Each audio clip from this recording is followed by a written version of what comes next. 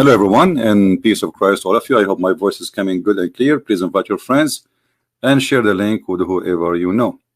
Before we start, we welcome everybody, including Muslims, to have a good discussion with us. You know, Muslims, they try to promote their religion as much as they can. Almost every second there is somebody posting either in Facebook or in Twitter something about Islam. And you know, that thing sometimes is like you wonder, I mean, what the Muslims are talking about. If you try to read the comments, I mean, even you cannot read them because they are fast. They come, you know, one after one. But I find that, you know, like as an example here, the person saying the Quran is speaking about the water which is fresh and which is salty and they don't mix together. So what we can say that Muslims in every form, they try to promote their religion using mostly 99% of fabricated verses in the Quran, or let's say fabricated meaning, to promote their belief. I never saw one article speaking about Islam was truthful, not a single one. And that is always, you know, will raise a question. Can't you find one Muslim is saying the truth about his religion? Why always we see a fabricated article speaking about Quran, speaking about Allah teaching, speaking about Islam, and we cannot find, and if we find somebody is a truthful, actually they will say he is not Muslim, he's ISIS. That's the truth. So I don't know if those is it Twitter clear for you guys? You can read. Is the tweets in Twitter are clear? Can you read from your side? Let me know if you can read them. If not, I can resize the tweet. So as you see here, the promotion never stop. The promotion to Islam never stop. But still, Islam is the most funny cult ever you can imagine. And the Quran, it doesn't matter how much you try to fabricate stories and try to false fiction translation of the Quran, still the Quran is the most funny book, and we can prove it in 2 seconds. Now look how many tweet, but how many Muslims are willing to call me, prove me wrong? How many Muslims are willing to call me right now as we speak? Like this guy here says, praise be to Allah, the one who sent the book without awaj, which mean in the language, but the Quran, the word Quran itself is not Arabic. I mean, imagine they say that this is a book have no no problem in the Arabic, but most of the book is not Arabic. Actually, the first verse Allah he sent to Muhammad, he used many words which is in Arabic. As an example, al-qalam, qalam, pen, you know, this is not Arabic word. Alaq is not Arabic word. I mean, name it. Jibreel, who is Jibreel? This is not Arabic word. I mean, but they say to you, Allah is not an Arabic word. And yet this book have no awaj, have no crock in it. But the teaching, the scriptures, Muhammad words.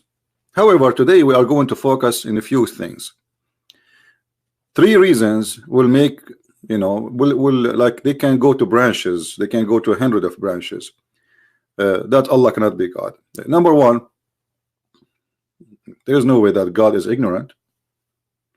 So from God is ignorant, we can say God is fool, God is stupid, God he do not know, God he need education, God he need to go to school, God is foolish. I mean, you name it, and we can prove that easy in less than 2 seconds. Second reason, you know, who is this God Allah? Even Muslims do not know what the word Allah mean. If you go and see articles made by Muslims or even by some who they supposedly they claim to be educated, I look in the internet just to show you an example of the fabrication and how people they fool you, claiming that they have knowledge. Let us switch to the screen and turn this tweet off. Somebody using bad language.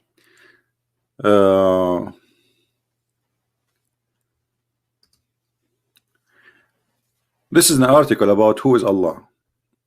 Okay, who is Allah? Understanding God in Islam. According to Islamic statement witnesses, Shahada or Shahada, there is no God but Allah. Muslim believe he created the world in 6 days. He sent prophets such as Noah, Abraham, Moses, David, Jesus, and lastly Muhammad, who called people to worship only him, rejecting idolatry and polytheism. Now this is try to Islam is promote idolatry, and Islam speak about one God, but they don't know who is their God. So isn't it Muslims? Is it Muhammad who taught Muslims to kiss the black stone the same as the Arab used to do before? Is it Muhammad who says the one who kiss a black stone or touch it and the Yemeni corner, Allah forgive his sin? You don't like to say things without proving it, but just to show you how they give you definition for things which is far away from the truth. But you know, people, they are copy paste. Copy paste is very popular these days, and everybody claim knowledge. Like, you know, you want to debate somebody, he says to you, give me 2 months, and then he go to the internet, he print 1,000 pages, and then he go to the stage and he read them, and supposedly this is a debate. This is why they want to know the topic, because they have no knowledge. As you see here, Muhammad saying, Abu Abdul Rahman, I ask him, why do I only see you touching those 2 stones, 2 corners, which is 2 stones? He said, I heard Messenger of Allah saying, touching them erases sin. And I had him saying, whoever circum around the 7th time is like freeing a slave. So don't free a slave, just go around the Kaaba 7 times. So Muhammad, he, in order to stop freeing slaves, you know, he told them, okay, well, go around the Kaaba. I have a trick for you. And in order for him to say, to the Arab, to say, I believe in the same as you believe, okay, I believe that those stones will forgive your sin. How Muhammad is against idolatry, and then yet he believed that kissing stones and touching stones will erase your sin? You tell me.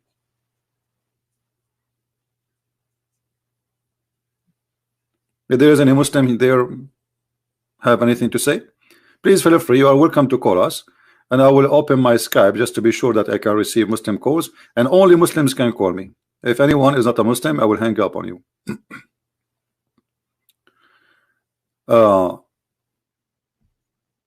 And the reason I say only Muslims, because we want to hear the sound of the Muslims, the voice of the Muslims. We don't want to make it like the same as Muslims they do in their programs, like 2 Muslims talking, attacking Christianity, and both of them they agree with each other. We don't want that.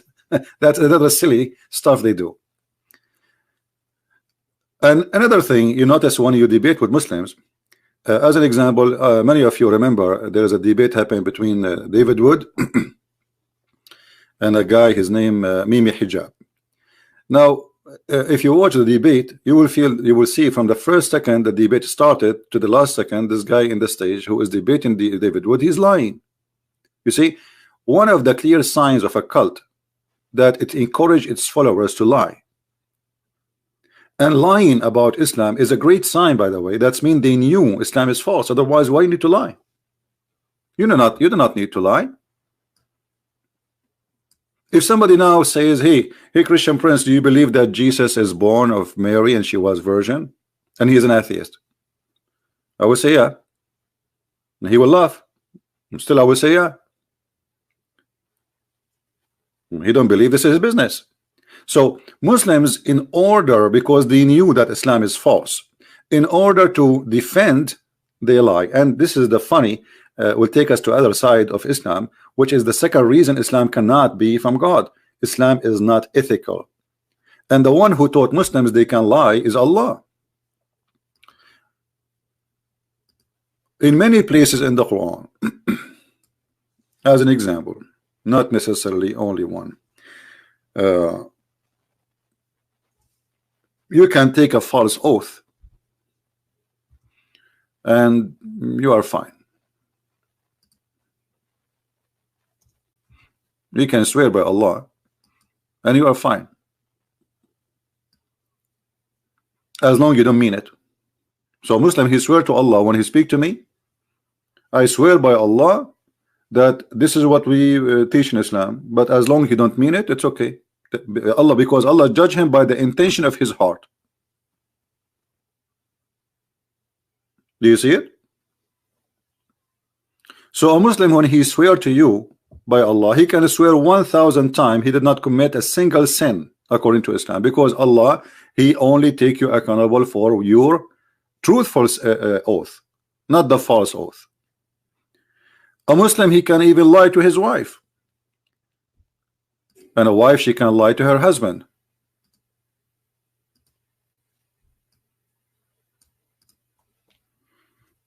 Not only lying to non-Muslims, you can lie 3 cases: between people,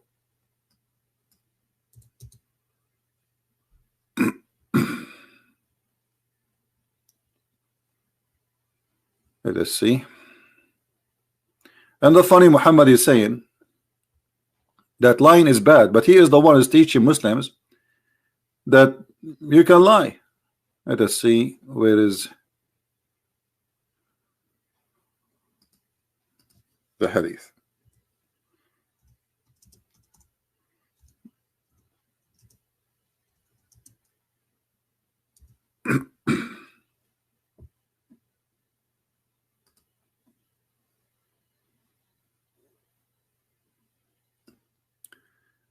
And I want you to think carefully about what we will show you in the screen right now, and try to find out how this can be from God, and how this man can be a prophet. Read carefully, and this is Muslim translation, not my translation. You know, I have nothing to do with it. This is what Muslims says. All right.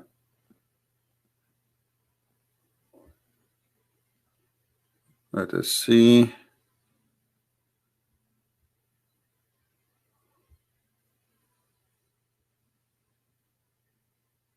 Let us see the one in the top.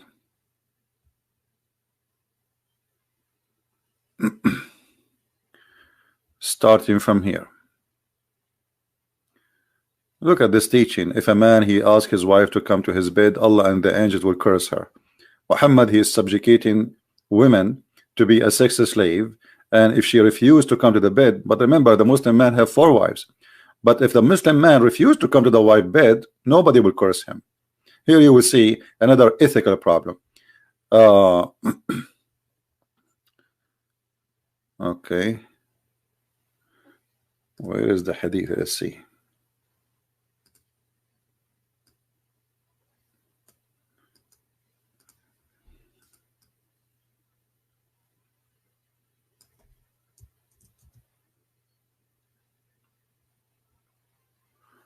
All right. Look like we cannot find the hadith directly in the small one. There is a small one. Here we go. Yeah, this one is fine. And this is, as you know, sahih, as you see. So a Muslim cannot say this is not true. The Messenger of Allah is against lying, unless I don't count as liar a man who puts things right between people. So my friend, we have 2 guys who they don't like each other. Let's say there's something wrong, and now what we do, we go to the first one, we lie to him, and we go to the second one, we lie to him in order to fix the problem between them. Now, is that ethical? In which book? In which religion? But remember, sooner or later, those 2 guys, they will find that I did lie about what I said to them, and then the hate will be increased, and now the hate will involve me. So we will be, instead of being 2 people hating each other, we will be 3. How you can fix problems? By lying. How we can fix problems? By lying. Lying to your enemies, according to Islam, by the way, here they say to you in the case of war, right? But according to Islam, anyone is not a Muslim, he is in war with Allah. War in Islam is not you carrying a sword when I kill Muslims. No. War in Islam, that there is a Muslim and there is non-Muslims. Those who they are not Muslims, Allah, he waged war in them, and we can show you tons of reference, so people will not say we are making things up. Muhammad been given order to fight all mankind until they convert to Islam, as you see. So it's not you waging war on Islam. As Muslims, they try to explain to you, they say to you, oh well, don't you think Islam teach like, don't you have the right to defend yourself? This is not what Islam teaching. Islam teach that we have the right to kill and enslave everyone who don't believe in Islam. I have been commanded to fight those who don't believe in Allah until they say the Shahada. And not only that, they have to pay the money to Muhammad. And not only that, they have to eat as he eat. And not only that, they have to pray as he pray. And not only that, they have to recite as he recite. And then and only then he will not shed their blood. Do you see it? This is Muhammad words. It's not my words. And this is Muslim translation, and this is Muslim website. Muhammad, he made it more clear that Muslims are the best of mankind. Muhammad is a fascist person, like Hitler. So what he claimed that a Muslim have a duty, and his duty is to bring non-Muslims and put a chain around their necks.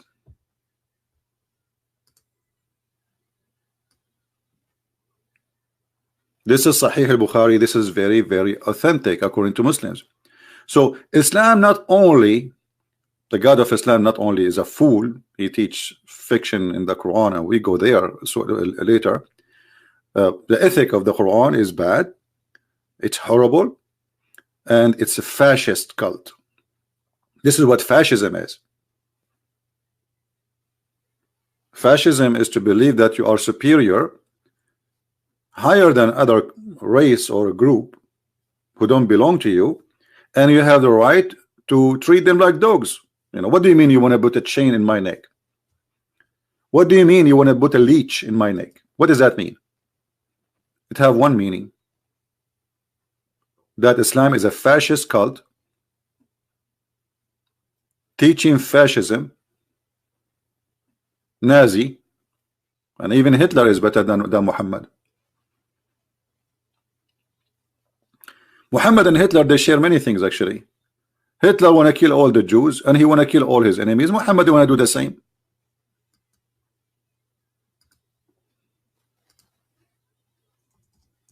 Muhammad, he said, time will come and the Muslim will kill all the Jews.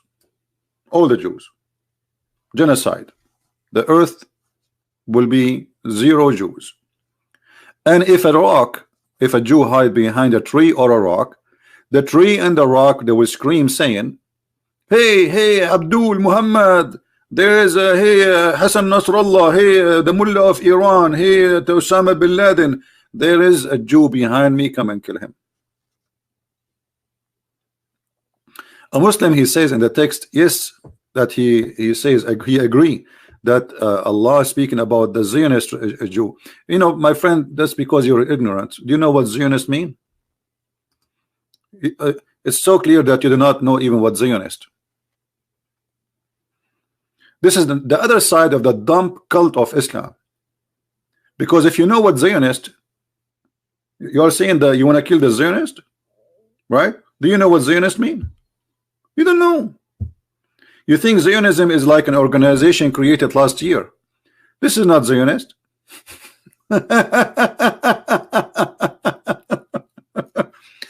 This is the other side of Islam. Muhammad, he taught his followers to copy paste, and he himself do not know. As an example, Muhammad, he took a lot of things from the Jews.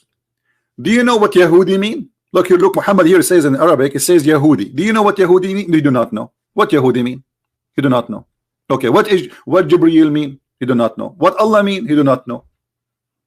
What Mikael mean? He do not know. What Abraham mean? He do not know. What Moses mean? He do not know. Because another side of Islam, that Islam is a theft. Islam is not a real belief. Islam is nothing but a collection of theft of stories and beliefs of others. Now, as long as this Muslim in the chat, he agree that Islam teach to kill the Jews, and he says that Zionist, but as you remember, if you mean the Zionists, those who made the organizations called Zionism, this is something happened last year, you know what I mean, a few years ago. But Muhammad here says Yahud, the Jews. He did not say Zionist. So are you saying your prophet is an idiot? You do not know what Zionist is? Why he's saying the Jews? This is another side how Muslims they try to cover up to the hateful teaching of Islam. What kind of a prophet is saying that you should kill all the Jews? Why? They are not created by God. They are not human like us. Because they refuse Muhammad.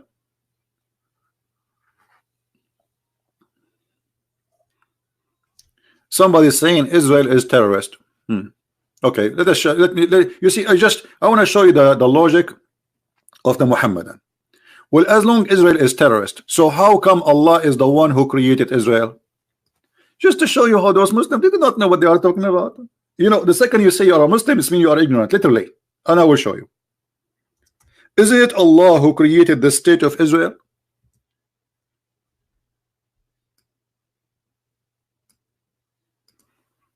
This is your Quran, Abdul.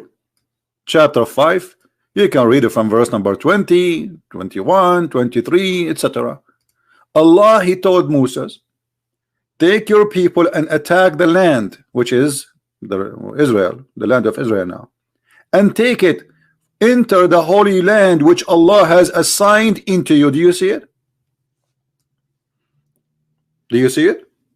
So your God Allah is the one who assigned Israel to the Jews.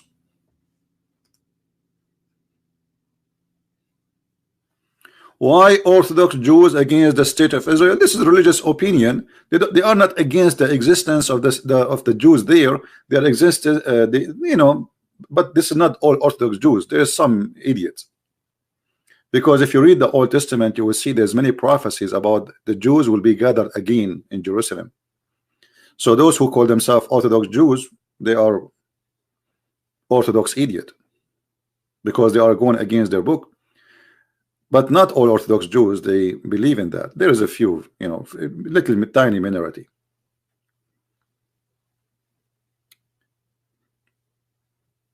But look now, the Muslim, they are not answering why Allah established the state of Israel. You see, look at the Muslims in the chat. They are mute now. As long you are against Israel. But this is how Islam is. Islam is a hypocrite cult. Muhammad at that stage, he was trying to say to the Jews, I believe in the Musas, I'm a Jew. Muhammad trying to make it clear that he is a Jew. He want to be a Jew. But the Jews did not accept him. So in this stage, Muhammad the hypocrite is talking.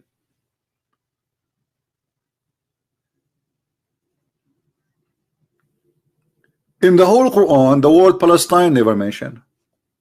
Any Muslim can tell me why? Allah never heard of it. In fact, according to the Quran here, Allah is asking the Jews to attack those who live in Palestine and kill them. Not only that, because the Jews, they refused to kill those Palestinians, Allah, He punished them and He made them lose their way for 40 years. Only 2 Jews agree, and those are the 2 Jews who fear Allah, agree to attack the Palestinians. Read carefully. But among them, the Jews refuse. They said to Moses, this is the land of the people of like exceeding strength. Never, by the way, exceeding strength here is not a correct translation. It's a Jabbarin. A Jabbarin is about people who they are giant used to live there. Now, if you don't believe me that those Palestinians who they call them Palestinian today are not Palestinian, go and check the height of Yasser Arafat. I mean, do he look like a giant? He's not even 140 centimeter height. He always wear high heels like women in order to make himself look taller.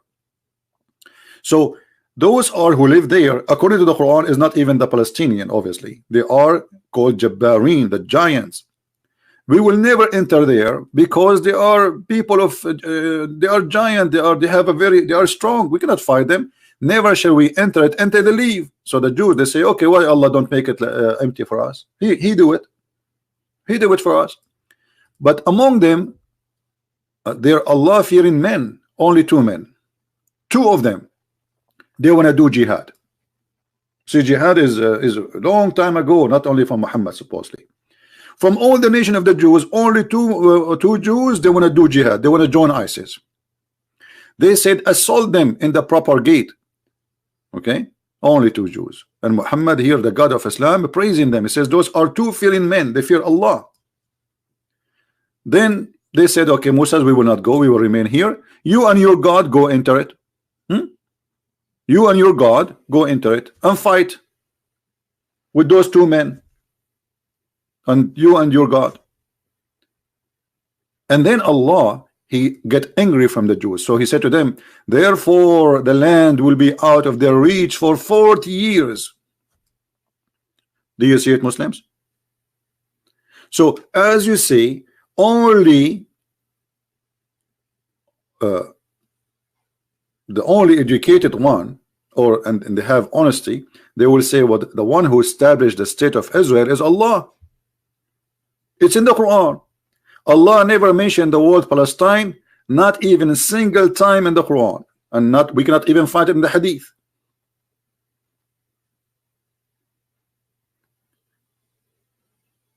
So as you see here, Islam does not have a logic, does not have an ethic, and we need to mention Allah the fool. Not only Allah who teach a man. I mean, if you go in the Hadith here, the one we mentioned to you,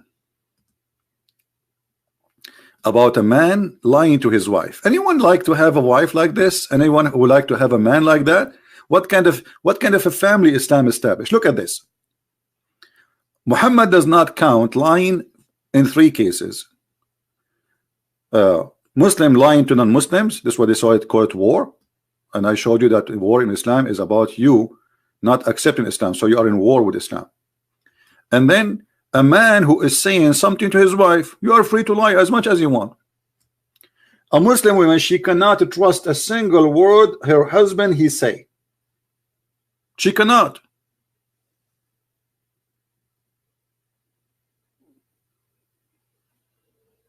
And then, or a wife saying something to her husband, you cannot, if you marry a Muslim woman, you cannot trust a single word a Muslim woman saying.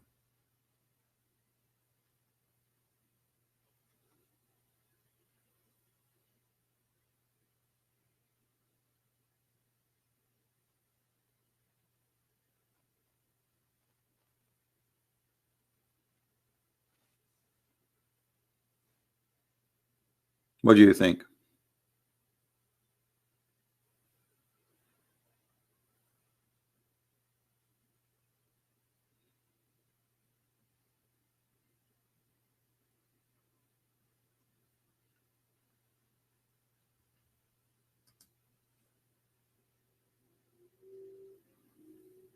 Any Muslim?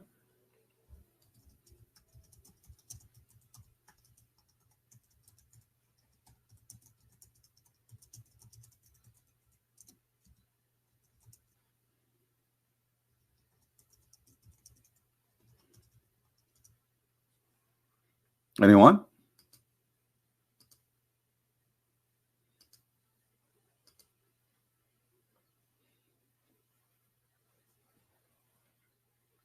Let us see.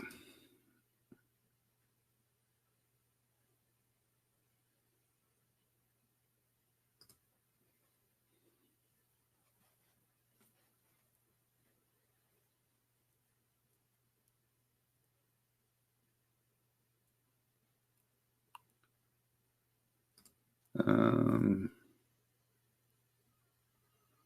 trying to find. There's many texts people they send me in Skype, but none of them is Muslims. Where?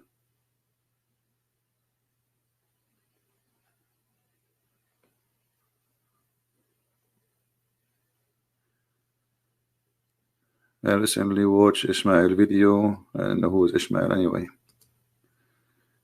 I was working. I'm a Shia Muslim and would wish to show evidence against Jesus being God. Okay, this is a Muslim guy from Doha, where he is.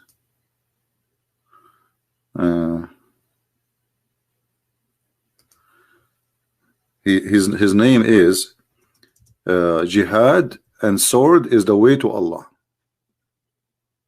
This guy, he wanna call me to prove to me that Jesus is not God. In Arabic it says sword and jihad, the way to the family of Muhammad. He is being truthful. Exactly. I told him, sure, call me.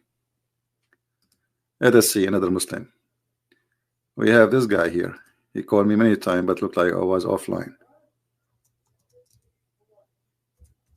Let us see.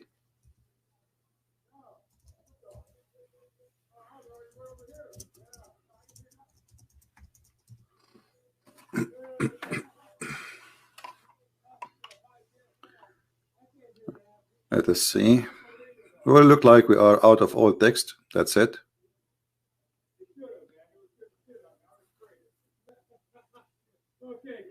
Yeah, let us see here.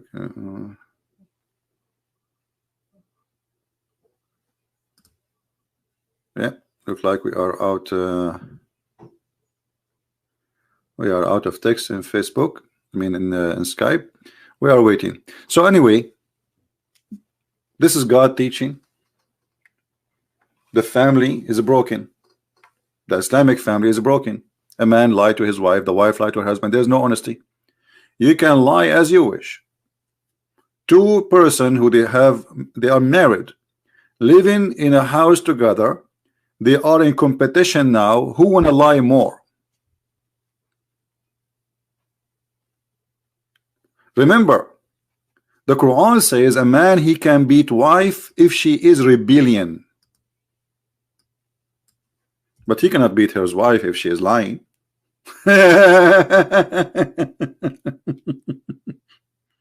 Isn't it amazing?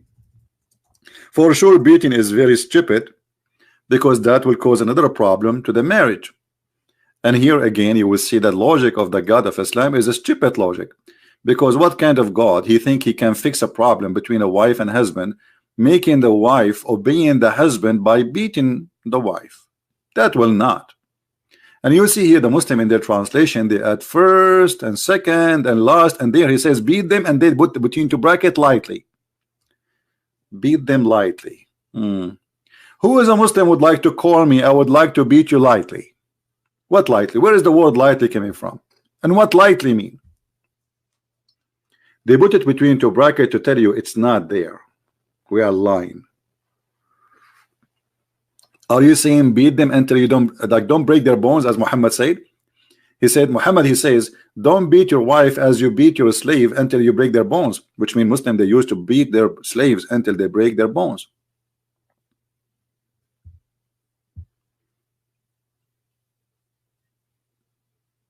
So the ethic of the family is broken. The ethic of God is broken. The ethic of the Prophet is broken. Muhammad himself, he cheated in his wives. Muhammad himself, he found having sex with the slaves in the bed of his wife. And his wife, she says, Fi bayti wa ala sariri ya Muhammad. In my house, in my bed, Muhammad. Muhammad, he stole his own son wife. He went to her house, and we made many videos about it, and you can go and hear the Muslim debating me. And actually, there's the last one. We have a Muslim who called me to prove me wrong. He left Islam after we did read the story together and other reference. So what kind of religion we are talking about? Now, we did not go to speak about the foolishness of Allah, but this is foolishness, because you know, you are a fool if you think you can have a fixed marriage by beating your wife. How many of you here agree that beating the wife will make your marriage better? Be honest. How many of you believe that if you beat your wife, if you are a savage person who beat his wife, will make your marriage better? I mean, this is stupid. That is additional proof that Allah cannot be God, because not only this is stupid, this is dangerous. Violence will bring violence. What if your wife should decide to seek revenge? She's a human, she have a feeling. Even animals can have revenge from you. If you beat your dog, he can kill you. A dog in America have more rights than a Muslim woman in Islam. In America, if you beat a dog, you go to jail. If you don't believe me, go check Prophet Google, peace upon him. So the Islamic ethic and the Islamic solution of a family, allowing the man to lie to his wife, the wife lying to her husband, and then we can beat the wife. But the woman, she cannot beat the husband. No, you cannot. Only the man he can. Why? Because he spent some pennies on you, as if you are a hooker, as if you are a prostitute. Why the man he is in charge? Because, read carefully, not my word, because they spend of their property to support women. So the second the man he support you by few pennies, he feed you, you are owned by him. So good women is obedient, God in the secret of Allah. As for those who you fear, she did not even do anything, you fear, like you suspect that she is not happy with you, you scream at her, stupid, you know, all the bad words, and then you jail them in their beds, and then scourge them, and then if they obey you, don't beat them no more.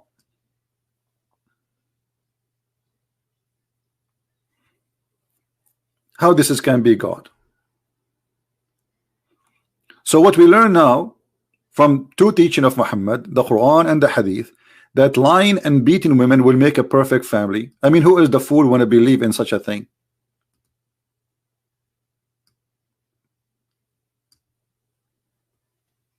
Imagine you are what they call them in USA, a shrink, like, you know, a person who seeks help, advice, mental, you know, advice, family, you know, consolation. So you are a person doing a family consolation between a wife and a husband, and then you tell the husband, beat your wife. You will lose your license immediately, and you might go to jail for such an advice, because this is the most stupid advice ever.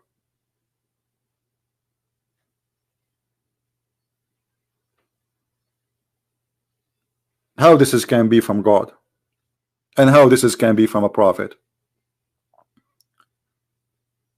And again, if we turn Twitter on, you will see how many posts the Muslim they post every second trying to promote Islam for us.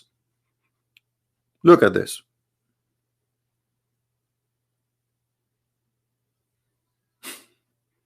This guy, he keeps repeating about the salty water and the fresh water, and we prove to you that this is a big fat lie.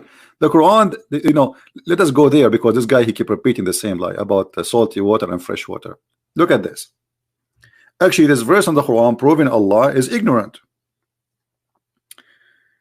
Here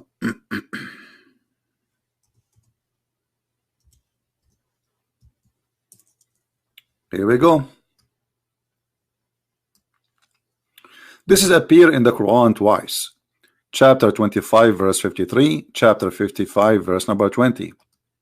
We go to 25 53. The Muslim, they make if you go and see if you search Google and YouTube, you will see tons of article about the two waters are not mixing. Actually, here there's a website. Let me see if I can find it here. As you see, miracles of the Quran, which is nothing but a lie.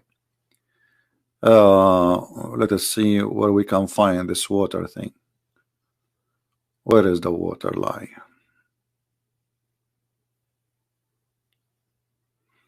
Maybe in the internal waves, I'm not sure.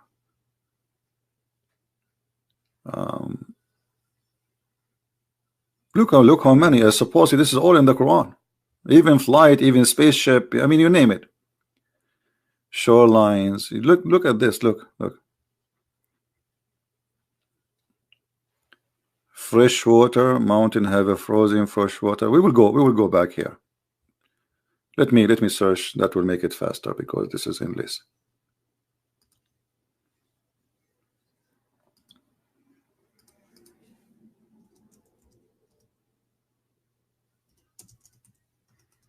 Research Prophet Google.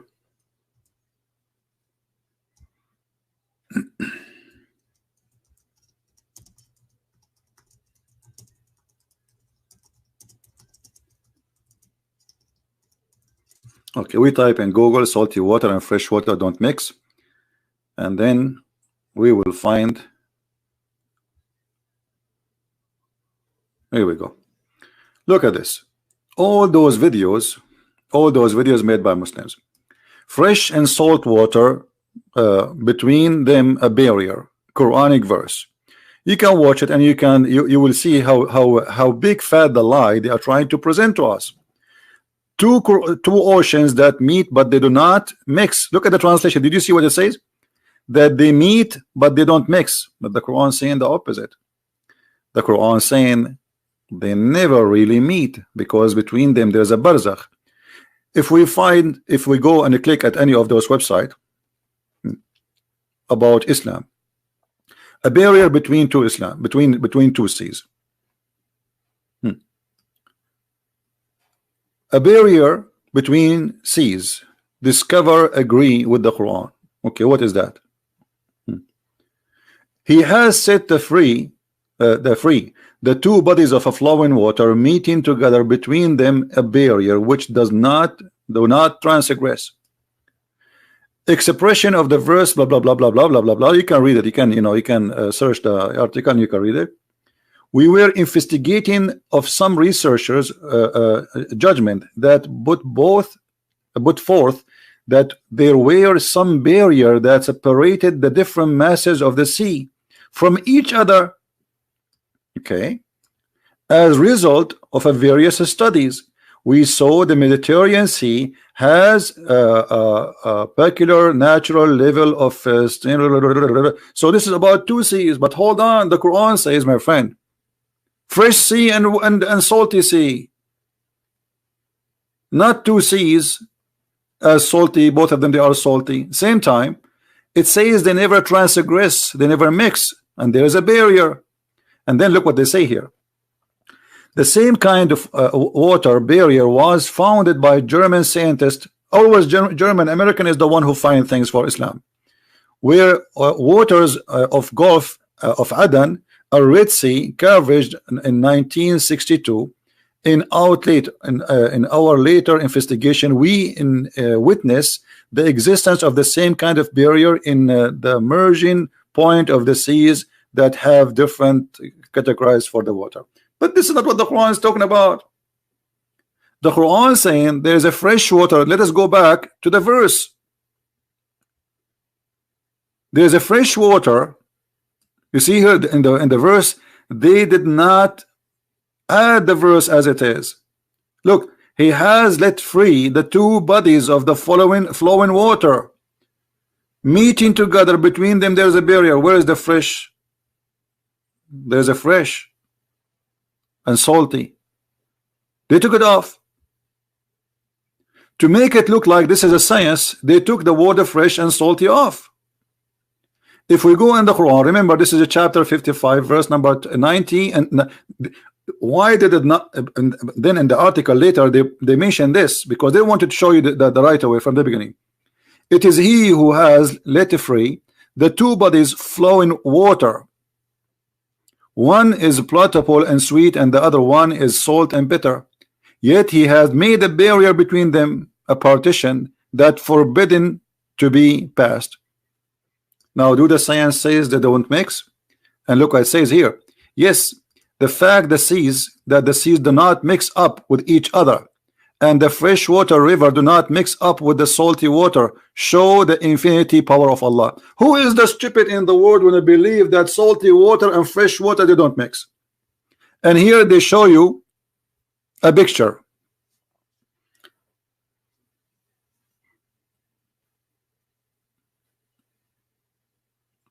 About salty water and fresh water, supposedly.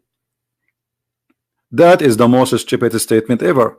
When there is a river coming in the sea, because we have a current of water, so always you will find the fresh water there, but this water here in the side is mixing every second.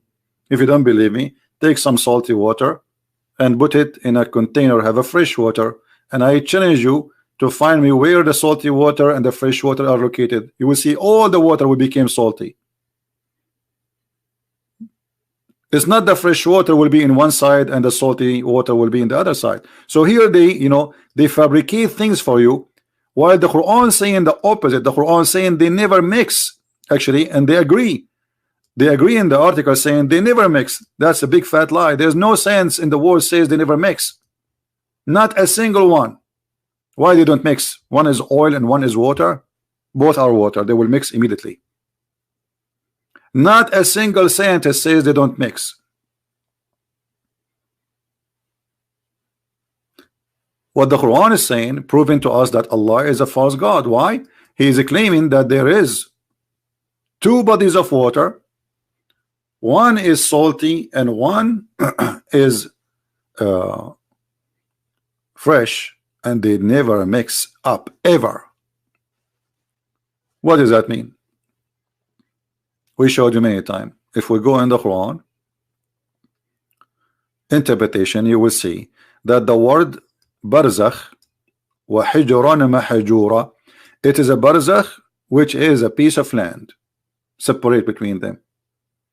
If we go to Ibn Kathir, just to show you an example about how they lie, and because you don't speak Arabic, so you have to take whatever they say. I mean, you don't speak Arabic, how you will know, right? How you will know? You have to do some search. You know, you cannot take what they say to you for granted, and don't take what I say to you for granted too. I have to show it to you in front of you on the screen, otherwise maybe I'm lying too. All right. And he said, and that salty, and like this is the verse, meaning that salty, it is salty and bitter and not easy to swallow. This is like seas that are known in the east and the west, Atlantic Ocean and etc. But as you know, remember, the Quran says that two seas, one is a fresh and one is salty. And this is Ibn Kathir, who came more than 800 years after Muhammad, saying, well, there is no freshwater sea. Where we can find that sea? So the Prophet, obviously, he meant something else. And here he's counting for you the seas: the Red Sea, the Arabian Seas, the Persian Gulf, the China Sea, the Indian Ocean, the Mediterranean Sea, the Black Sea. But all of them, those are not fresh. Not even single one of them is fresh. So what is the one which is a fresh? Go down, you will see the answer. And he has set a barrier, complete partition between them, meaning between the sweet water and the salty water. Here the word barzakhan, this is from the Quran.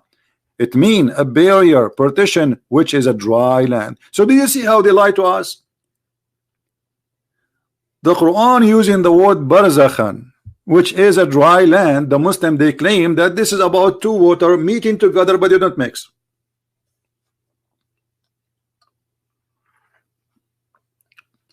Do you see it?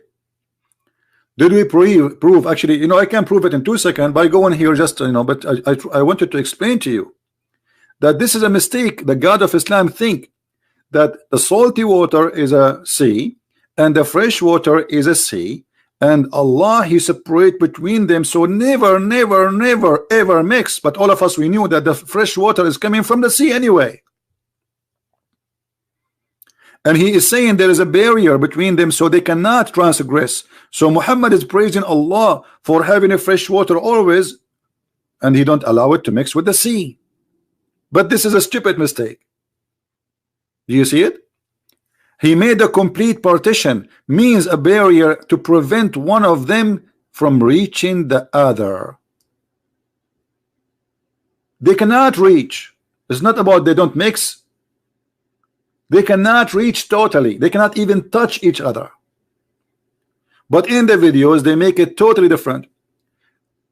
And then he quote for us a chapter 55, verse number 19 and 20. The one they quote for us in the article. Remember, this is the same verse they quote for us in the article. He has let the two seas meeting together between them. So they are not meeting really. Between them, there's a barrier. Okay, what is the barrier? It's a dry land, which none of them can transgress.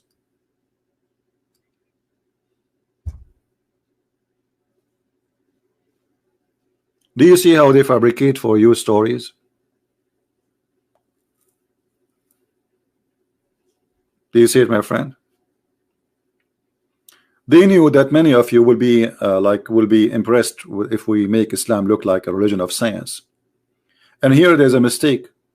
What they are trying to make it science for us, it's an error, because the God of Islam believed that the salty water and fresh water never mix. But the fact, all the fresh water we have is a salty water originally.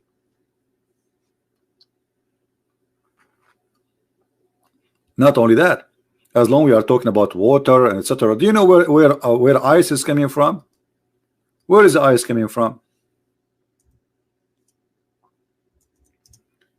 According to the God of Islam, ice is coming from mountains in heaven. Allah, he break it and he throw it at us. chapter 24, verse number 43. Any Muslim want to tell me how Allah he got this conclusion? You see, Allah is God, right? Okay. Allah the God, he think that there is mountains of ice where hail, when I say ice I mean hail here, actually the word specifically hail, not ice only, hail, and Allah he break from those mountains hail and he throw it at us. Okay, this is God. Is that God, Muslims? Is that your God saying that Allah he break hail from mountains in heaven and he throw it at us to punish the one who don't like?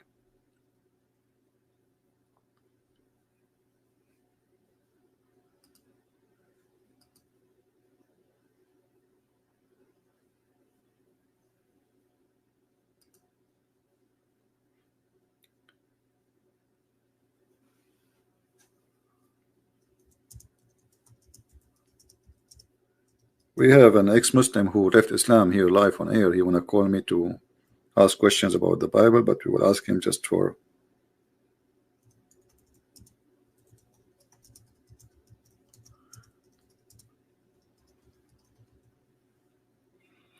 we will let him call us after we finish the topic. Do we have any Muslim want to say anything? So let us say, you know, for the sake of argument, that all the videos Muslims they make about science and the Quran is true, which is absolutely false. How Allah he says that? And by the way, if the Muslim try to say, "Oh, Christian Prince is lying to you," doesn't mean that. You know, it's in front of you. Even this is the Muslim translation, but we can go to the Quran interpretation by their scholars. How the Muslim understood the Quran for the last 1400 years. This is a chapter 24, verse number 43, and this is the Abdul Ibn Kathir. Here we go.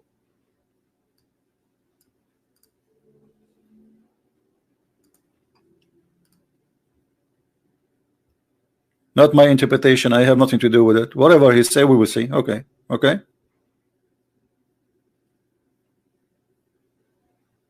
Oh, hold on. 43, sorry, it's not 53. Okay, it is 43. See what happened when you get older.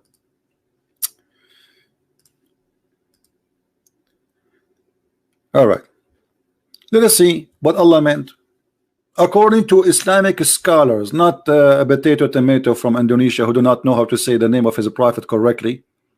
My name is Ustaz Alhamdulillah Waduni. What waduni? What do you?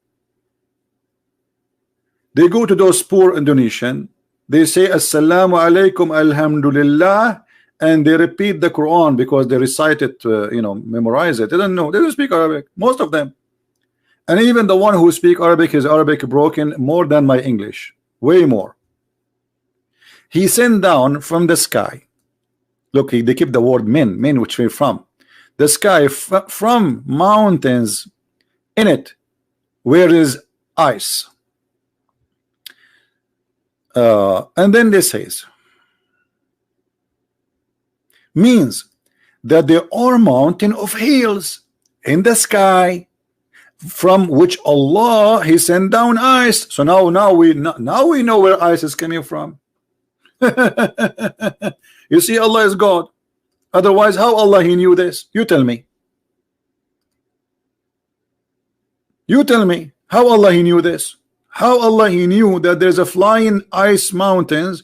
Guys, imagine if we discovered in the sky that the ice, the hail we have, which is coming from the sky, is really coming from mountains. Muslims will make tons of videos about it, millions of videos, but nobody is talking about this one. Who is a Muslim want to make a video about Allah discovering where ice coming from?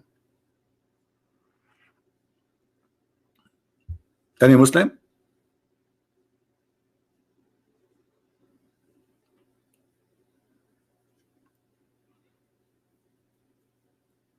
Anyone?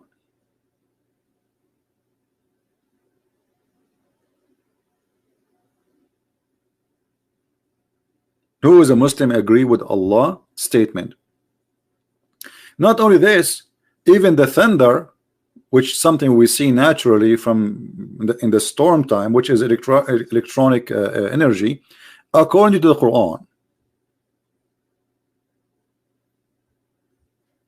It says in chapter 13, verse number 13, a Muslim is asking me, can you read this? Your prophet, my friend, he cannot even read his name. So are you saying to me that I am ignorant like your prophet? Thank you. And yeah, I can read. What about you call me and we will read Arabic together? Can you do so? Do you dare? The one who's asking me, can you read this? Call me. Call me in Skype and we will laugh. Look at this. In chapter 13, verse number 13, the thunder is an angel. Where is the thunder?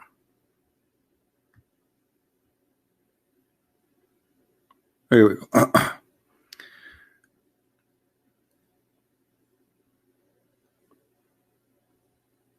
You see, they took the Arabic part of it. Where is the? You see the liars? They took it off. Where it says that thunder is an angel. But don't worry, we will show it to you in different place. In a second.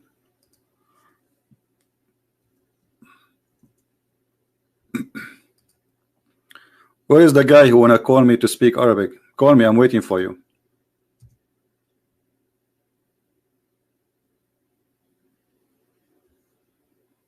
And get ready. We will have a lot of fun. This the King of Jordan website never work. It's always down. The same as his kingdom. Give me your ID. The guy who want to speak Arabic, I want to call you. Don't run.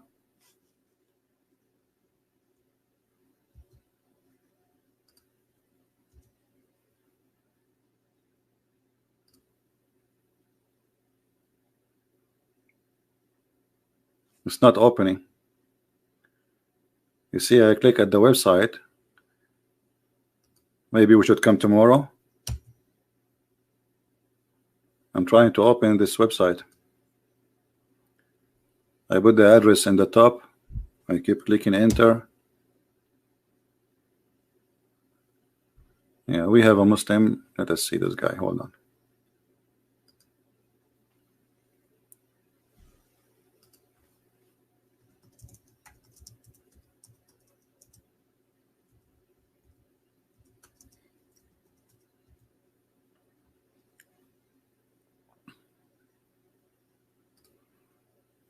This is a Shia guy.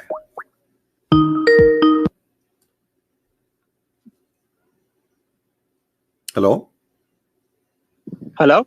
Yes, my friend. You are live on air. What do you want to say to us? Oh, okay. I have some regarding some verses of the Bible that unfortunately I wasn't able to ask someone else. What about the topic we are speaking about? I'm not sure exactly what topic you're speaking about. The topic we are saying 3 reasons Allah cannot be God. Allah. Okay, Allah is not God, yeah? Cannot be God. Cannot be God. Yeah. Can I clarify? Can I ask a clarification? Like, when you say Allah, you mean Allah in Islam or Allah in general? What is Allah in Islam? Islam in general? Allah is the God of Islam. But I'm saying when you say Allah as in the name, Allah. No, Allah is a name, my friend. Allah is a name. And Arabic Yes. Christian, they use the word Allah because they are forced to use it after 1400 years of occupation. We don't believe in Allah. Allah is a pagan God. He is the moon God. So if I read in the Arabic Bible where it says This is a false translation. This is what I say. This is a false translation. This is a translation. There's no. Why don't you translate it as Ilah? Why don't you put Ilah or Rabb? No problem. I'm saying. I just said to you, this is false translation. Okay, I'm just saying that's what I've read in the Arabic Bible. Okay, let me show you what I read now in the Quran. It says the word Jesus. Can you find the word Jesus in the original Quran? Jesus. Now you want the word Yesua? No. I'm asking you. Can you find the name of Jesus? Yes, Yeshua or Yeshua or even Jesus? Can we find it in the Quran? No, right? If you're using those names, then no. Okay, we so cannot find those names. So that's mean the Quran, when the name Jesus appeared, that's mean the Quran is giving false translation. Do you agree?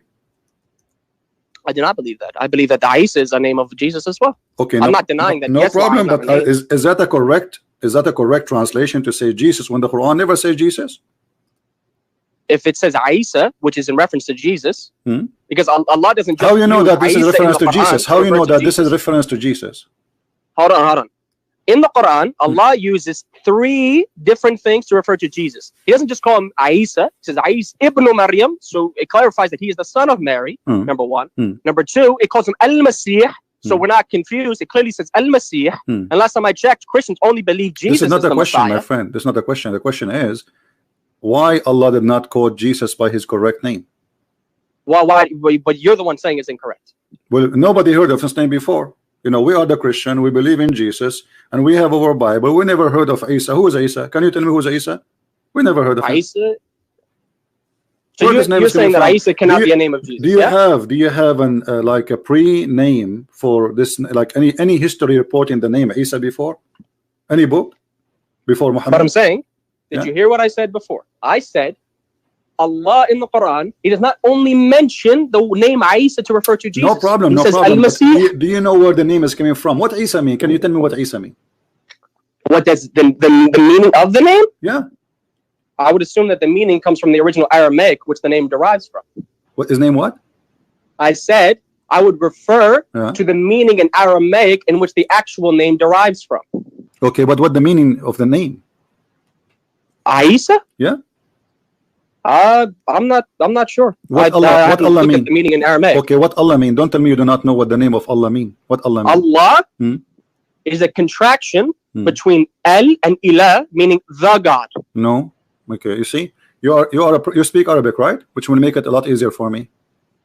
I do not Arabic. I do not know Arabic. So why you are typing your name in Arabic in the top of your Skype? Because I mean, because I can understand what I wrote. I mean, is there something wrong with putting somebody's name in Arabic? How you can understand what you wrote if you do not know Arabic? I said I don't know Arabic in depth. I said I know basic Arabic. I know. So here we go. You see, you type your name in Arabic, but you do not know Arabic. Does it say here in front of me? Look at this. Chapter 1, verse number 2. It says, Alhamdulillah. Do you agree with this? Yeah, Alhamdulillah. Okay. Li, what li mean? To. And lah. Allah. Thank you. So guys, Allah, his name is, and here we go, Mr. I don't know what to call you. What's your name? Amir. Mr. Amir, he agree that this is Alhamdulillah. This is, which means thanks to Allah. Li, he said, and I'm just quoting what he said. I will type it in the screen. Li, and then the name is Lah. Everybody heard you. So your name, God, is Allah. Is not Allah, and it's not Al-Ilah. And everybody heard you. Li lah. So Lillah. No, li lah. You know, li. This lil. When you say lil, you are repeating the same letter twice. Lil. You see it? There's 2 letters. Li lah. So we say it fast. We say lillah. But the fact is li, and you said li mean 2. Everybody heard. Okay. How do you say lillah? How do you spell that in Arabic? My friend, you just did. Here we go. Li. How do you spell it in Arabic? Didn't you agree? My friend, didn't you agree? Didn't you agree and says this is mean to Allah? Okay, but here, where is Allah? Where's the word al? Lillah. There's not. It will be grammatically incorrect if you put an alif there. Will be. What do you mean? You cannot take a name. You cannot take a letter out of the name, my friend. If the name is Allah, the name is stay Allah. So when people take out the alif, they say, like for instance, the actual. I'm sure you've read it. It says Alhamdulillahi Rabbil Alameen. My friend, didn't you say li mean 2, and then the word after it? And I'll give you an example. My friend, in the Quran, no problem. Allah says, but aren't you the one who said that li mean 2, and the word after it is the name of your God, and you said to me Allah right away? Allah, yeah, it's Allah. Okay, so li lah, your God name is lah. Hold on. Okay, let me mention this. Li, adding li to it, by the way, is just part of his name because there's a lam in it. But I'll give you an example. When Allah says Muhammad rahmatul lil alameen, yeah, when he says rahmatul lil alameen, lil, what is lil alameen here? To the worlds, yeah. Are you gonna say that Lil Alameen doesn't mean to the world? Alameen is not a name. What's wrong with you? You cannot take it's a word. It's a word that it's a word, but it's not a name. You cannot take the word out. You cannot take out of the name. As an example, you say Al-Masih. The name is Masih. Al is definition. Who is he? So Al-Masih. So here, in order to take the letter off, you cannot take a letter off from the name. The name stay as it is. You can take letters off if they are additional anyway. So if we attach them to something else, then we take it off. So, and you are the one who said to me, I said to you, Lil, what Li mean? And you said to. The other one is the name of your God. Okay, now listen. Alhamdulillah, and you said that Allah is a word divert. So what is the name of your God? Allah. Which is one name. What that name mean? Which is one of his names. What that name mean? Allah. I just told you what it meant. The God. The God. So the Allah is just a word meaning God.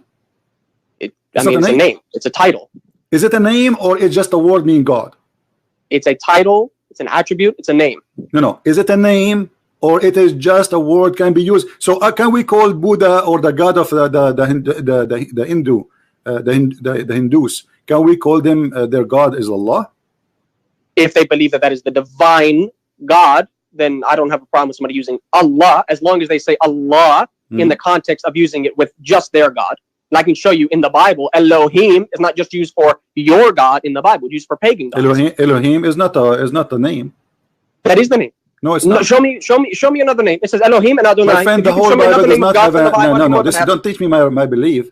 You see, when you say something, you are obviously you do not know what you are talking about. Okay, so then what is the name of God? What is the name of God in the Bible? I am. He said to them, I am.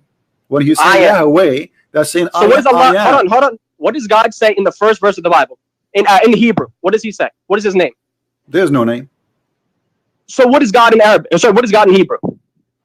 There's many words. There's Shaddadi. There's Hashim. I'm saying what is God himself use? I'm not asking what somebody else uses. I am. I'm asking God. Moses asked God, who are you? What I will say to my people. He said to them, I am. And what did God say in the first verse of the Bible? My friend, I told you there's no name. You can read the first verse in the Bible. There's no name. What does it say in Hebrew? What is no the word name. used Show for me the God? name. Don't tell me what says in Hebrew. What is the word used for God? Tell me. Tell me. No, you tell me. You tell me what it says there. Go ahead. I'm asking you what it says. What is the name learning from or you. the title or the word? Whatever you want to call it. You tell me. No, you tell me. What is the first the word that God uses in the first verse of Genesis to refer to himself? Before we continue, do you agree with Genesis, the book of Genesis? Do I agree? Why do I have to agree with it to use it against you? Okay, I'm not to believe in your book to use it against you. Okay, I'm just asking you when you ask me, what is the name of the God of heaven? Are you a person who did read the book? Who is the name of the God of heaven? I told you Allah. There's no name. It's a word meaning God. There's no name there. In the beginning, my friend, in the beginning, God, He created the heaven and the earth. This is why in the translation it appears as God. We don't want to stay here for 10 hours. My friend, listen. Can I ask you a question? No. Listen. When you debate somebody, you need to get him busted. I said this word there means God. Prove me wrong. What? I'm asking you a question. I said you just admitted. Did you just admit that the word used for God in the first verse is Elohim? Yes, is that correct? My friend, it's a word being God. Doesn't matter what word. it is. It's a word, yes. So what's the name of God? Yes, it's a word. It's not a name. I just told you what's wrong with you. What's the name of God? What's the name of God? It is not a name. I am. Are you stubborn for? Call me I am. Okay, listen. How old are you? 18, almost 19. No problem. Listen, you are a person saying to me, let us say they use whatever word there, but as long as it's not a name. So what's your problem? I'm asking you, what's God's name then? And you cannot say it's I am. I said to you, in the whole Bible, God did not say He have a name. God, He says, I am who I am. So when you invoke God, this is why Jesus, each time He say I am, He is saying I am God. He only said it once, by the way. He never said it more than once. Where? But the verse in which He says, before Abraham was, I am. Yeah? No. How come He didn't say before Adam He said, was? I am the truth, I am the Alpha, I am the Omega, I am the beginning. Hold on. I am the gate. What are you talking about? Let's go to the Gospels. No. You are trying to change the topic. Hold on. We will go to the Bible. Now let us go focus here. So what is the meaning of your God name? If I show you right now from your Islamic website, it's saying that Allah is a unique name for Allah as the only God. Unique name. Are you going to agree with your Muslim scholars or you will refuse? Which scholars? Which scholars? Which sect? Shia. Are you Shia. Shia? I am a Shia, yes. Okay, give me the names of your scholars, please. The names of my scholars, if you can find me, this is the marja that I follow. As-Sayyid Sadiq Al-Husayni Al-Shirazi, Hafidhahullah. If you can find what he says about the name of Allah in one of his books, I don't know. I haven't read a whole lot of his books. I've only read a few of them. Get his opinion, and then I'd be glad to then answer. So only from Al-Shirazi, this is your scholar? He is my marja. He's not just one scholar I rely on, but he is the main scholar I rely on. All right. Hopefully, out of respect for me, please do not quote from Sunni books. That's the only thing I ask. Because unfortunately, people, they just quote from any book, and unfortunately, it's a Sunni book. But good thing you're sticking to the Quran. I can respect that. All right. Well, here we go.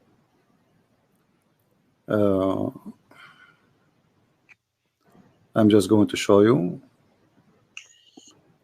a Shia website. I'll be honest with you. I wanted to address certain things about what God in the Bible does or is said about him. I don't want to say he does it in actuality. And see whether or not you can, whether or not you have a problem with this. Whether my friend. Let us not to mix things together. All right? So you want to talk about the Quran, but you don't want to talk about the Bible. No, we are talking about the Bible anyway, because you see, obviously you do not know much about your religion. Isn't it Allah is the one who sent the Bible? I said that Christians use the name. What? I said Christians use the name. I said, why couldn't they use? That is a false translation. That is a false translation. You don't like the name, then use Ilah. Okay, listen. Anything. When you print your Bibles, who's forcing you to put Allah? Nobody. Nobody's putting your hands in the Bible. I will tell you who is forcing them. You see, I can tell you who is forcing them. The Muslim, when they want, they say to them, you can use it. The Muslim, when you say you cannot use it because they are the one in control. And I will show you an example. Let me ask you. I live where? Do you live in an Islamic state where they force you to do that? No, this is why I say. No, so you can change your Bible. This is why I did. I go to the original. I say Islam. Allah is a false God. Well. How many times I just said to you, Allah is a false name? Then tell your Christians. I just told them. The Christians are listening. I told them this is a false translation. What's wrong with you? Isn't it? This is the first thing I said to you. But I'm telling you, if you don't like the name, my friend, there's a video. Here we go. This is your scholar. I will give you the link. You can watch it and you can laugh at what you said to me, that Allah is not a name. I did not say it's not a name. I said it could be a name. No, it's not about could be. It's a name. It's a name. It's a name. But you Muslim do not know what the name mean. You do not know what the name mean. What kind of religion? Okay, let me ask you. You as a Muslim Shia, right? Okay, I don't follow this scholar. The scholar that you're showing, he's a liar. He's a liar. He's a liar, and he follows Khamenei. I asked specifically from... Specifically, okay, I never heard of this Shirazi one. When does Shirazi he die? Sayyid Sadiq al-Shirazi, he's still alive. Okay, this is why he is not... I never heard of him, because he's not a scholar, he's just a sheikh, like everybody. He's not a sheikh. Sadiq al-Shirazi, he is a marja. They don't call him Ayatollah because he's just a random sheikh. They don't call him Sheikh Shirazi. They call him let me ask you. What is... Okay, you before Shirazi learned from which books? From the Shia, from the Ahadith. Who is this? Okay, which is book of Hadith you accept? If you can find me a riwayah, a hadith that is sahih and does not contradict the Quran. No, don't tell me a riwayah, hadith, sahih. Here we go, Taqiya of the Shia. Give me the names of the book you approve. What do you mean approve? I don't choose a whole book. I'm not a Sunni. We don't say most authentic book after the Quran. I know that. Okay, so you are saying that you Muslim Shia, your books are full of corruption too. I believe that there are weak hadith. Yeah, why is that? Okay, so are you saying to me Allah did not preserve the hadith of your prophet and the hadith? Did you hear it yourself? The hadith. Yeah. Did Allah say He's going to preserve the Quran or the hadith? Show me in the Quran where He says He's going to preserve the hadith. Okay, isn't it Allah? He says obey the prophet and obey Allah. Obey. What does that mean? Does that mean trust every hadith? No. How you can obey him if his words is corrupt? So if I tell a lie about Jesus and a million other people believe it, that means that everybody believes the truth. How you can obey a man? You are saying to me that there's many stories say that he said it's false. How you can obey him now? Okay, so I'm going to point this question back to you, and if you can answer this, then I'll be more than happy to answer. Go ahead. if you rely on the Bible, which was written by fallible, pay attention, fallible men who were given divine inspiration, how can you trust a book from fallible men? Which were, isn't it Muhammad? I mean, no offense, but they were so you are not saying very to me, smart. are you saying to me the Quran is not written by the hand of fallible men?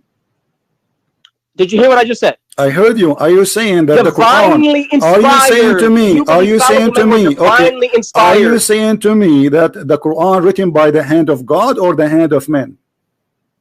I did not say matter of writing down. I said you. I'm asking you. No, the matter of writing down. The matter of writing down. The matter of writing down. Okay. Are you saying that Muhammad is Muhammad fallible or not? He is ma'soom. Ma'soom. Okay. Here we go, guys. Did he say ma'soom? What ma'soom mean? Explain to us. Infallible. And our concept is that he's free from sin and mistakes. So are you saying he is, guys? He is protected from sin and mistakes, right? And can you answer my question before we even? Okay, so how the Quran says in this verse that may Allah forgive you for your sin in the past and the one to come, if Muhammad he have no sin? Praying for forgiveness of a sin, or Allah saying to forgive you of your sin, does not necessitate you had to commit a sin. My friend, it says forgive thee the sin in the past. In the past, if you have no sin, how you will forgive the sin in the past and the one to come in the future? So you're not going to answer my question. I'm answering you. You said to me that the Bible is written by men and they commit sin. No.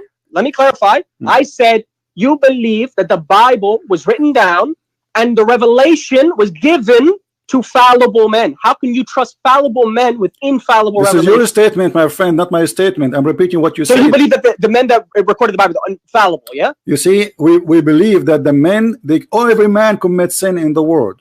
But God does not. So Jesus said, hold on, let me answer you. Jesus said that the heaven and the earth will go and my word will not go. So he is the able only to protect the word, not the men. It's not the men who protect the word. It's not the men. Revelation? Jesus now, I'm asking you. You said that the Quran given by a person who commit not sin. But the Quran saying that Muhammad commits sin in the past and in the future. Why you are lying about your prophet, about your Quran? But you're not going to accept what I just asked you. No, you did not say anything. I'm waiting for the answer. How do you believe when Allah he says he will forgive, you are trying to change. You have to prove it that they are. You have to prove, my friend. You have to prove that there are bad people. Show me where it says that those people they are fallible. Fallible. What's fallible mean? My friend, doesn't matter because this is inspiration of God. What are you talking about? No. Listen. You see, the revelation is for fallible men. Listen. So if this is the case, then the Quran is the same. You have fallible men. My friend, you have a fallible prophet. You have a prophet who have sex with kids. You have a prophet who kidnap his wife's daughter. You have a prophet. So can we compare between John and Muhammad? Okay, name for me a bad thing John he did. Now hold on. You said my prophet had sex with kids. Yeah. Yes. That's what you said. Yes. I'm going to show you where God commands Moses and the children of Israel. Remember, Moses is a prophet. A prophet orders his own followers to go have sex with kids. You want me to show that from the Bible? And everybody will laugh at you. It's not true. Go ahead. You're going to say it's not true, right? No, go ahead. Show it. We are waiting for you. All right. In the book of Numbers, chapter 31, it'd be in your best interest to bring chapter 31. Read it. Now, of course, unfortunately, Moses was actually told, he corrected the children of Israel. The children of Israel only killed the men, but of course Moses corrected them and said, no, kill even the women. And he says, and Moses said unto them, have ye saved all the women alive? Behold, these that called the children of Israel through the counsel of Balaam to commit trespass against the Lord in the matter of Peor, and there was a plague among the congregation of the Lord. Now, therefore, kill every male among the little ones, and kill every woman that hath known man by lying with him. But all the women, children, I didn't use this translation. This translation, which is the King James Version, says women, children that have not known a man. So sleep with them, that ye have not known by lying with them. Which means have sex with these women, children. Those are virgins. Let me ask you: Are you a child? Virgins. Are you a child? Are you now? You are 20, 21 years old. Are you a child of your mother? A child of my mother. Yes. This is not what it says. It says women, children. Women, children. Yes, the women. They are their daughters. Did you read what I just said? You see, I don't like stupid discussion. Hold on. Okay, when you want to prove it to me, you are giving interpretation as you wish. Can you show me one? Can you show me one Jewish? Hold on. You see, when I show to the Muslims their stupidity, I show it to them from their books. Can you show me our stupidity from our books? Can you show me the interpretation for this verse? One interpretation. I agree with you. Can you show me one interpretation? I'm not going to repeat myself. You see, you are acting like a kid. Are you willing to show me? Are you willing to show me one interpretation? I agree with you. Hold on. Do you want to bring me a scholar that you accept? I'm not accepting them. All of them. Accept all of them. All of them. Nobody says go have sex with the children. You are a liar. Really? Is that why Jews interpreted this? And that's why this is how the Jews, this is how the Christians, and this is what I'm saying to you. Show me one scholar he agree with you. Otherwise, you're a liar. Jewish scholar. You don't like Jewish scholars, do you? I like Jewish scholar. I said, show me one Jewish scholar agree with you. So do you accept the Talmud? Do you accept that they wrote it in Talmud? My friend, the Talmud is not a holy book. We are talking about the book of number. Why you are mixing things up? You see how silly you are. You see how silly you are. You see how silly you are. I am a Christian. I am a Christian. I believe in books, and the Talmud is not a book we believe in. So now I'm asking you. I did not say can you show me? You said you wanted. Can you show me? No. Can you show me? Can you show me? I don't want to repeat myself. Can you show me one scholar agree with you? Did you hear the verse, by the way? Okay, you see, here we go. So you give up. No, you're ignoring. You know what the verse? You're ignoring the verse. Yeah? You're ignoring the verse that your prophet have sex with kids.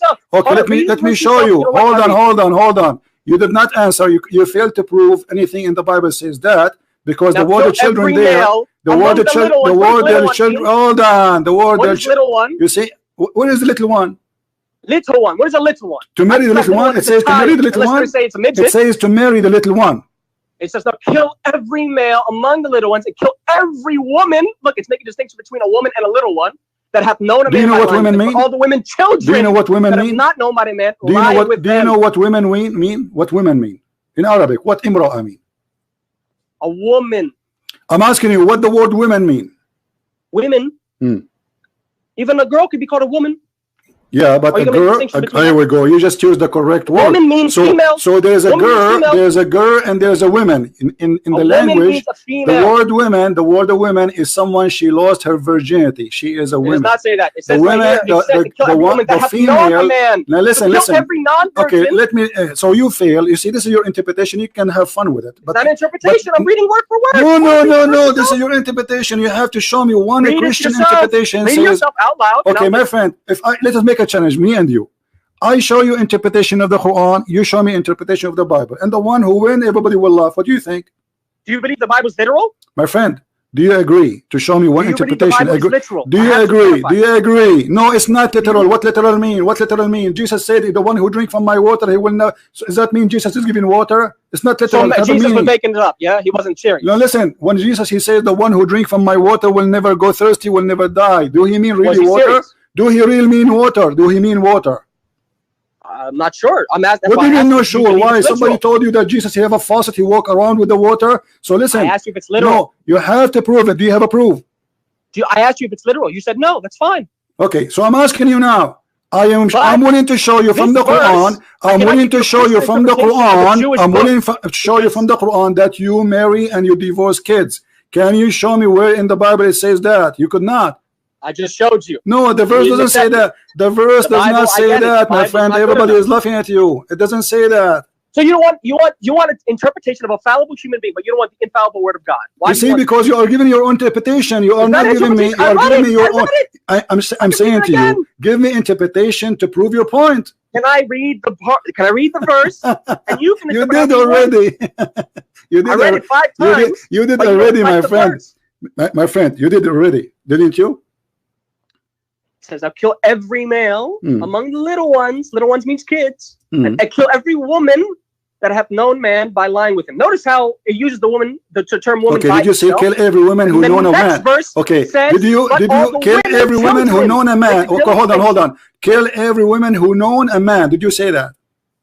And it says, but all the women children. My friend, look, this branch kill every. Okay, who will they will keep? They will keep the women who don't have a female. So, they don't have a man, correct? So kill innocent women, yeah. Well, okay, let me ask you now. Do you want to change topic? We can talk about it. You want to talk about killing or marrying now? Means, yeah, kill the innocent women, yeah. Well, no, they are not innocent according to this book. Did you just hear yourself? You said not. Okay, let me ask you. Let me ask you. Let me ask you. All of them. Did Ali burn people alive? Burning people alive for a specific reason versus killing every single person. So what is the reason to burn people alive? God commanded. We believe. I know it sounds really difficult to believe that. Okay. But we believe God commanded Ali to do that. Okay. If a Muslim woman, she leave Islam. If a Muslim woman she leave Islam, do you kill her? What's up? If a Muslim woman she leave Islam, do you kill her? Yes, and I can show you a verse in the Bible. But you just said to me, you are killing. But you are saying to me, you see the hypocrisy now. You are saying to me, the verse of the apostate. Okay, let me ask you. When they asked the prophet, we are going now to attack, and we killed children and women from the enemy. Never says that. Did he say? Wahum minhum? Never says children. Huh? Never says children. Bring me one where it says kill children. Never says kill children. Okay, here we go. You see, I'm going to show you from the Quran to show everybody that I want the word child. Okay, here we go. You see, because if I show you from the hadith, you will say there's many hadith are corrupt. So let's show you from the Quran. Show me authentic hadith. I said show me authentic hadith. No, I will show you from the Quran. That's easier from the Quran. What do you think about the Quran? Do you accept the Quran or not? The Quran. Do you have the verse that says kill innocent children? Yes. Or kill children, even innocent or not. Kill children. Do you have a verse, please? It says kill children. No problem. Do you have it? Here we go. Where does it say? Which ayah? Kill children. Hold on. Kill children. You have the ayah. Read for me. This is chapter 18 about the Prophet Al-Khadr.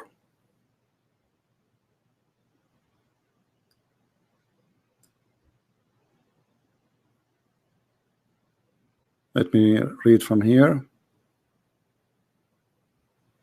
Now I'm expecting to see the word child. Just no problem. Or children, doesn't matter. Be plural.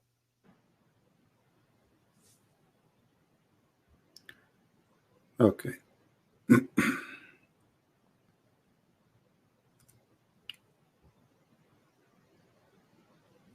Read for me. Do you have what's the verse? Because I don't have the screen in front. Do you have the verse? Chapter 18, verse number 74. 74. Okay. But you notice how you are jumping from place to place or all over the place when we are laughing. I asked you a simple question. I said, what does it mean? When you see, here we go, you know. Okay, no problem. People are laughing. Read, okay. This is Quran. This is not Hadith. Because I know you are a Shia, and they love to lie day and night. Their bread and breakfast is lying. Taqiya. Now, read it. This is Quran. Are you going to say this is weak Quran? Did you read the context of the story? Don't tell me the context. You said to me, show me where it says a kid.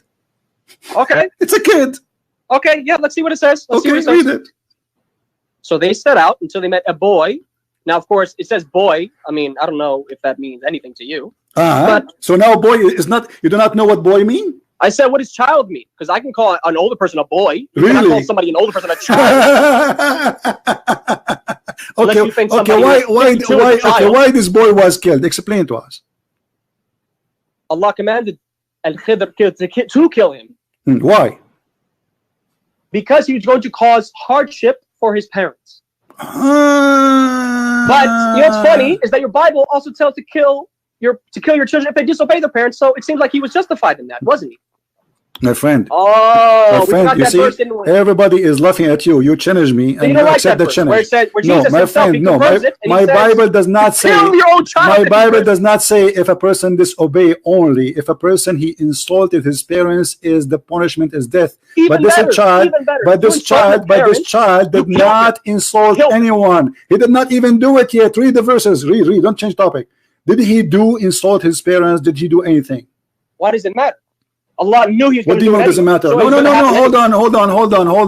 Hold on. So are you saying in Islam you can punish a person before he commit a crime? If Allah reveals it to you, yes. Really? Allah is the judge. I mean, are you going to say that God is not your judge? But you notice a second ago you were challenging me to show you where it says that you can kill children. Kill children. And you are the one who said innocent. And you know aren't you innocent until you commit guilt in Islam? What was the reason why he killed the child? Why? Tell me. He did not do anything. It says he was going to cause hardship. He is going to. Thank you, guys. Did he say? Did he say he is going to? He did not do it yet. We're not talking about some random person saying, "Okay, let me just kill my friend." But he did not do it yet. We're talking about Allah, who knows what's going to happen. My friend. First of all, isn't it Allah? He says Allah is all forgiving. What if this person he do something and he asks for forgiveness? So you punish him. Listen at the stupid you say. You just say Allah is not this guy is this kid is a Muslim kid, is he? No, it does not say Muslim kid. It does not say that. It says boy. It says boy. It does not say Muslim. Okay, let me show you that he's a Muslim kid and you are an ignorant. From what books? From the same book. What's wrong with you? You do not know your book, don't you? From what? From the Quran, you said? Yeah, from the Quran. From the Quran, it says Muslim? Yeah. Where does it say the word Muslim? Verse number 80. His parents were believers. Never said he was. Isn't it your prophet says everyone is born as a Muslim? Born?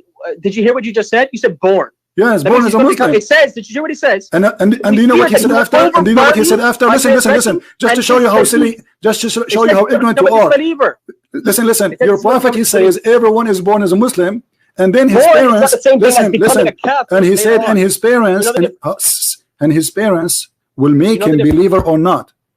Do you know the difference between his parents? He said, did your prophet says his parents will make him believer or not? So does the verse say he was a Muslim? Okay, so yes, because the parents are Muslims, and he is born as a Muslim. Your parent is a Muslim, and you are of age where your sins are. Now listen. Okay, so now this kid is going to be killed for what reason? It says, did you read the verse? It says, we fear that he would overburden them by transgression and disbelief, meaning he's going to be a disbeliever. He's going to be a disbeliever. So according to you, a child who disbelieves in Allah should be killed? According to you, many people should be killed, but I'm not judging you, am I? No, I'm asking you now. Don't change the topic. According to your religion, if a child he is not a Muslim should be killed. Everybody heard you.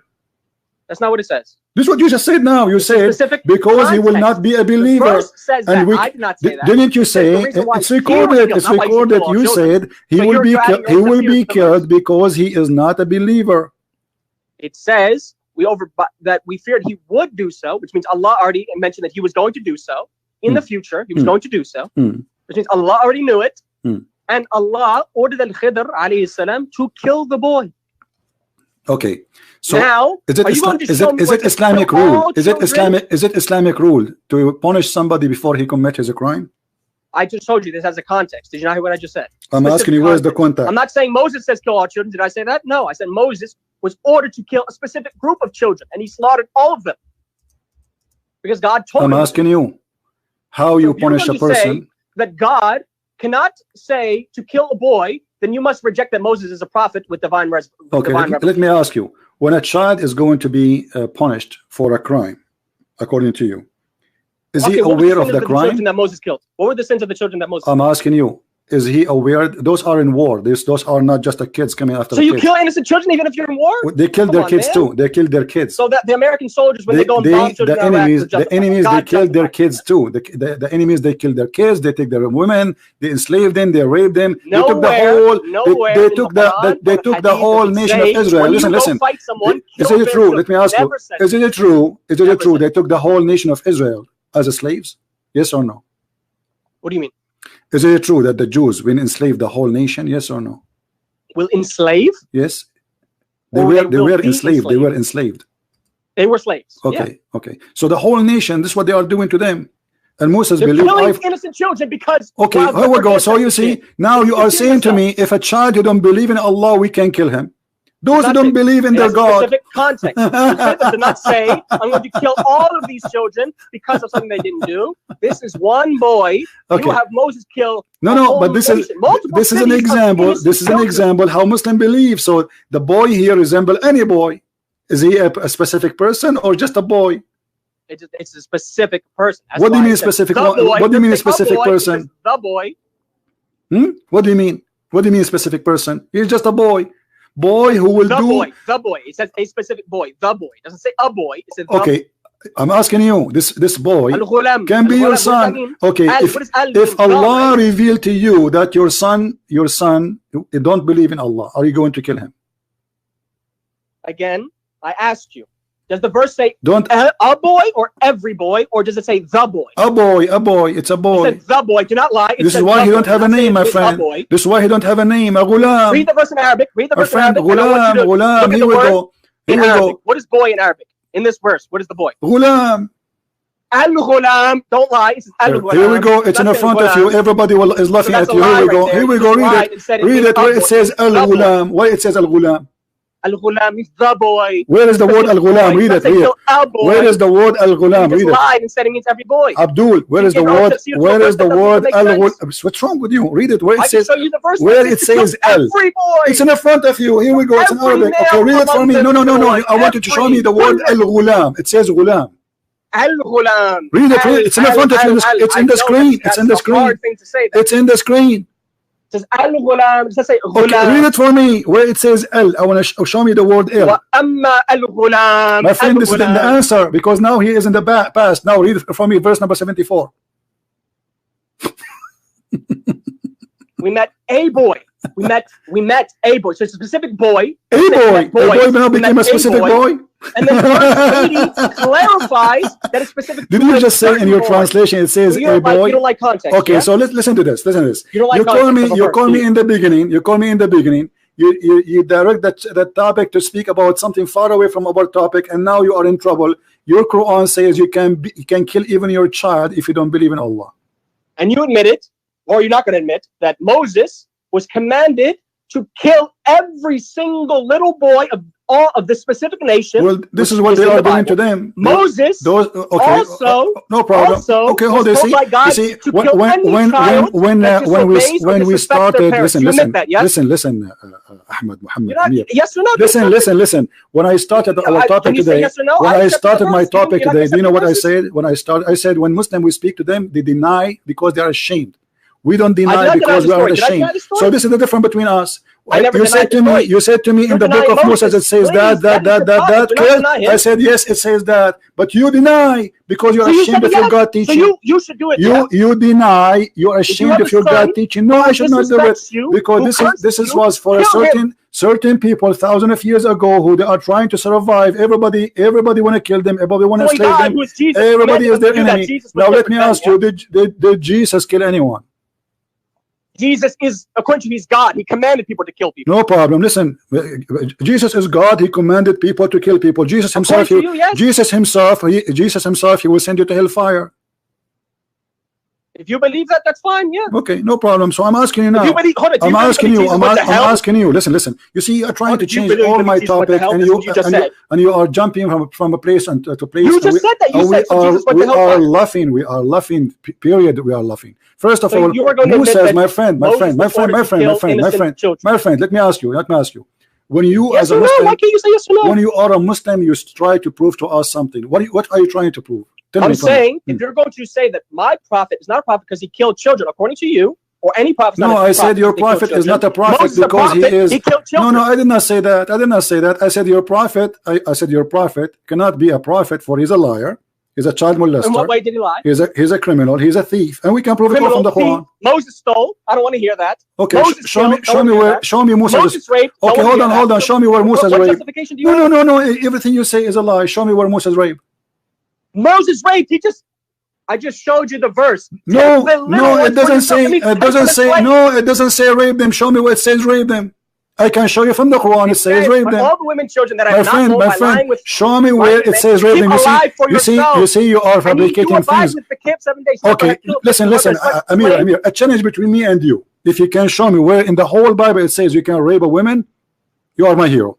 In the same time, I will show it to you right now from the Quran.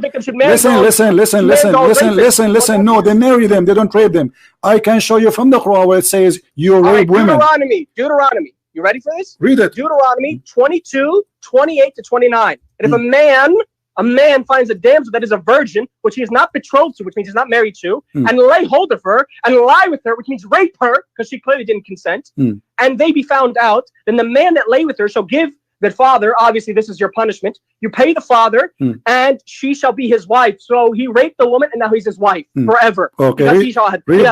So hold on. It says he lay down. Listen. You are just being a kid. If you read the whole chapter, you will see it says there clearly that if a man he lay down with a woman and she don't scream, there's a woman she scream and there's a woman she asks for help. That is the rape. So the women who agree, she is not being raped. So he is given a chance to marry her. Otherwise, he will be killed. Does it say that? Then explain what this means. My friend, does it say he will be killed? Does it say he will be killed? Does it say that? Now in Islam, if a Muslim man, let me ask you, okay, in front of everybody, the same chapter you are reading, I can play it right now. Everybody will die laughing at you. If a man rape a woman, he will be killed, literally. Yeah, I believe that. Okay, now I want to ask you, in Islam, do you have a rule for rape? Where is the punishment of rape? Death. You rape a free woman. Okay, this is my challenge for you in the whole Quran, where we can show me the punishment of rape. Why do you need the Quran? I told you I'm not a Qurani. I don't believe. You told me the Quran is the only book is preserved. Are you saying to me Allah he forgot to mention where to say not to rape? In the whole book? So you're looking for an ayah that says it, yeah? Any verse in the Quran says don't rape, and if you rape, there's a punishment. The Quran is a hujjah. Is that what I said? Did I say I'm a Qurani? I never said that. So you don't follow Quran now? I said, can you show me? I can show you from a hadith that says it, but you don't want to accept that I can believe in that. Okay, here we go. Chapter 4, verse number 24. It says you can rape women. What does that say? Chapter 4, verse 24. Yeah. Okay. What does it say? Read it. You want me to read it? You don't want to read it yourself? No, I do not know. My English is bad. Okay. 434. Yeah. No problem. 34 or 24? You sure it's 4:24? 24. Okay. And also prohibited you are all married women except those who your right hands possess. For what? Well, I mean, we can read the previous verse and that might give the context. This is the decree upon this is the decree of Allah upon you. Allah for you are all others beyond these, provided that you seek them in marriage, which is also this is the verse of Mut'ah. Beyond these, provided that you seek them in marriage with gifts from your property, desiring chastity and not unlawful sexual intercourse. What are you doing with these women so that you do not seek lawful unsexual intercourse? So for whatever you enjoy of course, it doesn't say this word, but we can interpret it as that because this is actually derived from the word. It says enjoy. It says enjoy. Okay. It says whoever you enjoy of marriage, because mut'ah is marriage. There's no marriage there. The word marriage does not appear there, my friend. What does it say? No, I don't want to go to the mut'ah first. Let us finish here. It says, this is the mut'ah verse? My friend, I know we are not talking about it. It says here it's forbidden for you married women except those who you capture them. Does it say that? Oh, but Moses did that. So my friend, no, he did not do that. Those women, they are. You just said to me, you are the one who told me they are children. You liar. They have no husband. It says women, children. I didn't read the verse like that. My friend, it says there clearly, women who never lay with a man. They are virgins. Stop lying. Stop lying. Now here, those are women who they have husbands. Read verse 18. Does it say that those are women who have husbands? All right, which version of the Bible do you want? And I'll give verse 18. My friend, doesn't matter. Read from any version you want. None of them says what you are. My friend, it says that women kill. Aren't you the one who says to me, kill all except? Did you say that? It says, now kill every male among the little ones, which is kids, and kill every woman that hath known man by lying with him. But all the women, children, I did not use the word. This translation and this version uses the word children. So don't say I'm lying. The word says children. I didn't create the word. Okay, read. Okay, read. Let us read together. But all the women, children that have not known a man by lying with them, keep them alive for yourselves. So kill all the men, women, and keep them alive for yourself to do what with them? They take them as slaves, right? Slaves. Okay, does it say go rape them? Slavery, yeah? Okay, does it say go rape them? You want to rape? No. Does it say go rape them? Where do you get to do? Keep them for yourself. God, okay. Hold on, so you see how hypocrite liar you are. Okay, so now those are women. So no women should be raped. So you see the verse you gave me. No women be raped. No women be raped. Now I'm asking you. Listen, Abdul, don't make me hang up on you, losing my patience. I'm asking, do you want? I'm asking you. Why the Quran says it's forbidden for you married women except those who you capture? Why you are raping married women? Quran does not say rape. So what do you do with them? It says forbidden for you except. So what do you do with these slaves? What did Moses do with these slaves? Okay, so you're not answering my question. Okay, hold on. Okay, which slave of Moses he slept with? I didn't say Moses specifically did it, Well, but you Moses just said that to commanded the me. children of Israel to Here do the it. verse is speaking about specifically sleeping with them. It's forbidden for you, women, who they are, etc., etc., except women who they are married, but they are slaves. But all the women that have not known a man by lying with them, keep them for yourself. Why Keep them as a slave. Keep them as a slave. You see, my friend, everybody is laughing at you, and this is why I'm having patience, because we need a comedian. Now, here the verse in the front of us, it says you can rape women. In the same time, you admitted that not a single verse in the Quran says don't rape. Is that correct? There's not a single verse in the Quran that says rape either. Okay. So if you want to play that game. No, it says that. Here we go in front of you. It doesn't say rape. It doesn't say rape. You have the word rape. Okay, no. Okay, forget. Hold on. Let's make it simple. Can you show me a verse? You said rape. Okay, are you saying to me Allah have time to tell us about the ants, speaking to the ants, the flying carpet of Sulaiman, the chair of Sulaiman, the Sulaiman he died standing on the... No such thing as a flying carpet. So Allah don't have a time to make one verse about don't rape women? I said it's a hadith. Why do you keep so why it's not in the Quran? So you believe? I'm sorry, I'm not Omar. I'm asking you. Don't you think there is something missing in this book? A book forgot to mention very important punishment. Your book forgot to abolish slavery. Okay, so what is that? No. Hold on. Don't change topic. Listen. Why Allah forgot to mention not to rape in the Quran? Why did Allah forget not to mention that any man could just rape a woman, pay his father, and then he's married to her forever? Why didn't God get rid of that? Couldn't he done that? That means anybody can do it now. Where it says so that? That's a Muslim. I can do that, right? According to the Bible? Or no, you don't believe that? No, the Bible doesn't say what you are saying. The Bible says if a man he lay down. You see, you are a kid. I don't respect you. Read it for yourself. Listen. Well, you don't like what I read. Okay, hold on. I'm going to put the verses on the screen. What verse you name for me? Deuteronomy chapter 22, verses 28 to 29. Those two verses. Chapter 22, right? Verses 28 to 29. Sorry. Okay. Because if you're going to pick one specific verse, no. We will show the whole thing in front of everybody, and everybody will die laughing at you. And then after we do that, listen. After we do that, do you have the courage to apologize? Apologize for what? For lying? I read the verses. The verse is not lies. I read the verses. Are the verses lies now? You did not.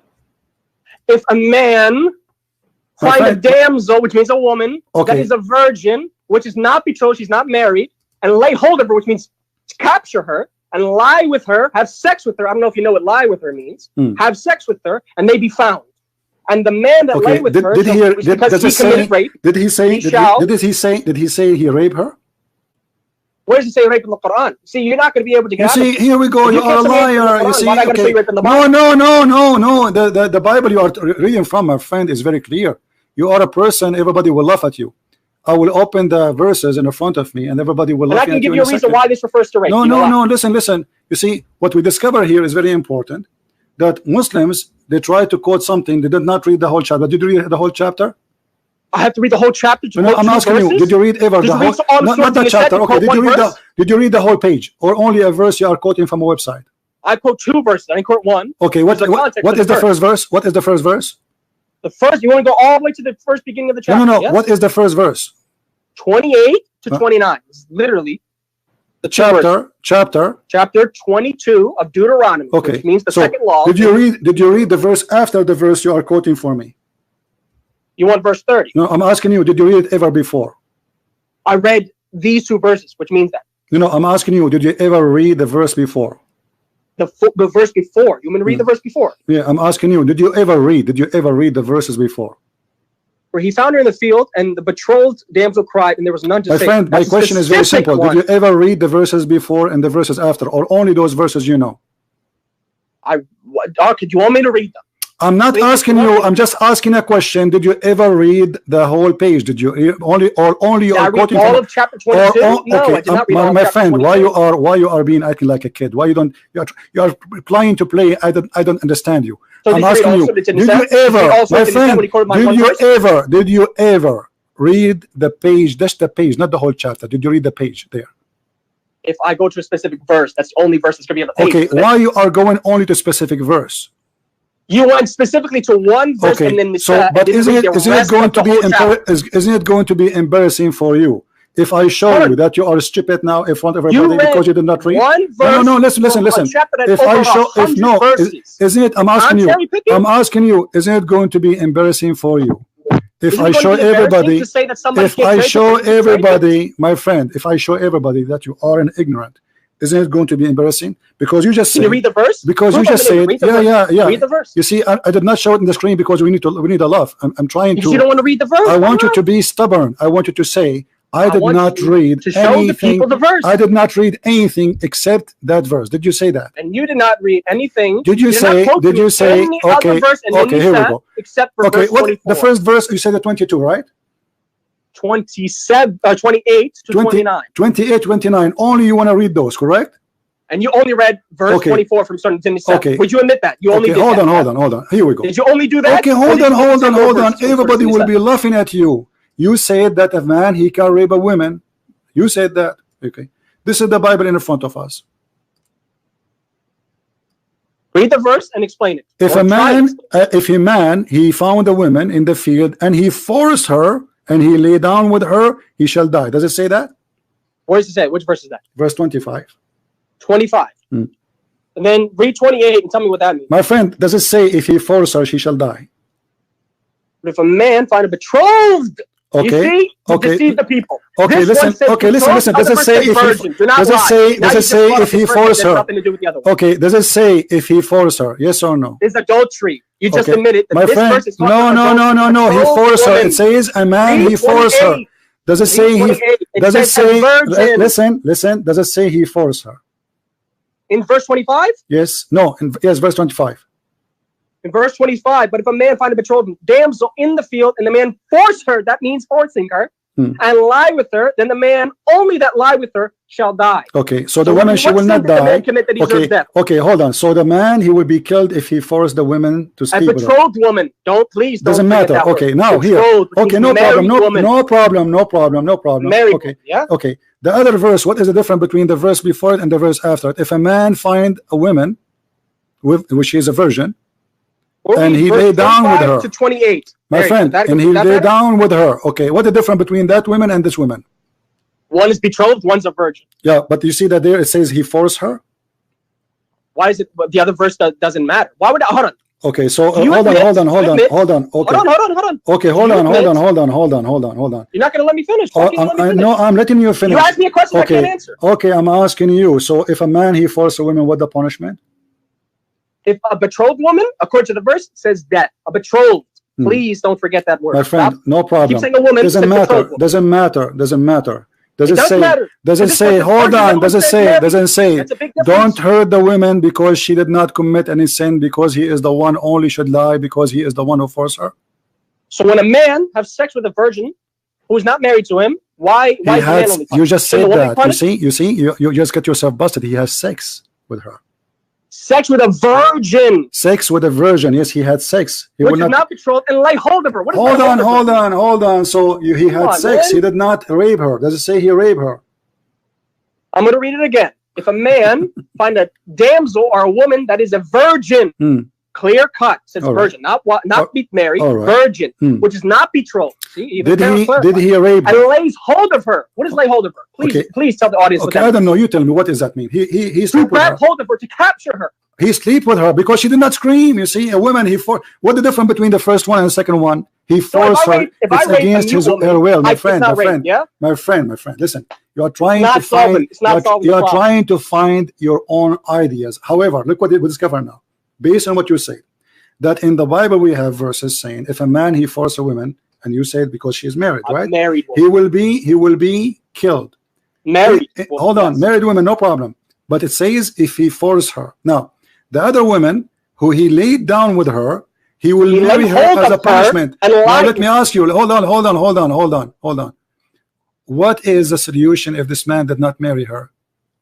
If he laid hold of her, which means he captured her. Okay, listen. Okay, I will go with you just for the sake of argument.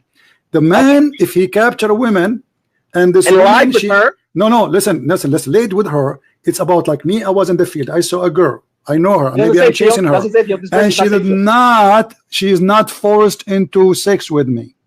All right, because the proof of that, she did not scream. She did not ask for any help.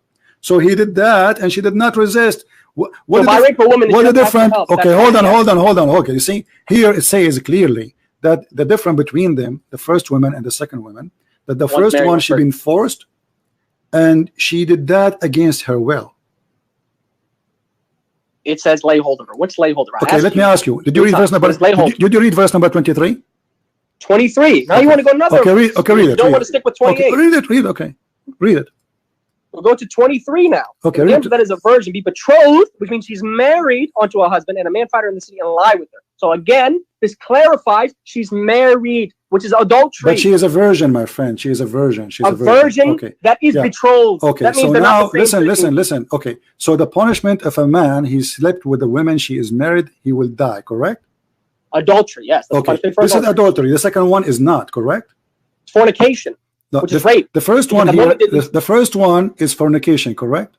This one, 23, verse fornication. 23, my friend, make it simple. Verse 25 is adultery. Okay, verse no. 28 verse 25 is a rape.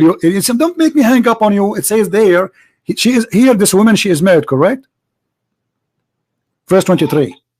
Verse 23, the virgin be betrothed, which means she's married unto a husband, which means she has a husband. No, my friend. Okay, but she is a virgin, right? But she is married. Okay. Now, doesn't matter virgin if she's married. My friend, she is. The word in Arabic is not even marriage, my idiot, you idiot friend. What's the makhtuba, engaged. She is engaged. She is engaged. According to the Jews, an engaged woman, she is equal to a wife, but there is no sex between them. You are an ignorant idiot. Now I'm asking you. Does it say there she is engaged? She said, do you speak Hebrew? No, I'm asking you. You're saying it says in Arabic. Arabic's not even what I'm reading. My friend, no, it doesn't matter. I'm giving you the word. I'm giving you the equal word. So how she is married, but she is virgin because she is engaged. Even you Muslim, you copy the Jews. You make katib kitab, which means engagement of marriage, which means legally she is your wife, but you have no intercourse with her, correct? So she says, did you hear what you just said? Legally she's his wife, yeah? Yes, legally, but she is not yet in his bed. She don't live with him in his house. Okay. Okay, so she is a virgin. Now, if he slept with her, okay, listen. If he slept with her, this is adultery, correct? If somebody sleeps with a woman that is married, it is adultery. Okay, now, the second verse, then it says here, then you shall bring them both out into the gate of the city, and you stone them both, correct? Stone them both. Okay, what is the difference between? Okay, hold on. What is the difference? Why here the women she will be killed? No, it doesn't say the woman's going to be killed. It says the man is going to be killed. It doesn't say no problem. No, the women. No, it says both. Oh, in the verse of adultery, it says both because they both consented to the adultery. Thank you very much. So because both of them they commit adultery, no problem. Okay, exactly why in the second verse, why the women she will not be killed? Because she did not do anything wrong. Because she was raped. That's Thank you very much. Now, according to the verse 20, you just admitted that. So the rape punishment, you just admitted the rape punishment is death. He has to pay the woman's father. He has to be married. No. This is not rape. This is a man. He slept with the women, and now because he used her, nobody will marry her. So the punishment for him, if he think he can play with women and leave them alone, now he have to pay her dowry, and he have to marry her, and he cannot divorce her forever. What's the punishment for fornication in the Bible? Death. Is that not fornication? You just admitted that was fornication. Okay, hold on. So why is he paying money when he committed fornication? He's stoned to death. No, hold on. Death, fornication of death is for somebody is married. No, that's adultery. It's in the front of you. Fornication, adultery. It's in the front of you. Fornication has the same, according to the Bible, has the same. Okay, let me ask you. Just show everybody how ignorant you are. According to Islam, if a woman she is not married, according to Islam, of course. Okay, hold on. Okay. Just to show you, your prophet is copying this book. You idiot. You are an idiot. Did your Quran say? Your God says. Okay, let me ask you. Okay, what is the punishment? What is the punishment of fornication in Islam? The punishment of fornication in Islam, according to the Sunnah. I know a lot of Christians. No, according to the Shia. According to the Shia. According to the Shia, the punishment for the fornicator is lashing. There's to be lashed. So there's no death. So there's no death. There's no death. There's no death for the fornicator. Okay. What about rape? For rape, there's death. Where? Where? You want me to get you? So okay. you don't So want look what you did. Look what you did. Everybody is my witness. Everybody my witness. You are the one who pick up the topic. We discover that we have to hold on, my friend. I said let's focus on the Bible. You hold on. You want to go to Sunnah? You want to go to Shia? We don't want to. No, what Sunnah? What Shia? We are reading Quran. Don't you want me to become the Quran, my friend? Show me the Bible. So we discover, according to you, we discover that we have a book. It's called the Book of Allah, and this book forgot to mention any punishment for rape. Correct? You agree with that? I never said the Quran explicitly says that. Now you're adding words. Now you're putting words to my mouth.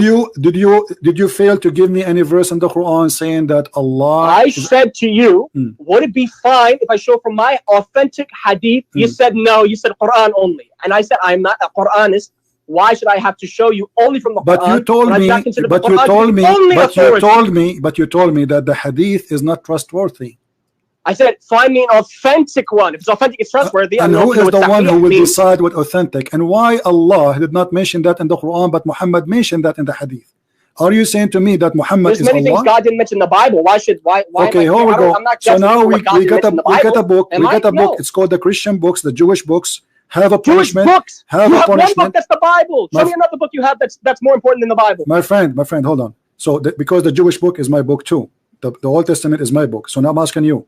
The whole Bible. The Bible approved that there's a punishment for rape. You fail to give me anywhere there's a punishment for rape in the whole Quran. Why? In the Quran. Can you show me hadith? I can show. If you want me to hadith, I can show you hadith. But you don't want hadith. You can show. I will ask you to show me the hadith. Just wait. So why Allah he forgot to mention such an important topic? Do you think this is a mistake? Did you hear what you just said? Yeah, I just heard what you said. Allah forget to mention it. Yeah. I can ask you. Why did God forget to mention this, this, and this, and this in the Bible? No, he mentioned. Here we go. He mentioned in details the punishment of rape, of her fornication, etc. Now I'm asking you, what is the punishment of rape in the Quran? You said none. I said it doesn't mention the punishment. I did not say it doesn't mean there is not a punishment. Where? In the hadith. If you don't want the hadith, so let us make it clear, guys. In the whole Quran, okay, thank you, Muhammad, thank you. So in the Quran, there's nowhere it says Allah he punished. It does not say punishment for rape. No. Okay, thank you. So now I'm asking you, which one is more important to tell us about the story of Sulaiman and the ant telling the ants to hide, or to mention to us what is the punishment of rape? What's up? Why Allah have time to tell us the story about Sulaiman flying carpet? Sulaiman he have flying carpet, but it's fine. What? Doesn't mention flying carpet. Does not. Flying carpet. You want to find that word in the Quran? Yeah. What does it say Sulaiman had? Control the winds. That's not flying carpet. Please how he controlled the wind? Control the winds. What do you mean? That means flying carpet? Okay, that's so what? The wind pushed Sulaiman in the air and he fly by nothing? Yes, the wind carried him. Yes, that's what it means. You are a Shia, aren't you? Yes. Okay, what the interpretation you accept for the Shia? Of wind carrying Sulaiman? Yeah. What do you mean? The wind carried Sulaiman. That's clear cut.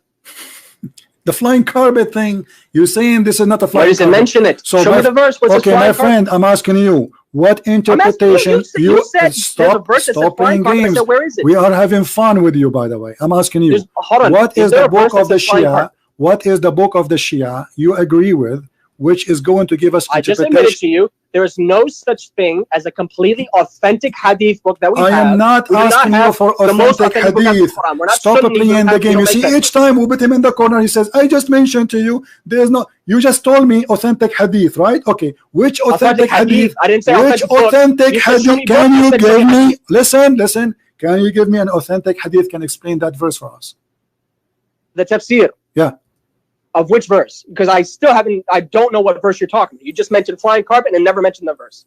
So how you know what I'm talking about then, if you don't know? You said flying carpet. I automatically assumed you're making chapter 34, verse number 12. Delusional interpretation of control of the wind. Chapter 34, verse number 12. And the word says flying carpet, yeah? Or are we gonna make that up? I'm saying the story of the flying carpet is there. And now I'm asking you, which interpretation for the Shia you accept? Hold on. The verse is 30. For this chapter verse. 34. What interpretation? I want you to give me a name. Stop playing games. What's the verse? What interpretation? I told you the verse. What's wrong with you? Chapter 34, verse number 12. Okay, now what what interpretation of Shia you accept? Okay, let's go to verse 12 and let's read what it says. No, this is not the question now. Give me the name of the book. Why do I need to give you interpretation when you can just read the verse? No, why you don't want the interpretation of the Shia? Aren't you a Shia now? You don't want to be Shia no more? I said, show me from the verse. My friend, you don't ever. Are you a Shia or not? Are you a Shia or not? Are you okay? Why you don't want to read the Shia interpretation? What's wrong with the Shia? Read the verse and I'll get the interpretation. I'm asking you why you don't want us to read, because you will argue. You will say it doesn't say that. Blah blah blah blah blah. Let us go and say what your scholar says. Okay, what your scholar says about this verse. Can you read the verse, my friend? What is your scholar? Who is your scholar who will explain the verse for us? Go ahead. Can you read the verse before I'm going to give you the read it, no problem. I need you to read the verse first. I'm asking you, what is the verse? What is the interpretation you read for this verse? I'm not going to give an interpretation of a verse you're not going to read. Why not? Because read the verse and I'll give you an interpretation. I give you the verse, you read it. Go ahead. Read it. You read it. Why? I do not know how to read. I am illiterate like your prophet. I am illiterate. And to Sulaiman or Solomon, we subjected the wind. Which means he gave him control of the wind. No problem here.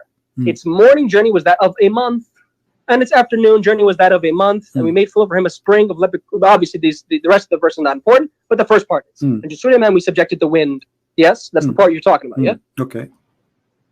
And that's the part of the verse you're focusing on. Yeah, where it says, "And to Sulaiman we made the wind subjected to him," which means gave him control of the wind. Yeah. Okay. Is that the part of the verse you have the concept? Yeah. Okay. And I mean, the rest of the verse I'm saying it doesn't. Okay. And I'm saying, is that the part of the verse yeah. And now, what interpretation you like me to read for you about the flying carpet? You as a Shia. You find me one of the Shia tafsir books with the hadith that is authentic. And you find those three things. The Shia tafsir book is full of lies, you are saying then. I did not say that. So I said there are weak hadith in there and there are authentic hadith my friend, in there. asking you, this is why I'm asking you, which Shia book you accept to be the interpretation any tafsir book of the Shia. You find me authentic hadith. You find me in the Shia book specifically. You are admitting now that the Shia, they agree with me, and you are a liar.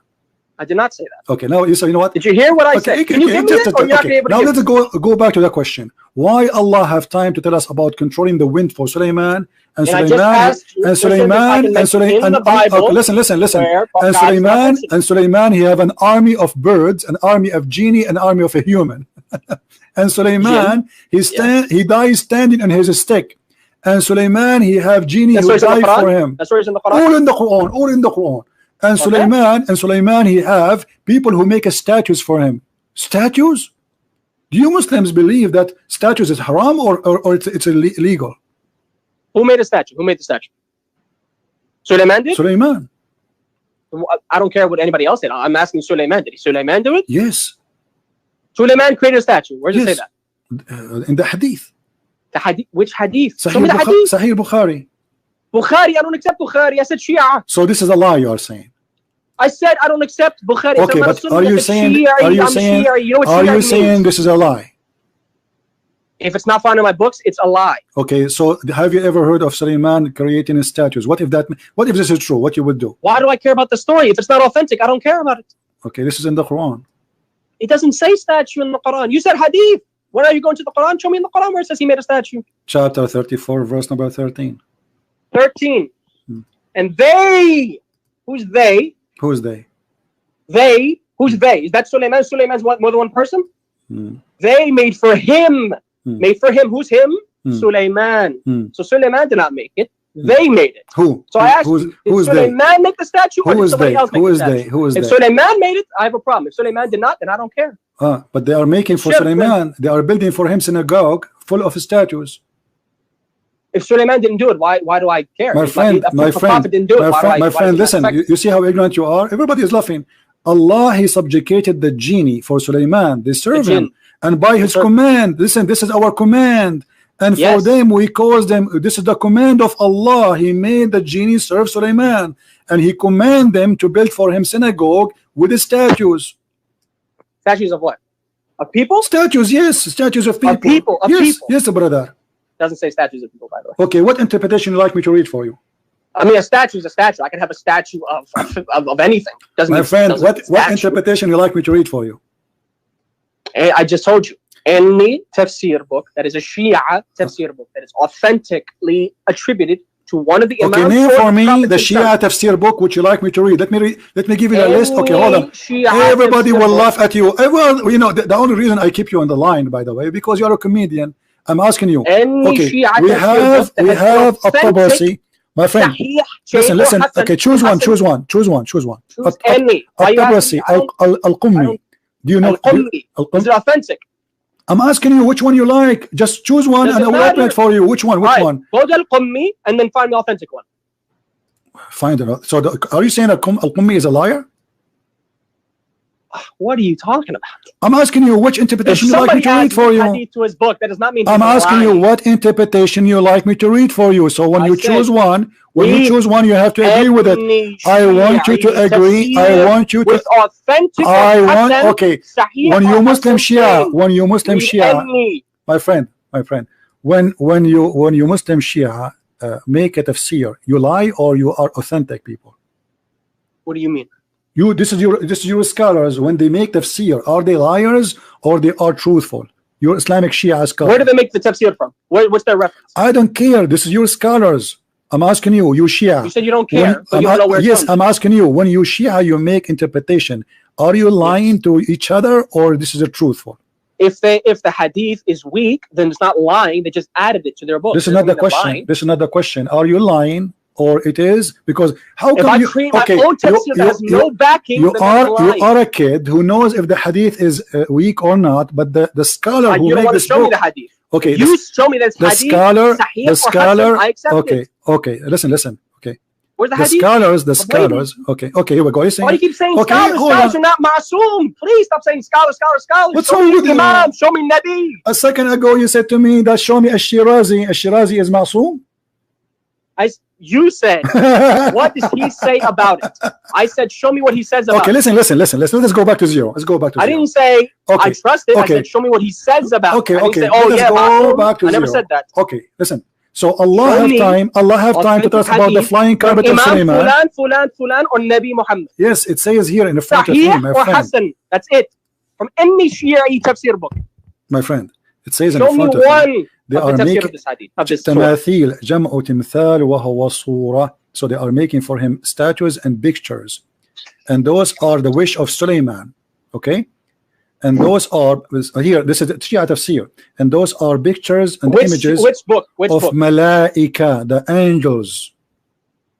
And some of them they have statues of lions and animals in his chair. So angels and animals and chairs and even eagles. And this is a tafsir in front of me, At-Tusi, and he's a Shia. Which book of At-Tusi? Tafsir At-Tusi. تفسير التبيان الجامع لعلوم القرآن الإمام الطوسي.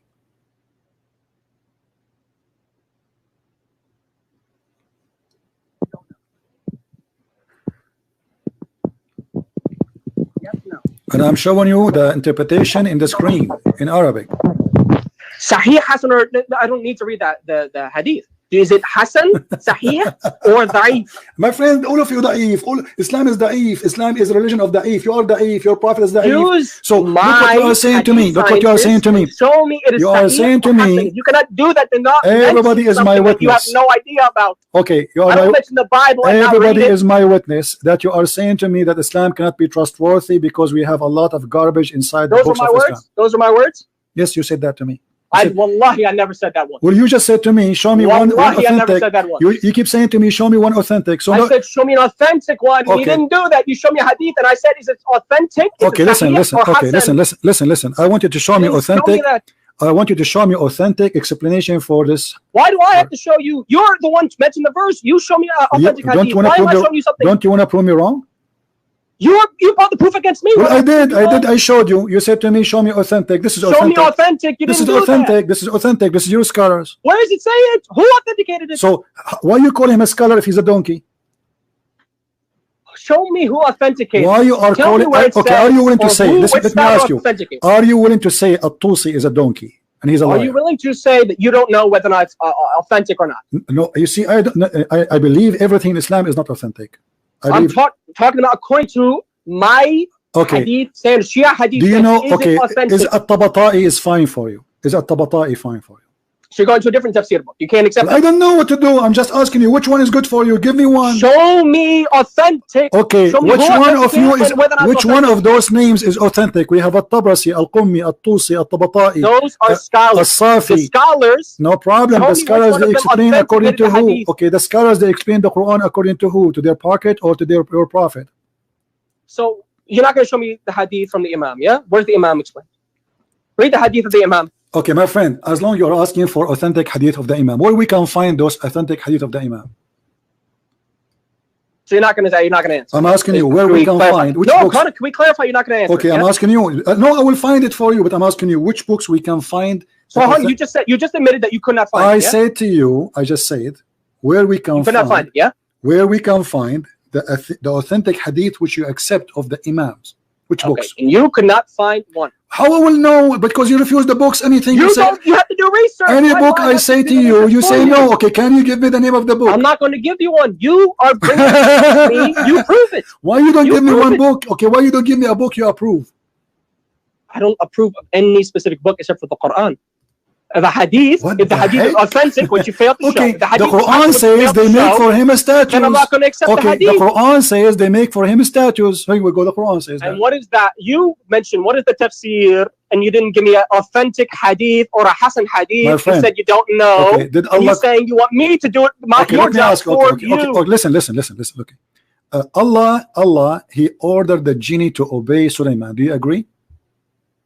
What? Yeah. Why does it matter? Okay. You didn't. Sulaiman, he ordered. Okay. This is Quran in front of us. Sulaiman, he ordered them to build synagogue and statues. Do you agree? Statues. What statues of what? You tell me what statues for. It doesn't. It just says statues. The word statues. What statues? You tell me now. You don't know what statues. You see, how come when I say statues to you, how come I say to you when listen the hypocrisy. Listen to the Shia. The only reason I'm keeping you because you are a Shia, because you are a Shia, and everybody is dying laughing because usually we get Sunni. Today is different comedy. Listen, isn't it you who said to you in the hadith of Sahih al-Bukhari? It says that Sulaiman, he did synagogue. They built for him statues. The hadith of Bukhari is a kadhab. Okay. You see, you right away when I said to you statues, you did not say, tell me what the statues is. Right away you said he's a liar. I don't accept it. He's a liar. Show me where you did that. So now you are saying statues does not mean statues. Okay, what does statues mean? Statue is a carving of something. Okay, for something what? Something what? It doesn't mention statue of anything. It's a statue. Okay, something what? No, something. No, statues is a carving for something can be alive, like an animal or a human or something, right? It doesn't have to be alive. Who said that? The tafsir say that too. Which tafsir? And again, you still can't show me. Okay. So let us go back to zero. Now I'm asking you. So let's reject that. Let's reject that. You listen. So your God Allah have time to tell us about synagogue built with statues. Sulaiman is carried by the flying carpet. Sulaiman, he speak to the birds. Sulaiman, okay. Sulaiman, he speak to the birds, but he speaking to the birds doesn't mean anything. Okay, and what mean anything? It's a miracle. I mean, do you believe? I mean, of course, you don't believe he's a prophet. I get that. You okay, you know, as long you are saying that. You believe Sulaiman was a mushrik who Allah. Do you agree that Allah he taught Sulaiman the language of the birds? Yeah. Why does it matter? All right. Okay, so as long as Allah he taught him the language of the birds, how he understand the language of the ants? How you're asking me how a person who is not me understood something that Allah revealed to him? Did Allah reveal to him? No. Allah. How did Jesus? My friend. But Allah, he said to him, Allah, he taught him only the language of the birds. Did he? Does it say that? Yes. Only? Yes, it says only. That. Yeah. Where does it say only? It says in front of you. It says only. He's counting what he taught him. Does it say only? Can you show me? My friend, he taught what language he taught him. This is the language he taught him. The language of the birds. Yeah, I agree. Okay. Yeah, is the ants of the kind of the birds? Did he speak with him in the same language that he spoke with him the birds? But the ants don't speak. The ants don't speak. No, you don't. They are deaf. They are mute. They're mute, yes, but Allah can't do anything. Yeah, Allah is so limited. He can't allow them to speak. Yeah. Oh, so only that. That's how you limit God. Okay, hold on. You say Allah can't do that, that's when you limit God. And My friend, isn't Allah is the one who created the ants already? He created the ants, but he can make them speak. Or do you deny that Allah can't do that? I'm asking or that you. your God can't do that. Okay, if Allah is the one, do you believe Jesus could do that? If Allah is the one who created the ants, should he knew that the ants don't talk, they communicate in different way? You're missing the point. I said, I'm not missing the point. Ants to speak. I'm not missing the point. Ants, they communicate. Can you answer that question? My friend, whether it's your God or Allah, can he make ants speak? The ants don't. This is Allah is God supposedly, and He is the one who created the ant. So He gave them ability already. Okay, He can't make them speak. Allah, He made the ant He made her mute. He created her mute supposedly. So how He can't make them speak? Okay, He can't. Is that because now we discover that ants don't talk? They communicate, but they don't talk really speaking by voice. So Allah, He is being ignorant now. So you just admitted that they can communicate, yeah? They communicate. What does it say? That all the creatures they communicate, but you see, Sulaiman, he laughed at her speech. Who's? Sulaiman, when he heard her, he laughed at her speech. Who? Bilqis? Solomon. He laughed at the speech. You said he heard her. Who's her? The ant. The ant. Okay. How he heard the speech if they don't talk by voice? They make communication by vibration or by chemical. And Allah can't. I keep asking you. I'm going to ask you again. And Allah can't do that. Allah can't make an ant speak. Can do what?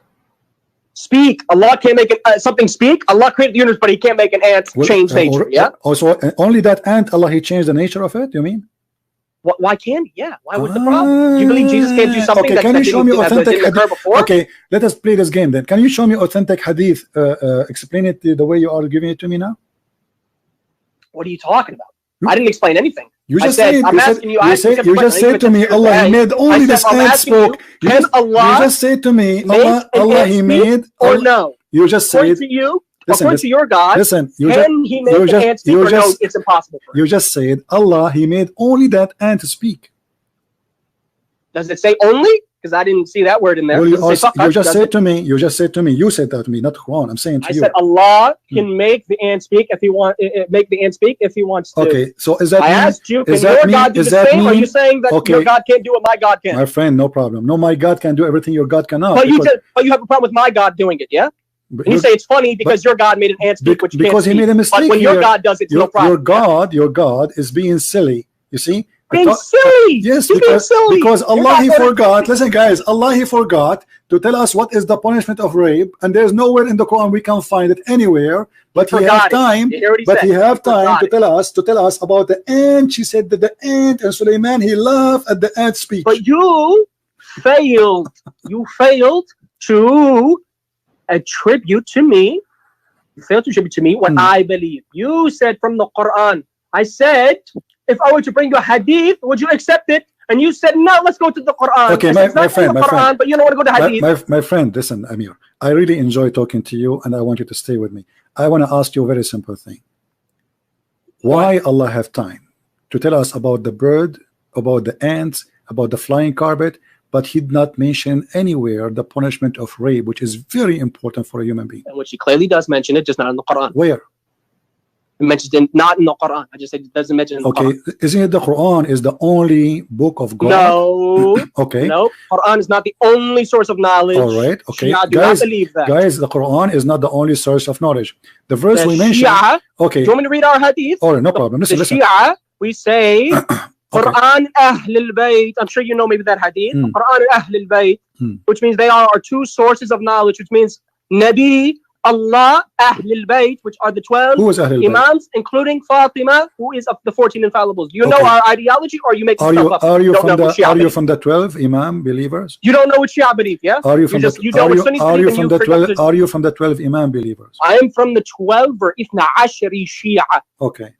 I believe in the 14 infallibles as my only hujjah besides the Quran, which is the word of Allah. So do you believe what the Shia they teach, those 12 Imam? If the Imam teaches something and it's authentically attributed to him, yes, I've accepted. Why? What's wrong? All right. You see, when I asked you what is books you agree with, you refused to give me any book. I said, show me a hadith. I said, not every hadith in one specific book is sahih or hasan. So now if I show you any hadith, okay, so now if I show you any hadith, you will say I don't agree with it, correct? If you show me it's authentic, I'll agree with it. No, because now you are saying to me there is no book of authentic. Not fully authentic, no. Only the Quran is the fully authentic book. Okay, let me ask you: is the rooster is a Shia? The rooster. Yeah. Is that hadith sahih or you don't know? I don't know. You tell me. Is it sahih? You don't know. So why bring up the hadith if you don't know? You bring up Sunni hadith, that's fine, because you know they're authentic according to them, but you don't want to bring up my authenticity. Okay, listen. The rooster Shia, I don't know, because you didn't show me the hadith with the authentic chain. Okay. There you go. That's my answer. I don't know. I'm asking you now. How you as a Shia now, if I give you a hadith, how you will know that this is authentic?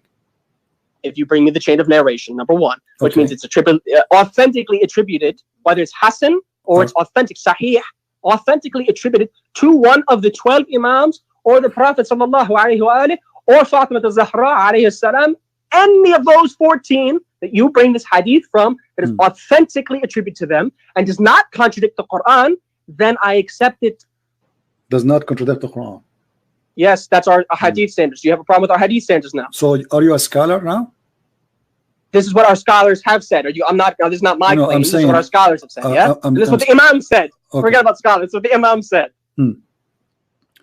What is written? There's a bird. There's a bird in the Quran. It's called al-hudhud. What about it? What is written in his wings? You tell me. I thought you know the hadith, the Sahih hadith. I never said I know. I said bring me a hadith. If you have a hadith, bring it to me. I'm not scared of the hadith. Show me hadith. Chapter 27, verse number 20. What this verse speaking about? 27:20. Let's read. Let's read.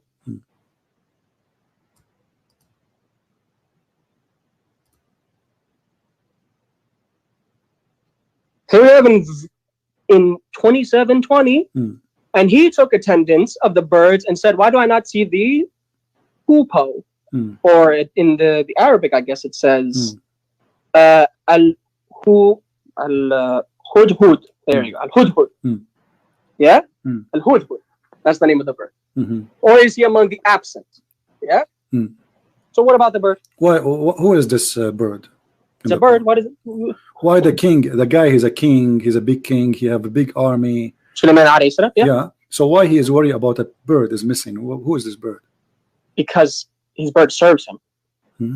He's the king. He's the leader. He has to make sure all the attendees are there. Okay, what does bird do to him? You said he served him. What do you do for him? Why are you asking me what? I didn't live that time. But you just said he served him. Did you not hear what you just said? Yeah, I heard you. You said to me that he served him, and I said yes, he serves him. I agreed that I said he serves him, and he said, how does he serve him? It doesn't mention in the Quran. So if I don't see that in the Quran, I can't give my own belief concerning something that's not mentioned in the Quran. No, it mentioned. It says with the hudud does. Yeah, what he does? Well, tell me. Go ahead. Where does it say? Show me what it says he does. No, you tell me. Don't you know what he does? I said I don't know. So you know the book of rape and the book of in the Old Testament. From your Bible, yeah, I read it. But you do not know what the hudhud does in your Quran. You're bringing the proof against me. I brought the Bible towards you. You don't bring nothing. We love. Proof to me from my Quran, from my hadith. This guy, he fly in the wind trying to find women for Sulaiman. Does it say that in the hadith? Yeah, and it says in the interpretation too. Which interpretation? It's a Shia interpretation. Is it authentic? And if you keep saying you don't know, then how can I accept that something that you don't even know if it's authentic? Is this bird hudhud? Is he an Arab or he is not? It says hudhud. It just gives his name. Okay, what the language this bird speak? Why would I know? Allah knows. What is the language? What is the language of Sulaiman? Sulaiman was the language? Yeah, what is the language of Sulaiman? The original language of some of the language that he spoke? The language of his people. What he speak? Hebrew. Okay, so why the bird in his wings? It's written in Aramaic. Sulaiman also knew Aramaic, but he spoke Hebrew. Okay, but why the bird? Would you deny that Sulaiman only knew one language? I never said that. Is it true? Is it true that every hudhud, every hoopoe or hoopoe, in his wings is written the names of the Prophet and his family? Where's the hadith? Is it authentic? I think so. No. If you don't show me it's authentic, how can I just take your word for it? That's not. We don't even do that with our scholars. We just take somebody's word for it. You have to show us hadith. But you want to bet you will say to me it's not authentic anyway if I show it to you? If you show me it's authentic, okay. Why should I reject it? Okay, let's make a challenge. Can you show me that this is not authentic? This is Biharul Anwar, Why do I have to show you it's not authentic? You have to prove You're using the proof against me. Prove to me it's you have authentic. to prove it. And Here I'll we go. accept Okay, it. here we go. Bihar al-Anwar, volume number Bihar 27. al-Anwar, is the hadith authentic? Yes. Where's Al-Alamat al-Majlisi? What does he say about the hadith? Read it. What does Alamat My al-Majlisi friend, say about the hadith? show me where it says this is not authentic. You come on, don't stop being a kid. We don't have that concept. We do not have. Show me where it's not authentic. I want you to show me. Here we go. They are mentioning it, and this is a Sahih hadith. Where does it say Sahih? Okay, prove it. It says in front of you. This is why they are mentioning it. Hold on. Who authenticated? Who said it's Sahih? This is Bihar al-Anwar. Do you know who Bihar al-Anwar? Do you know who wrote the book of Bihar al-Anwar? Hadith and has Sahih hadith. My friend, show me which one's Sahih. Okay, I'm asking you. Do you have a proof that this is not Sahih? I don't have to prove it's not Sahih. You have to prove to me it is Sahih. I just did. Here we go. This is your book. Who authenticated it? You have an answer. You're a scholar. Bihar al-Anwar. Who is he? Who do you even know who wrote Bihar al-Anwar? Okay, let me ask you. Okay, is that you just quoted from a book? You don't even know who. Listen. This guys. You will not find one hadith I will quote for him. It is Sahih. Anything I say to him, then show me Sahih. You keep saying he won't let it be Sahih, but you never proved it is. Yeah, but whatever I say to you, you will say it's not Sahih. If you read the hadith, my friend, I know what you are. Supposed to accept, everybody is laughing. Everybody is laughing. Whatever I say to you, you will say it's not Sahih. This is the game. I never said it's not Sahih. Okay, you did. I said, show me it's Sahih. I said to you, it is Sahih. You said, no, it's not Sahih. Everybody saw that. Show me. You tell me it's not the same thing as you show me. It says there. It says that this is a correct hadith. Correct. And who authenticated it? You're a scholar. Who is he? You don't even know his name. How are you just going to say my scholar? You have to be ignorant. Okay, listen, everybody. The book, everybody. To quote the hadith, to quote the authenticity, and you don't even know who authenticated. Okay, hold on. Okay. Do you see, let me do a little. Do you see the interpretation? For you. Do you see the author of Bihar al-Anwar? His name is Muhammad Baqir al-Majlisi. Okay. Is he the one that authenticated it? No. Is he a donkey? You're not answering my question. You didn't know who the author was because no, I'm asking you. No. I said no because this is not. You're being ignorant on that aspect. This is not according to him. This is according to Ali. Who? Ali? Yeah. Ali. You said Ali. Yes. Ali alayhi salam, he said it's authentic. Yes. Where does he say it's authentic? Because the hadith is not the hadith is not this guy. And the one who wrote recorded. You said it's recorded and the one who wrote this book, my friend, by Muhammad Baqir al-Majlisi. And he said it's authentic. Okay, but this is not according to him. But this is not according to him. Al-Allam al-Majlisi, he is not saying this according to me. He recorded the hadith. I said who authenticated the hadith. This is coming. It shows to you the reference. Do you see Can you show me authenticated the hadith or you can't? Yes, it says, here we go. It says in front of you who is the one reporting this. This guy is reporting what he heard from your imams. He is not the one reporting the hadith. So if I say anything from the imam, that means it's true, yeah? Who is Sulaiman ibn Ja'far? Who is Sulaiman ibn Ja'far? Who is the father of Ali? Who is the? Do you see the names? They are the one who said that. So this guy is copying what he heard from Ali. That the hudhud in his wings is written the names of the family of the Prophet. Do you agree with that or no? So you brought a hadith. Okay, let me ask you. Chain. Okay, let me ask you. Is the pig a chicken? Is the pig a chicken? Yes. Now you're going to show me a hadith where it says it's authentic. That was the Imam said that. Well, I'm asking you: is the pig a chicken? By logic, a chicken can be a pig if Allah allowed it, but by nature, meaning usually. A chicken is not a pig by nature, usually. According to you as a Shia. But Allah can alter it, yes. Okay, this is not the question. According to you as a Shia. You just said is a pig a chicken. I just answered you. What do you mean? No, I'm asking. I just said usually it cannot be unless Allah allows it to be. I mean, Allah can change it. Okay, did Allah allow it or not? Is the pig a chicken? Is the chicken a pig? Where is this mentioned? The same book. The same book. The same hadith, yeah? Yeah, the same book. The same book. So not even the same hadith. So you brought me authentic. According to Ali, Ali Amiri al-Mu'mineen Ali bin Abi Talib, from Ali, the caliphate, may Allah pray on him, says that the chicken is kind of a flying pig. So did you hear what you just said? Yeah. Yeah. What you said. What? Read it again. Read the hadith one more time. The chicken is a kind of a flying pig. Kind of, yeah. Is he a flying pig? Hold on, kind of, yeah. Yeah. Is he a flying pig? So he's making a comparison my friend. between the chicken and the pig. Is he one of the kind of pigs? You're missing the hadith. I'm not. He didn't say the chicken is a pig. Did he say that? No, he said yes. A chicken is kinda like a flying pig. Is a kind of a pigs. Is a kind of pigs. He's one kind of the pigs. And the hadith is sahih. Yes, it says he's a big bird. He's a big bird. Big bird. Is the hadith sahih? Yes, it is. Here we go. We keep playing the game. You're reading the chain of narration, but you don't even know who the narrators are, and you don't know if they're trustworthy. That's not authentic. You told me to show you the narration. I just showed you the narration. The narration with the chain, and you proved I showed you that. Authentic. Okay, let me ask you. You can't prove the chain is authentic. Okay, listen. So you are asking me to prove to you that this. Guys, listen to this. This guy. Trustworthy? Okay, yeah, I don't know. Is Ali trustworthy or not? You just admitted that you don't know. No, I don't know for sure because all Muslims are not trustworthy. Have you ever heard? Have you ever saw a Muslim is a trustworthy? Have you ever yourself? You just lied and said it's sahih, you just said to me, you don't know. Everybody heard you saying that Muslims are not trustworthy. You are saying that to me. You just said. Okay, let me ask you: Is the Imam? Is the Imam? Is the narrator trustworthy? You said you don't know. Is the Imam al-Majlisi? Everybody laughing at you. Is Imam al-Majlisi? Is he a trustworthy or is a scam? So what reason are you saying he's not trustworthy? I'm asking you. You are the one because you are the one who keeps saying, my friend, you are the one who keeps saying to me, this is not true. Prove to me this is trustworthy. So obviously you are saying to me that this guy. You are saying to me, okay, you are saying to me this guy is a liar. Why he is saying? Never said he was a liar. Never said that. So when he say that, are you accusing him of lies? What did Muhammad Baqir al-Majli say? What did he say? My friend, I don't care. I'm asking you. Are you accusing this guy? Okay. So what did the hadith? Are you accusing this guy to be a liar? Are you accusing this guy to be a liar?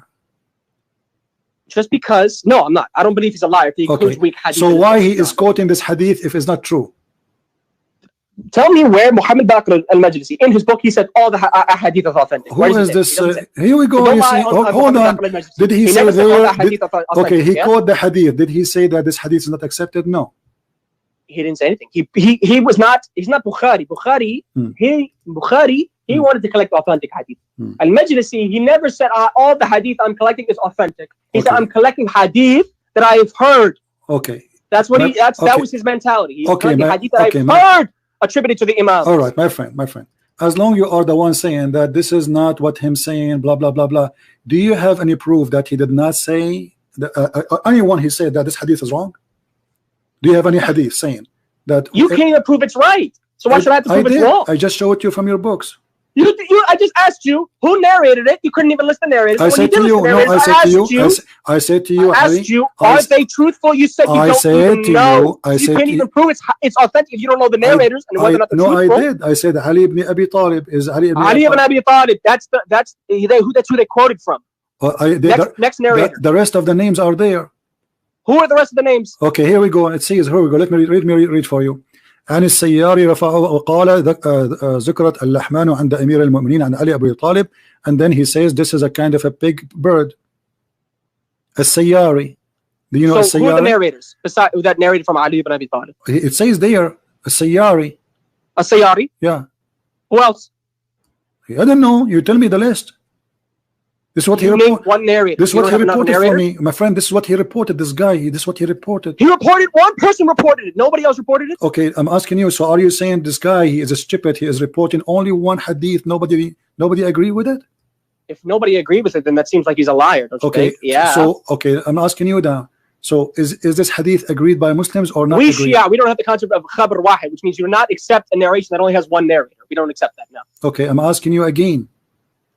Which book we can find the hadith which is a true? Any. You prove it's authentic, I'll accept. You prove it's Hassan, I'll okay, accept. Listen. You don't. When I showed you, play your game. When I showed you, authentication. Yeah. When I showed. Okay. Listen. You have to prove it's authentic. Okay. Listen. When I showed you that chapter 4, verse 24, you said this is a verse about the mut'ah, correct? The mut'ah, yes. Yes. What mut'ah? Mut'ah. What is mut'ah? Do you know what mut'ah means? What is mut'ah? No, tell me. Mut'ah, the word mut'ah itself means pleasure. Pleasure. What kind of pleasure? Pleasure. Usually refers to sexual pleasure. Okay. So what is this mut'ah is about? Tell us about it. You are a Shia. Nikah mut'ah usually focuses on a temporary marriage in which a man and a woman for a certain period of time. Now they can list any period of time. It doesn't have to be only a short period of time. It can be any time. How short can in which they are temporarily married. As soon as the time limit ends, the marriage is void, which means they can no longer have marital relations. Okay, how short? That is mut'ah. How short it can be? It could be. Our scholars say it could be as short as an hour. Short as what? Some scholars say it could be as short as an hour if you wanted. Okay, so but it's mutual. Focus on that. It's mutual agreement between a man and a woman, not rape. You quote for me from the book of Moses that fornication. You said to me that if a man he lay down with the women, he have to marry her, correct? And he cannot divorce her. That's what the verse says. Okay, and he cannot divorce her forever. Now, a man in Islam doesn't have a choice. It says that no, he cannot divorce her forever. He have to marry her. He cannot divorce her. Now, in Islam, you can rent a woman and you have to pay her money, correct? Did you hear what you said? Rent. Yes. Does she have consent or no? Doesn't matter. No, absolutely wrong. Please do not lie. Thank you. It does matter. Okay, do not guys, say it does not matter. Guys, Mut'ah is consensual. It is haram if it's not consensual. It's prostitution if it's not consensual. Thank you very much, guys. So if he just said, okay. Did you hear what I just said? Okay, no. I just said that. I just said that because if I say something, you will oppose me anyway. But I made you admit it now. Listen, guys, did you hear what I said? The women agree. Did you just say? According to this guy, the women. What I said. Okay, okay. The haram and it's zina if it is not consensual. Then Thank you. Rape. Thank you. So the women, she agree to pay her money to take off her panty for 1 hour. Agrees. Did you hear what you just said? Agrees.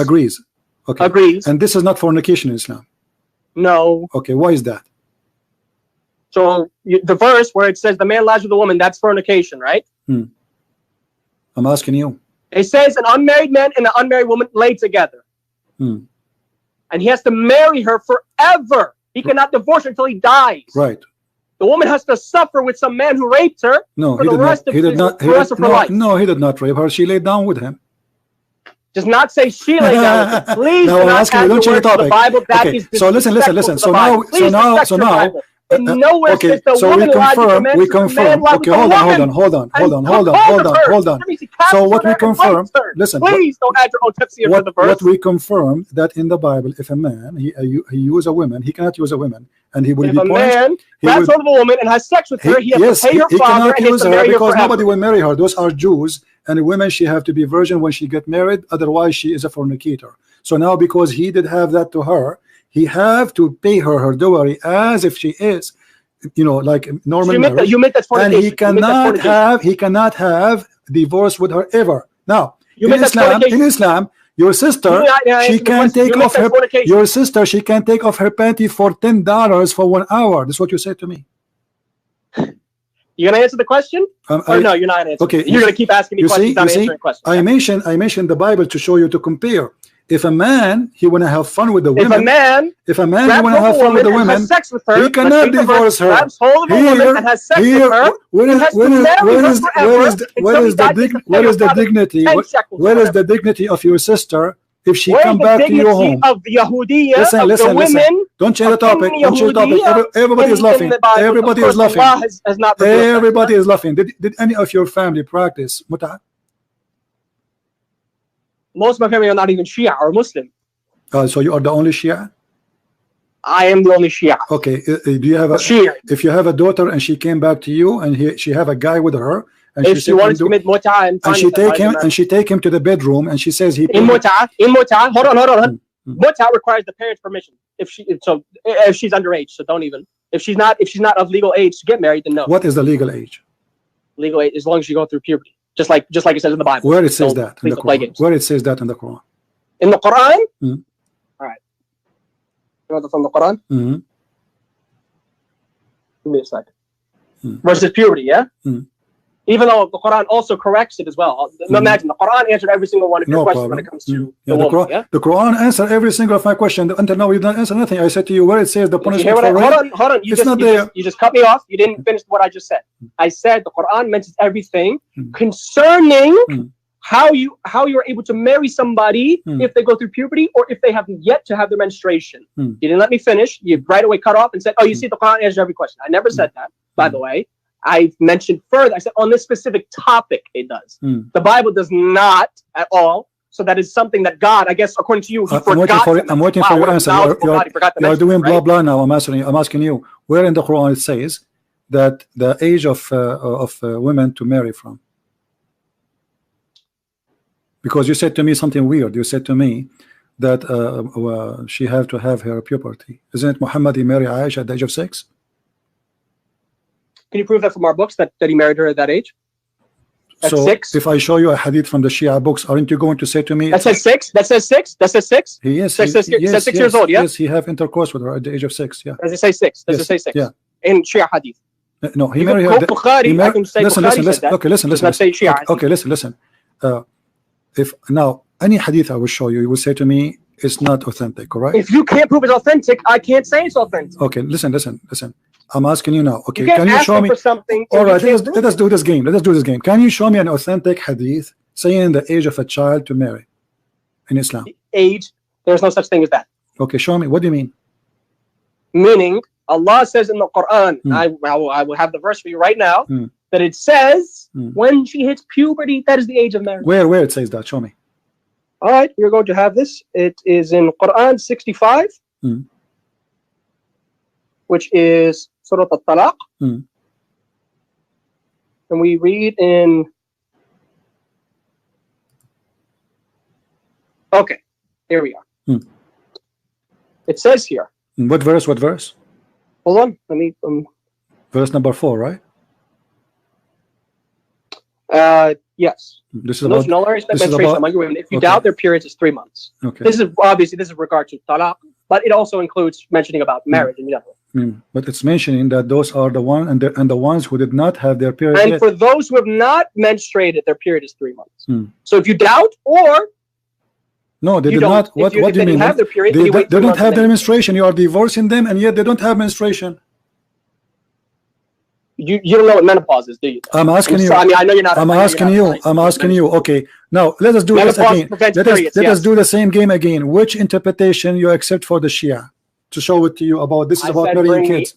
What interpretation? Listen. You see, everybody's laughing at you. Which interpretation you accept to show you for you this keep verse? saying which one.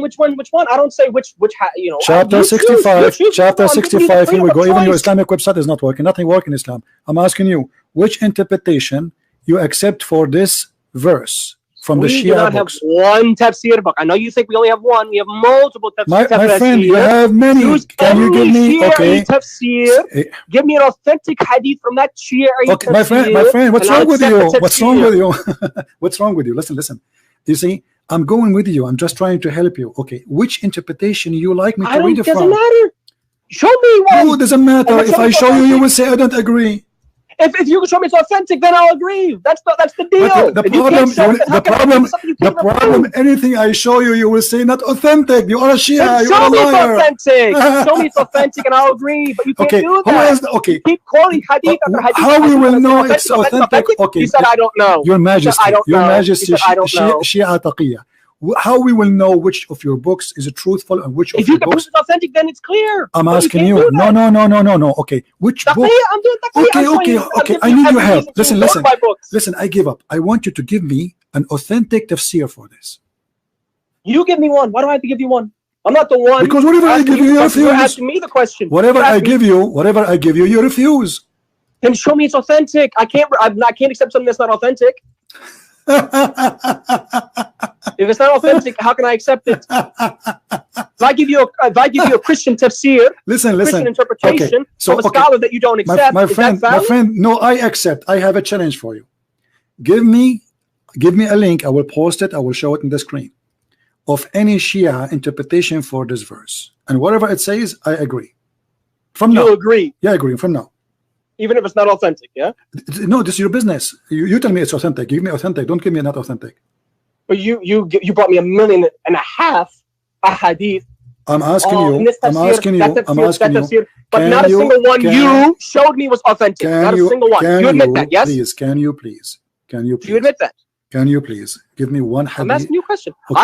I will, inshallah. I will look up later. But can you right now? Why not now? Since right now. Why not now? Why not now? Are you going to admit are you going to admit that you cannot show me one hadith that was authentic from my books that you quoted from? My friend, your books is a piece of garbage. Nothing of you couldn't show it authentic according to and us. you proved that to me. You just said to me, you could not show me one authentic hadith in my books. You could not. You could not. That means it's impossible to show a Muslim Shia an authentic if a Nasrani hadith. Cannot do it, that does not mean a Muslim cannot do it. And you were not able to do the same too, because you said to me, oh, show me. But I asked you, can you show me the hadith? I just said to you, can you show me any authentic for anything you agree with? You keep saying to me, you could not. I'm not saying you cannot. I'm saying you could not.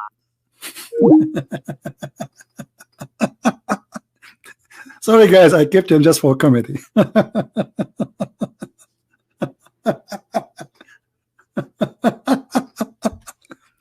Anything you show him, it's not authentic. Anything, my friend. It doesn't matter what you show him. It's not authentic. Show me authentic. This is Shia. And the reason I accept him to talk for this long, because he's a Shia. Shia are very deceiving people. Do you see how they play games? And he just agreed that if his daughter or sister, she is hired for $10, she will take off her panty, even for 1 hour. And this is not fornication. So he's upset. In the Bible it says if a man he lay down with a woman, he have to marry her and he cannot divorce her ever. But he is not ashamed of a prophet and God who is teaching that a man, he can lay down with the women for 1 hour in conditions, which is have to be limited time. They have to agree for how long, and they have to agree in the payment. And when the time is up, the sexual contract is over. Actually, let me show you a Shia website explaining this. Hold on. Isn't it amazing how those people, how they play? Let us see.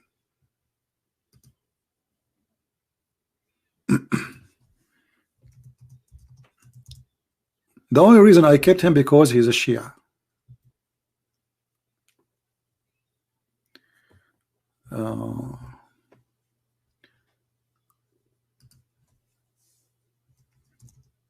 There's a Shia hadith. I mean Shia website. I'm trying to find actually.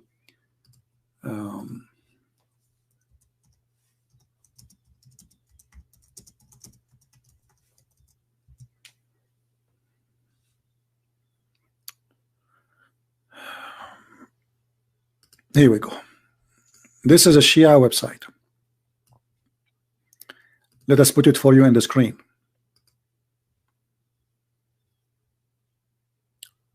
Mut'a is not marriage, even though they are saying here it's marriage. But look carefully what it says. This is Shia website.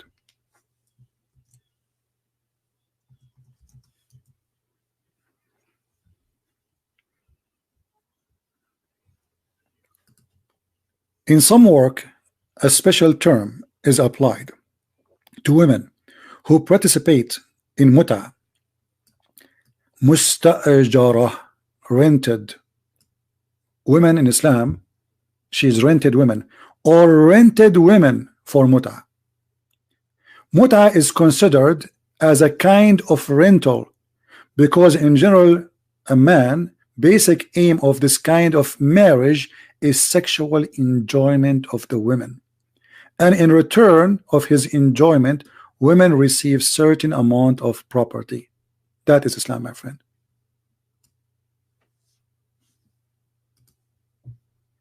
I accepted to speak to this kid all this time just to show you how they play games endless.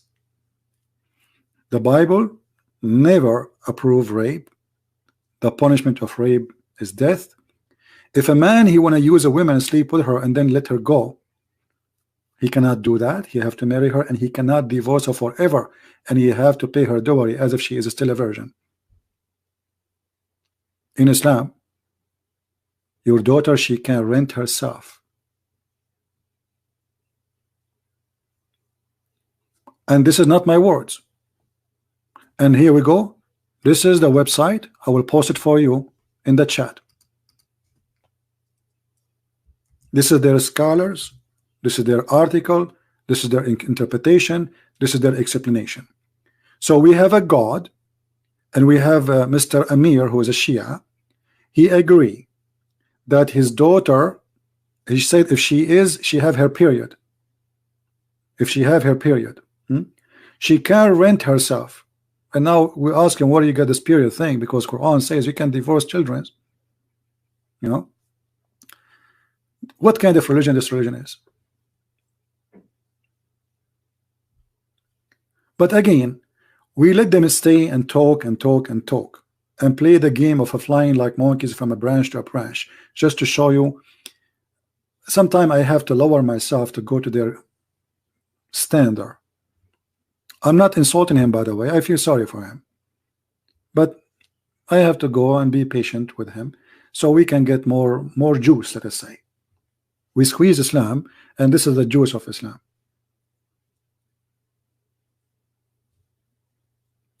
Not a single verse in Quran speaking against rape. Never even mentioned.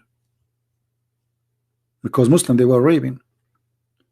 And we have an ethical God who agree that women, she can take off her panty for 1 hour, and we heard him saying, even it's for 1 hour. Isn't this prostitution? What is prostitution? You pay a woman money, and she agree to do sexual business for you for a period of time. This is exactly what prostitution is about. And the Muslim, they call this marriage. This is why I say in Islam there is no marriage. Actually, the word there is nikah, which is the F word. The word zawaj in Arabic is the word for marriage. Zawaj, not nikah. Nikah is the boom boom. So a woman, she can do nikah of mut'a, which means she can hire a man. Sorry, a man, he can hire her. And when the time is up, there's no divorce. There's no divorce. You believe it? There's no divorce. In this kind of contract, he will not divorce her.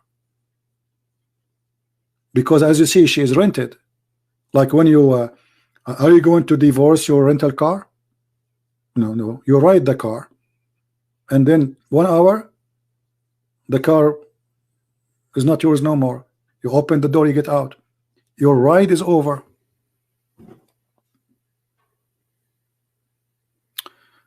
Syria Grammar. Okay, well, who's holding him to call me? Call me, my friend. Mr. Grammar. I cannot wait. I asked you from a long time to call me.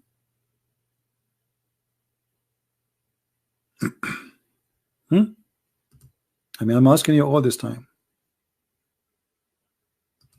Okay, we have our friend here.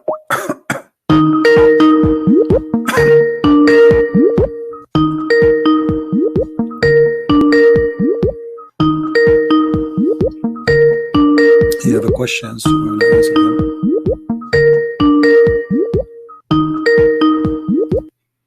Maybe he's not there. He asked me. He left Islam, but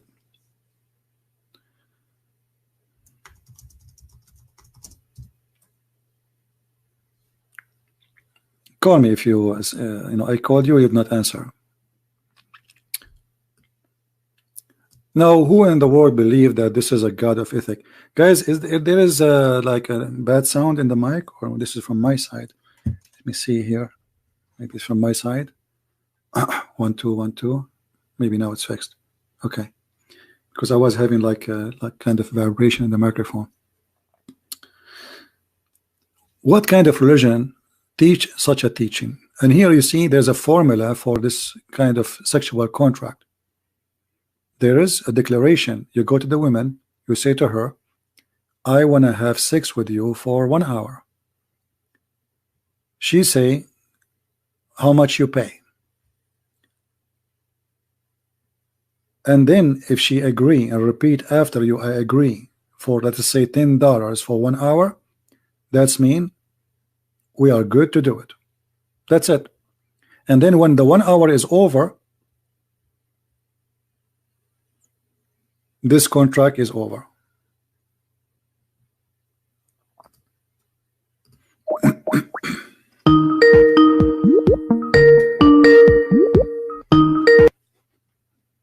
Hello. Yes, my friend, how are you?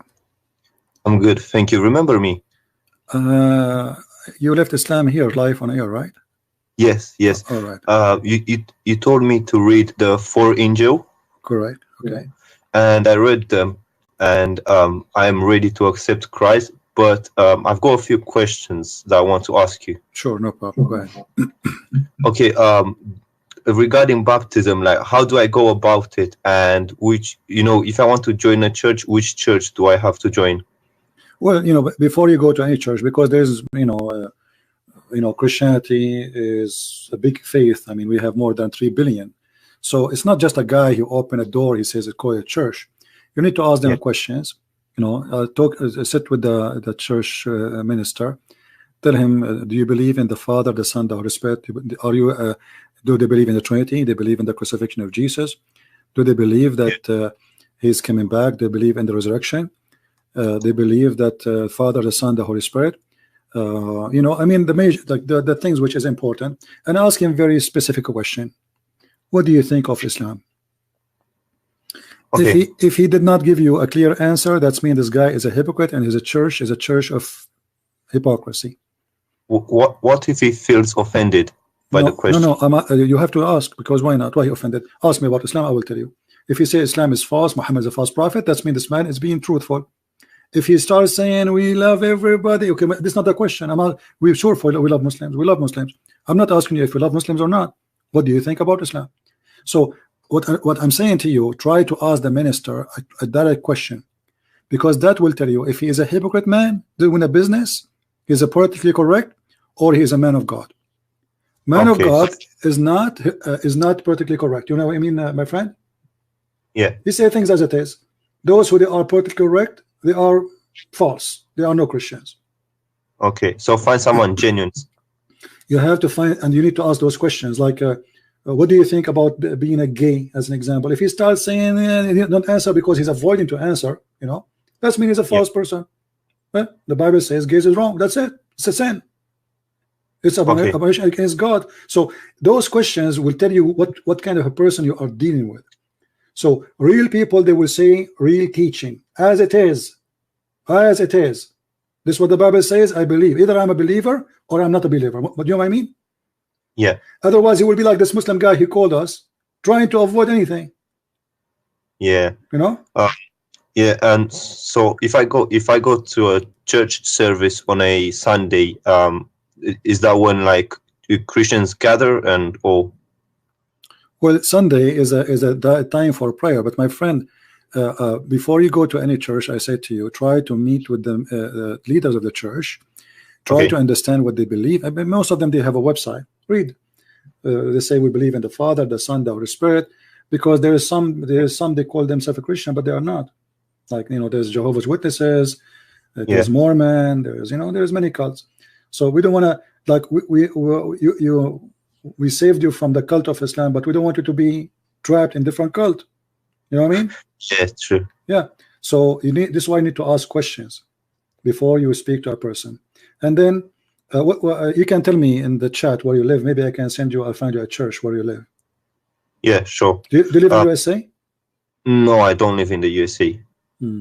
Okay, well, later you can tell me. Maybe I can find something trustworthy. Yeah, sure. And then once I decide on the church, and once I'm happy with that, then the next step would be to get baptism, right? Yes. Okay.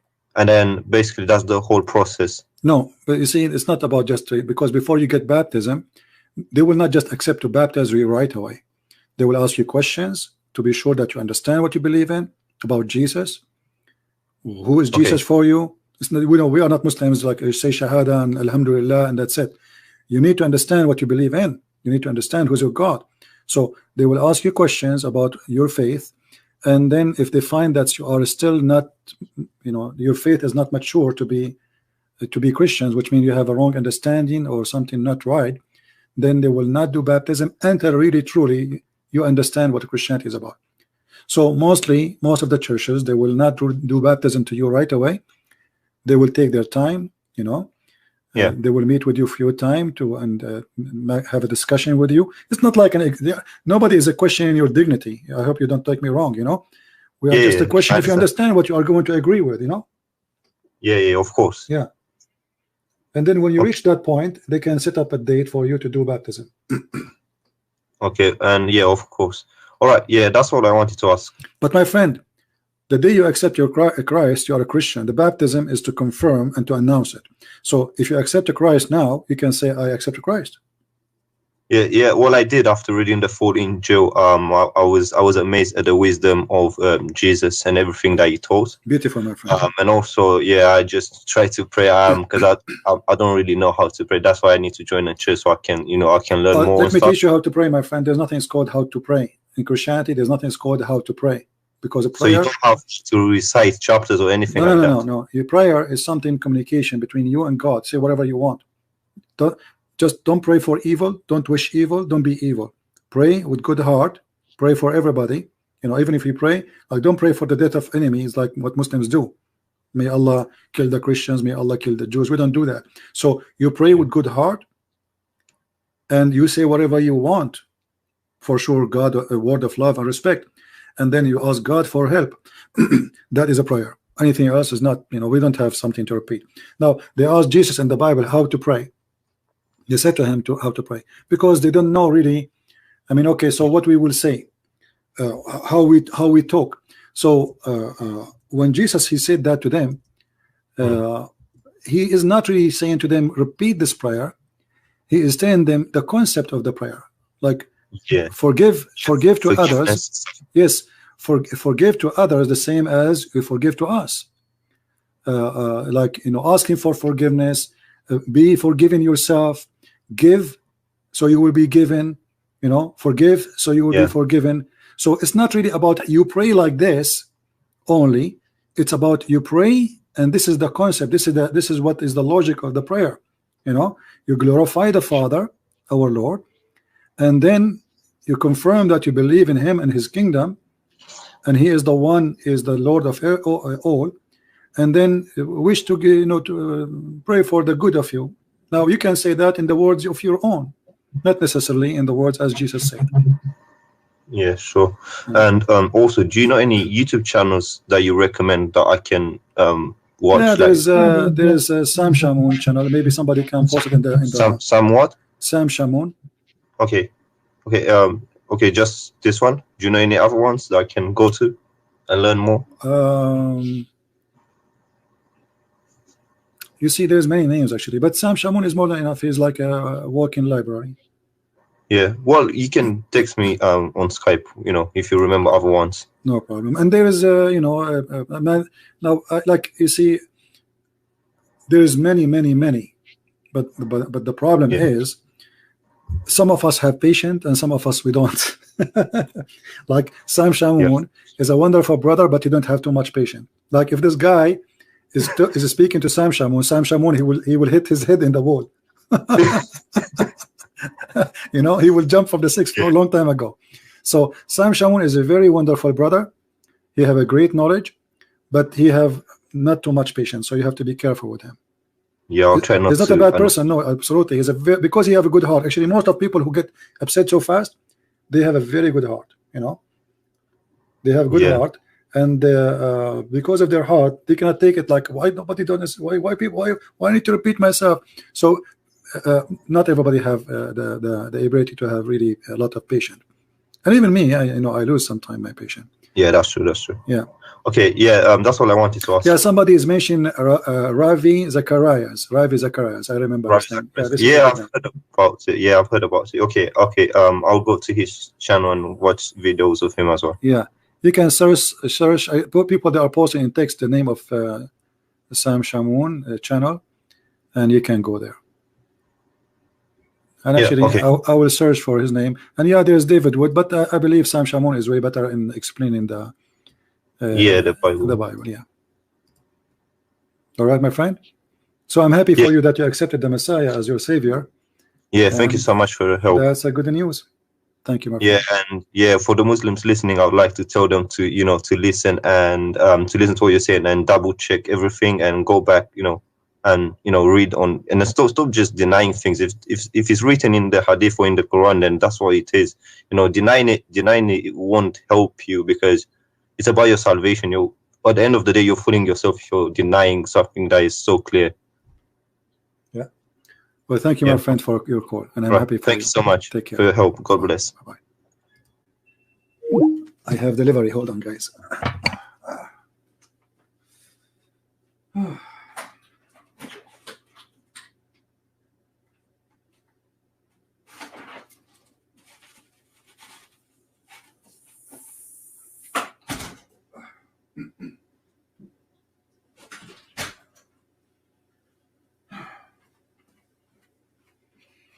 All right, this was a real Jibril. Well, we are happy for this gentleman. I remember him, I asked him to accept Christ before. He said he cannot just do that. He have to go and read and etc. Here we go, and he came back and he called us, and he decided to accept the Messiah.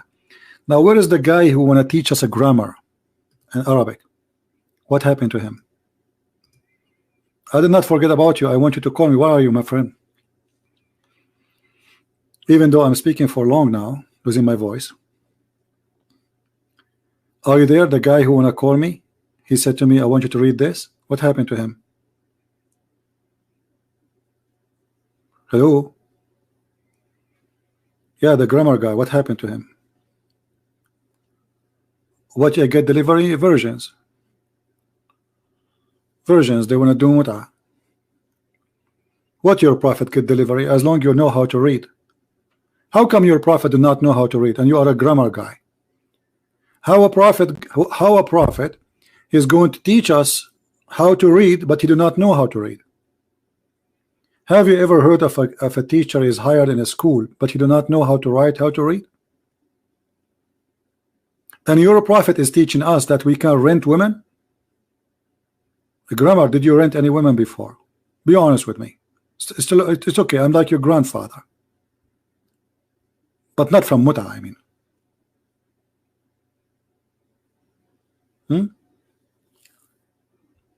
Are you there, Mr. Grammar? And why you are not calling me until now?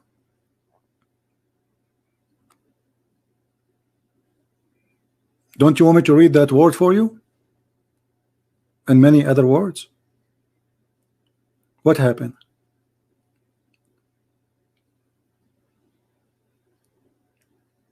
Renting women? Do you people have a shame? Do you people have a shame?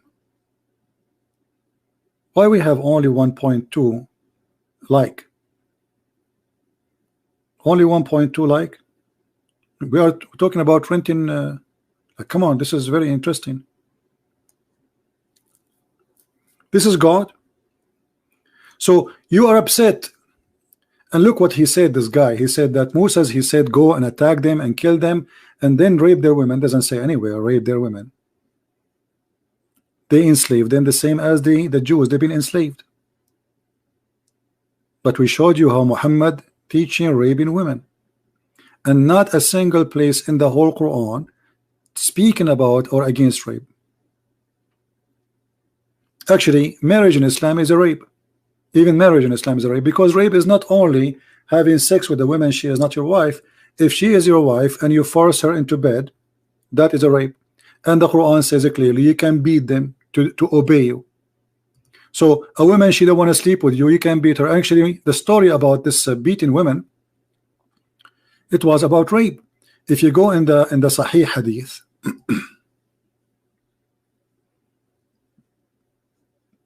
what? Hold on. I'm trying to read what this Abdul is saying.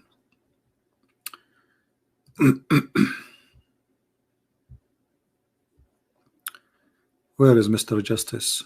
He said something. I want to read it. This text jumped like crazy. It's hard to follow up with it. Okay, let us put it in the screen. CP, when Allah is a teacher, he can make an illiterate man the greatest ever scholar. Okay. Well, the greatest ever scholar says you can lie to your wife and you can beat your wife. And you can rent a woman for one night stand or 1 hour.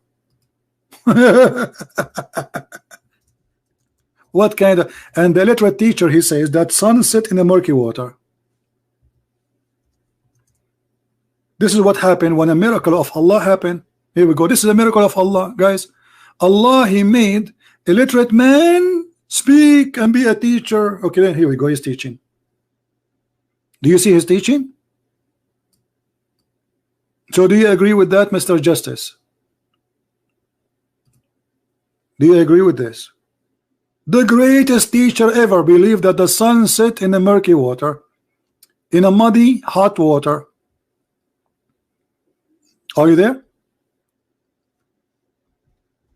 Mr. Justice, are you there? I'm really convinced that Muhammad is a teacher. That's it.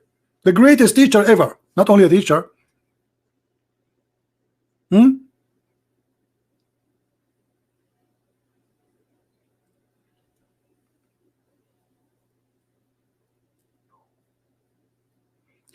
Just saying you accept Christ does not make you a Christian. Not saying, you know, just believing. If you believe in Christ, it makes you a Christian. If you believe. Jesus says, whoever believe in me, and I will live. And believing here, it's something you believe in, not something you say.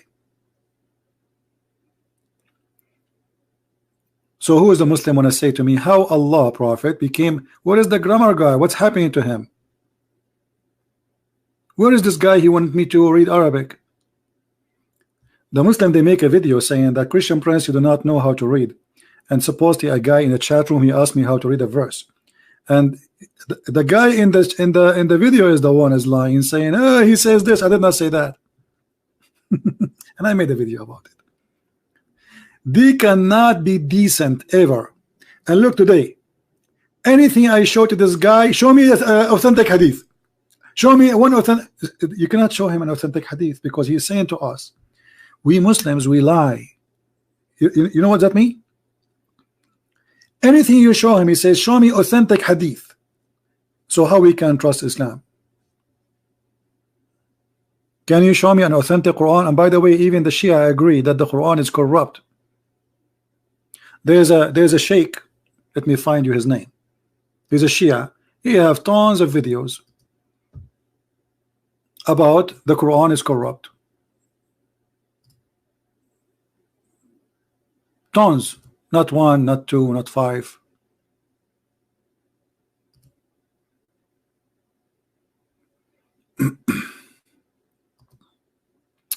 What his name was?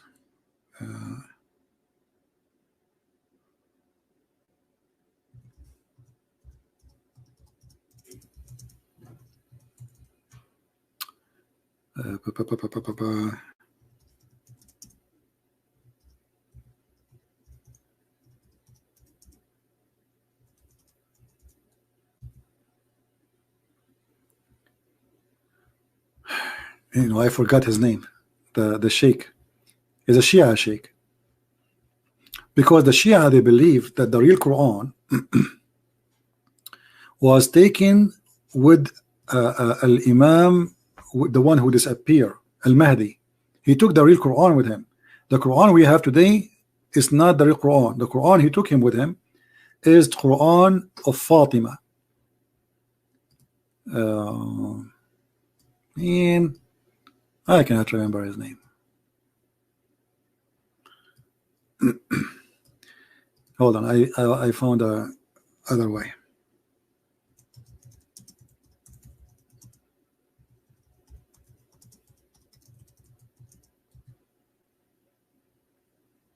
Here we go. Yasser al-Habib. If you go to the channel of this guy, and he is a Shia sheikh. You see him? He is a Shia sheikh. He have a TV station, you know. So go to his channel, and actually let me do the search right now, as long as I remember the name.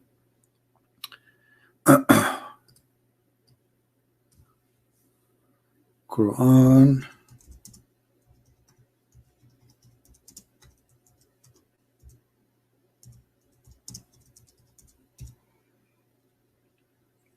All right.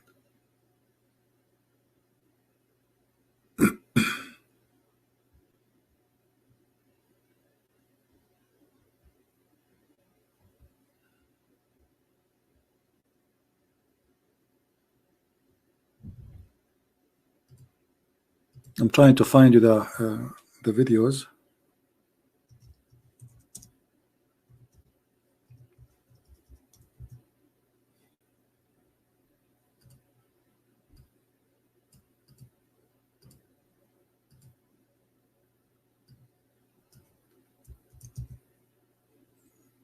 All right.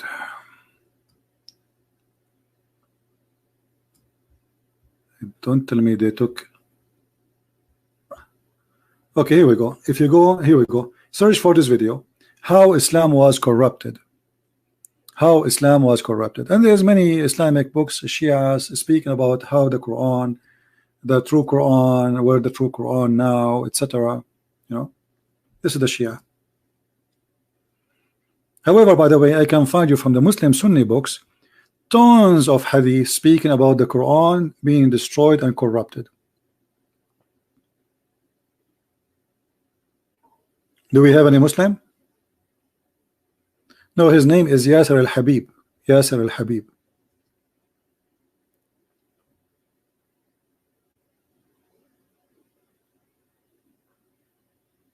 All right. Sunni is the same. My friend, Sunni and Shia is the same, you know, like two faces of one coin. Both they practice Taqiya. For those who do not know what Taqiya is we can lie as long we are defending Islam. They can lie as much as they wish. It's not a sin in Islam to lie. All right. This is a very, very this is from the Quran too. This is not just the word Taqiya appear in the Quran. So the Quran teach them that you can speak to non-Muslims, say to them anything as long you don't mean it, you are fine. And let me show you the proofs. Here we go. I will use interpretation accepted by the Shia and the Sunni. This is Ibn Abbas, the cousin of the Prophet. This is a chapter 3 verse number 28, as you see in the screen. Thank God that the website is working now. Finally, this is owned by the king of Jordan, who claimed that he is from the family of Muhammad. A Muslim, he cannot take you as a friend, never. Otherwise he is not a Muslim.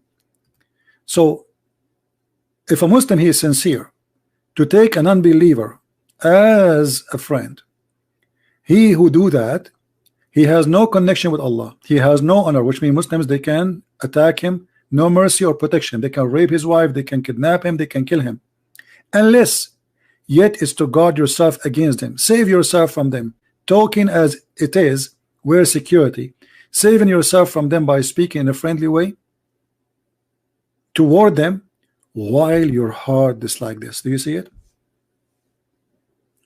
This is Islam, my friend. Who won the reference?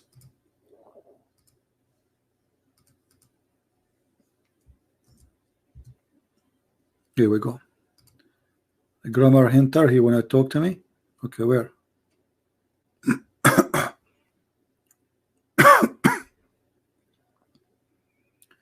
This guy? Where? Which guy? I don't see him. This is a grammar hinter.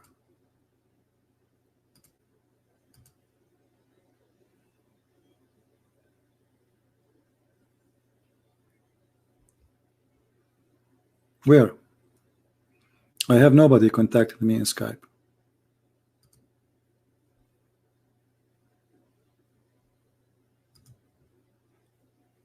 And if he contact me, he can call me.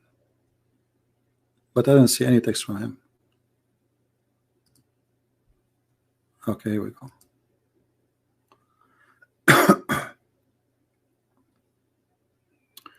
Well, for some reason, when I click at the text you send me, it doesn't work. Maybe he is blocked from before. Maybe he's one of the kids we blocked before. Because when we click at his name, can you send me the chat? I mean, that's just the nickname here alone.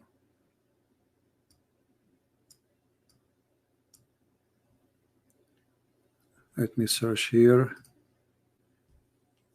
Shafiq.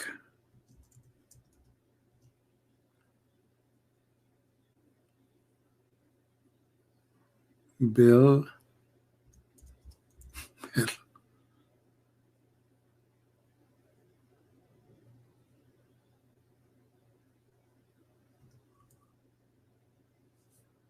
Okay, hold on.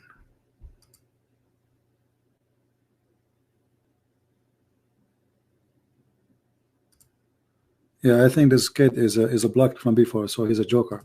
But anyway, let me go to the preference and unblock him, because we just want to have more fun.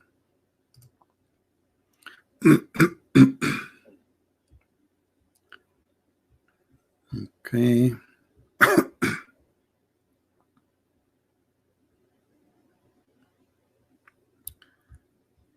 Shafiq.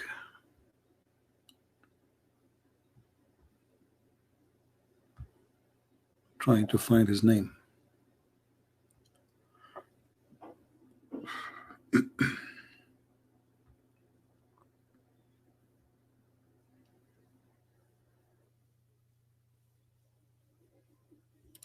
Shafiq.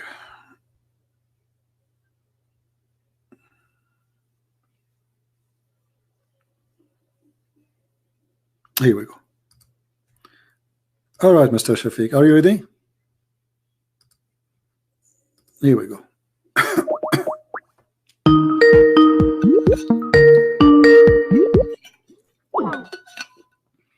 Call declined. What happened? Why you are declining the call? He declined again. Hello? Hello? Hello, Mr. Shafiq. Can you hear me? Yes, I hear you. How are you? I'm ready. So, who is Allah, like you said previously? Do you speak Arabic?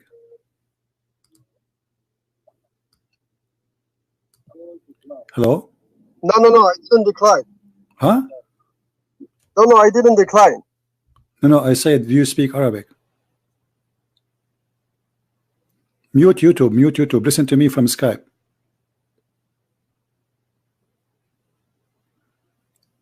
Hello?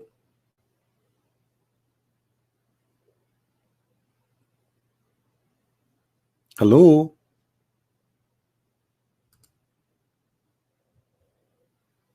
Are you there?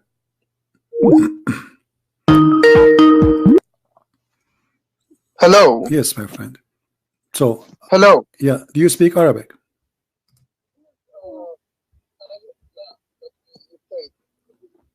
Do you speak Arabic? أنا بحكي العربية. نعم.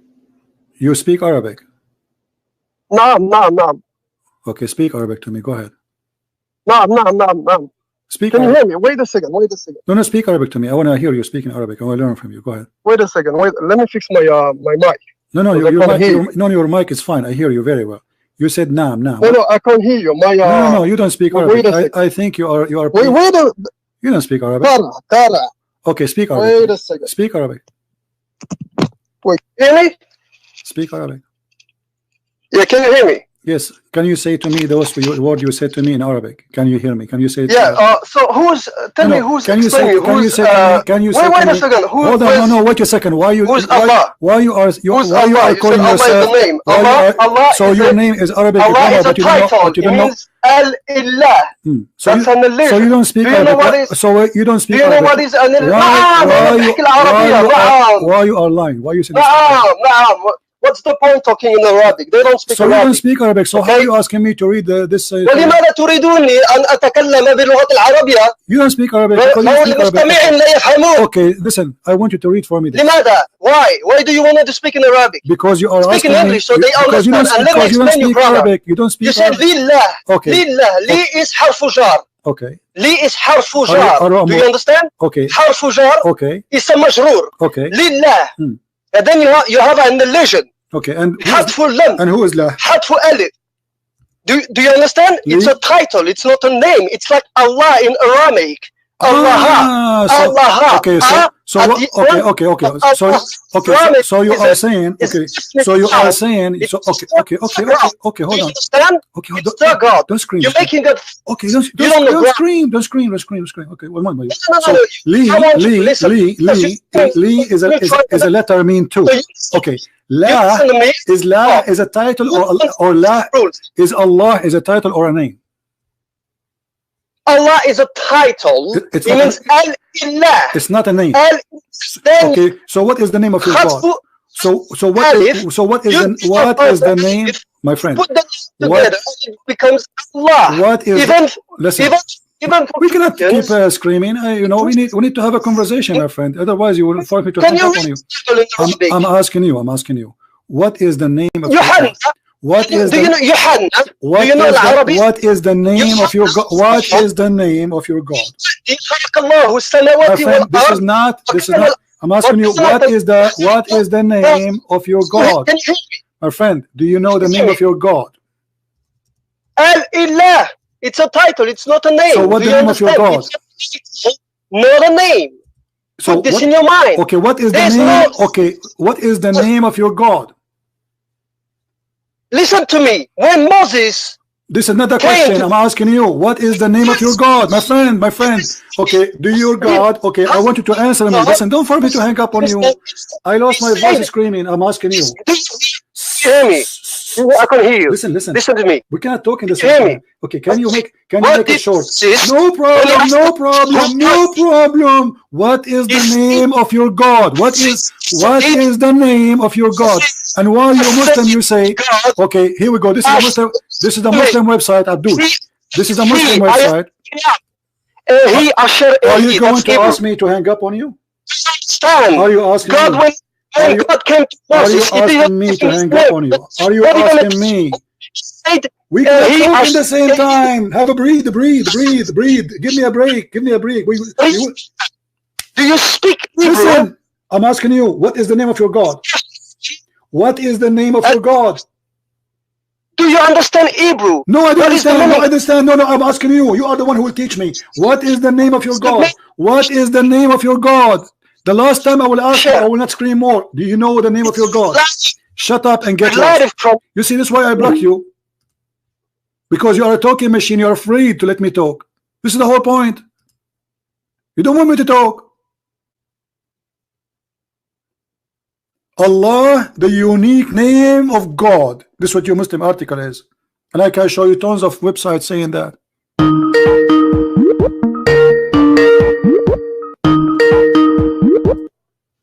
Hello? Hello. Yes. Hi, Christian Prince. I'm so sorry. I didn't want to interfere in this. I didn't want to talk. Really, I've been, listening to these people. They're, I don't know. They don't have logic. They don't know Arabic. This guy, last one who called, he doesn't speak Arabic. He doesn't know Arabic. He's not Arab. Okay. I don't know what was his name. Whatever his name is, Potato. Anyway, so my friend, are you an ex-Muslim? I'm not Muslim. I never been. Okay. So, okay, my friend. But we say always. I told you for one reason. Only we want. No, I know it's only Muslims. Okay. But I'm from a Muslim background. Okay. All right. I called just to explain one thing.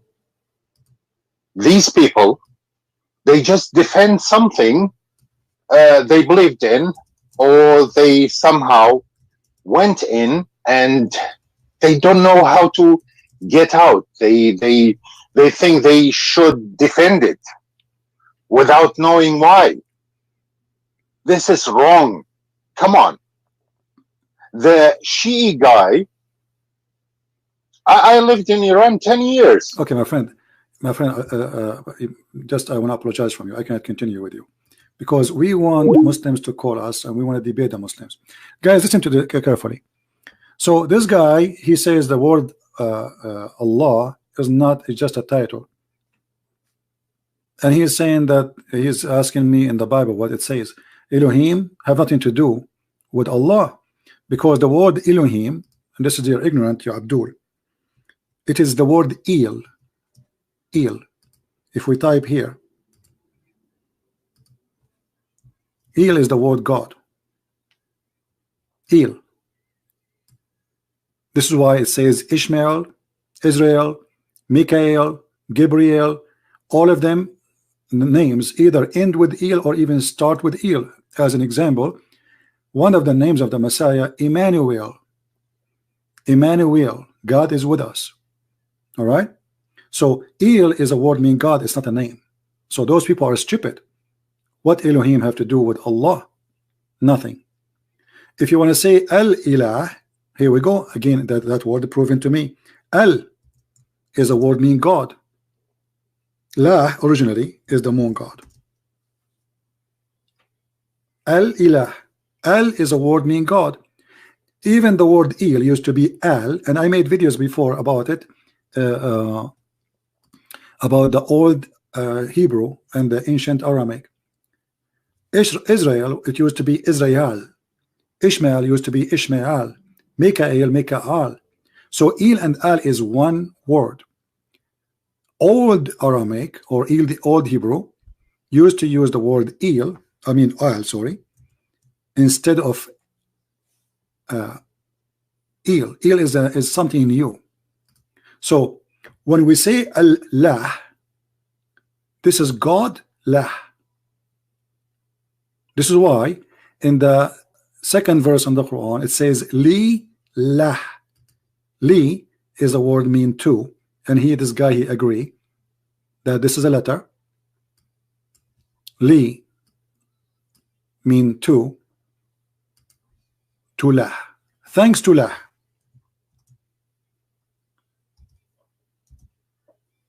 To lah. And actually the verse in the front of us in the screen, it's very unique, and that's why I put it in the screen. The chapter is chapter Ya Sin. Ya Sin, chapter 36, verse number 1. The Muslim interpreters, they say Allah knows best what he meant by those letters because they are ignorant. Ya is a word meaning God. You see, I say to you, Islam is a collection of languages, and he don't know. Muhammad do not know what he's talking about. He's just copy. Ya is a word meaning God. Sin is the name of the moon god. God sin. You can go right now and search in Google, Prophet Google, peace upon him. La, what is the name of the moon god? You will see either La or Sin. And the reason for the different names, because different location, different people. Sin mostly used in Europe. This is why even in English today we say don't do sin. Why? What does that mean? This is pagan. Sin is pagan God. You are committing sin. So we are using the word sin coming from that. Don't do sin. When people they became a Christian, anything is wrong, they correct, they use this word as mean wrong. Pagan.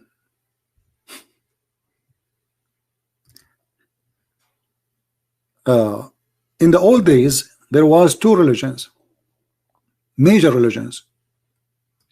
One of them worshiped the moon and one of them worshiped the sun, and that actually appeared in the Quran.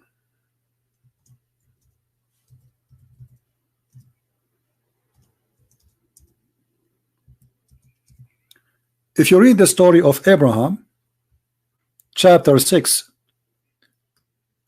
verse number 76, Abraham, he saw a planet, a star in the sky. He said, this is my God, this is Akbar. Sorry, this is my God, did not say Akbar yet. This is resemble at that time how people worship stars. And this is why Muhammad in the Quran, he promised the Sabian to go to heaven. Because Muhammad himself, and we have a proof of that, he was a Sabian. So he said the Sabians will go to heaven.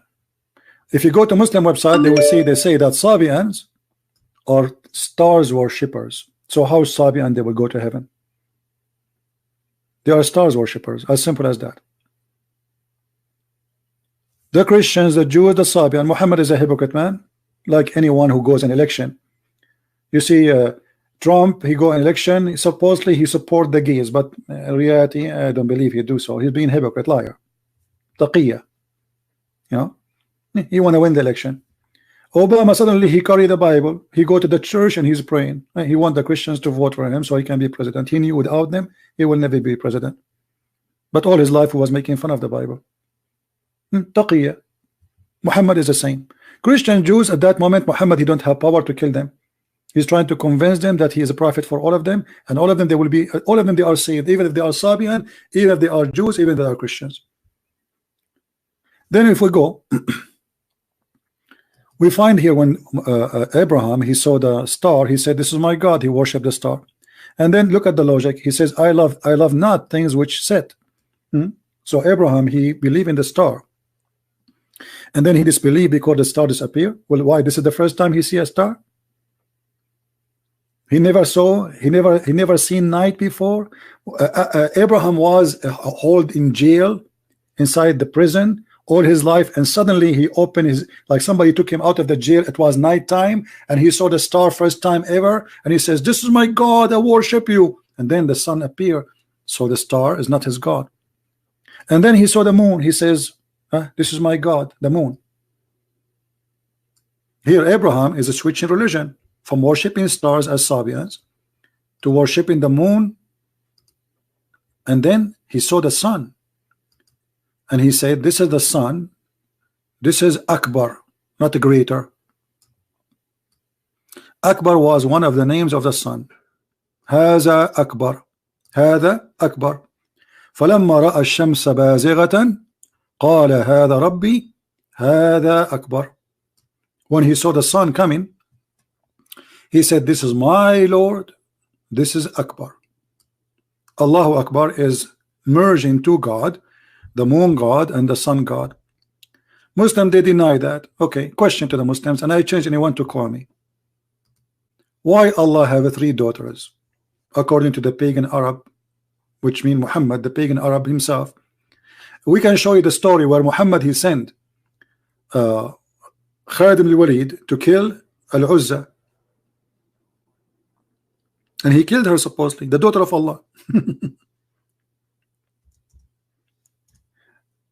How Allah as God, where is the idea coming from? That God, he have daughters, 3 daughters. Who is the wife? Who is the husband? Any Muslim can tell us? Why the Arab, they believe that this God, he have 3 daughters? Who are they, and who he married from who? Any Muslim have an idea?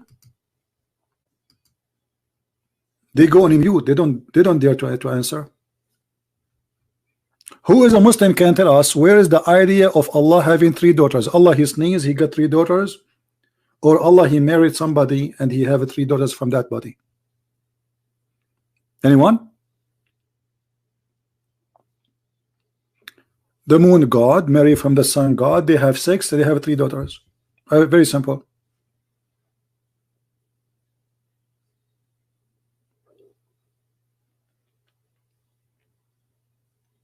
Otherwise, we change anyone to tell us from where. Muhammad Ibrahim, CP is a coward. Why doesn't come speaker corner? Why I want to go? Somebody told you I live in the next door to speaker corner. I live in America. Why I want to go to speaker corner? In speaker corner, how many people you will find there? 20? There we go. I have almost 2,000 listening to me. Speaker corner. And don't worry about speaker corner now. Here we go. You are in the corner without a corner. Can you tell us how Allah, the God of the Arab who worship him, what made the Arab believe he have 3 daughters? Where Allah he got the 3 daughters from? What is behind the story? Mr. Speaker Corner. Anyone? Who is a smart educated Muslim can give us an answer? What made the Arab believe that Allah have 3 daughters?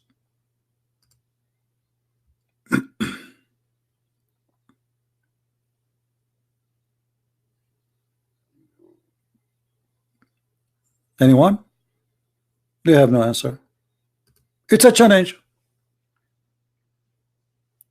You know what? If a Muslim, he can call me and tell me what is behind the story of Allat and Al-Uzza and Manat,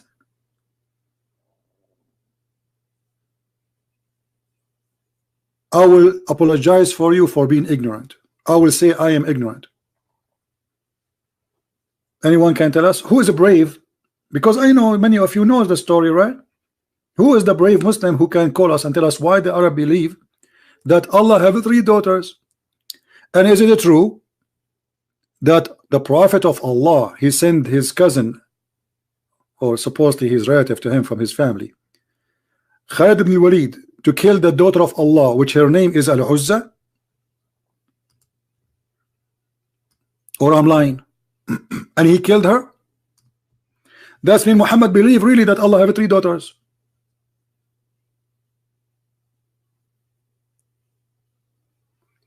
My friend, the one who want me to, you want to ask me, you can ask me. You do not need to call me. We make our call only for Muslims because we don't want to do as many Muslims they do. 2 Muslims speaking, attacking the Bible. We don't want to do that. We want to give chance to the Muslims to talk to us. Sadly, the guy who called me a few minutes ago, he don't want to talk. He don't want to just, and we can't even understand him. And he's a liar. Allah is a name, is not a word meaning God. It means God, I mean, as included in the word, because this is what the name of the God supposedly. But all Muslims website, they say Allah is a name of their God. This is why the Muslim, when they take Shahada, what they say? They don't say there's no Allah but Allah. Correct? If Allah is a word meaning God, then the Muslim, they should say there's no Allah but Allah. Do you understand me, guys? If Allah is a word meaning God, then the Muslim in the Shahada, when they became Muslims, you have to say, okay, instead of saying there's no God but Allah, then why you don't say there's no Allah but Allah? If Allah just a word meaning God, they don't do that because Allah is the word which is a name.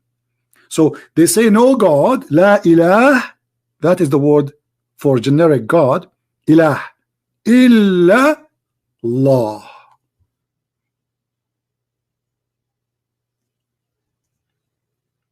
And you can find right now, you can search in Google, you will find all Muslims agree that this is not a word mean God. It means God as included because this is the name of the God, but it is a name, not just a word. All right. We go back to the topic. So as you see, Islam is a collection of crazy stuff. And look at the logic of Allah. Why Allah is rejecting having daughters? Anyone? Did he have rejected daughters here? Look what he said. He says, what? Like what? For you the males and for him the females? What kind of God he says that? The Quran says that the Arab, when they hear they have a daughter, their faces will turn bad. They get upset. But he is the one who's getting upset from the females' daughters. Do you see it? He says the Arab, they get upset if they have a female daughter. But look what happened. He said, like what? Yours is the male and his is the female. Indeed, this is unfair division. Do you see it? Is that my translation? No. So Muhammad, he rejected that Allah have 3 daughters, not just because they are daughters.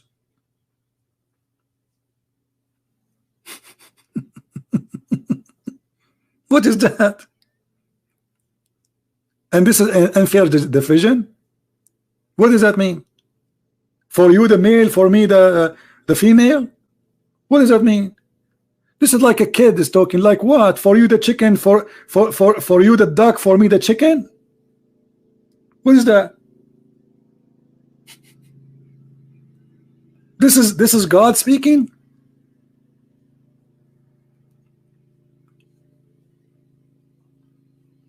My friend, I gave you a chance to talk to me. You are just a kid. You want to shout, you want to scream, and you are an idiot. Anyone can type right now about the name of the name of the God of Islam. Allah have 99 attributes, right? But one of them is a real name of your God.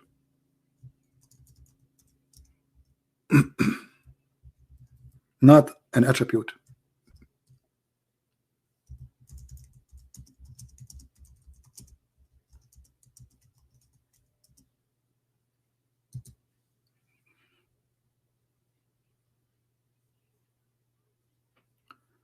All right.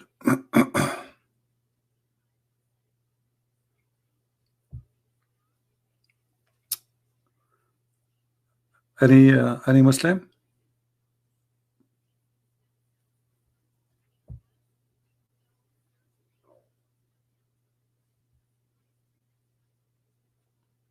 Hmm?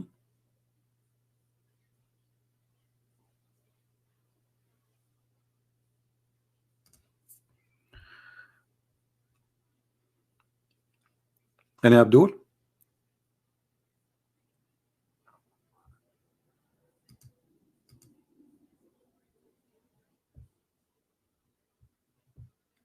Nobody?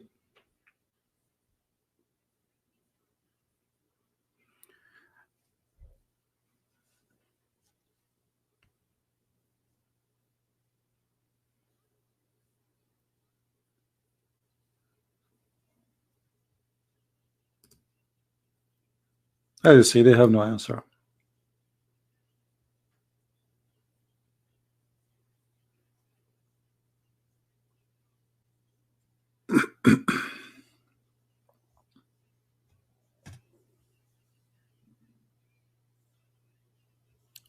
This is a Muslim website. It says the word Allah is a proper name, is not equivalent to any other language. Do you see it? This is your Muslim website. They lie, my friend.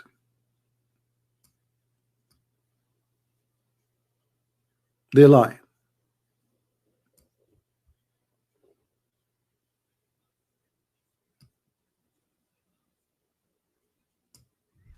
Allah here is prayer. You see, we were not able to speak to this guy because he shouted and he screamed like a mad person.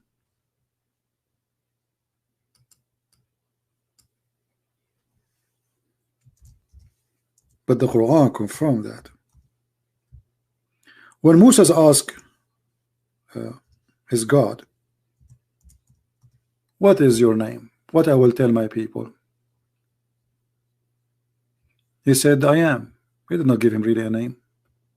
Now, when you read in the foreign language, you might think this is a name. Like when a person he say, okay, it says Elohim or it says Yahweh, he might think this is a name because it's a foreign language. But this is not a name.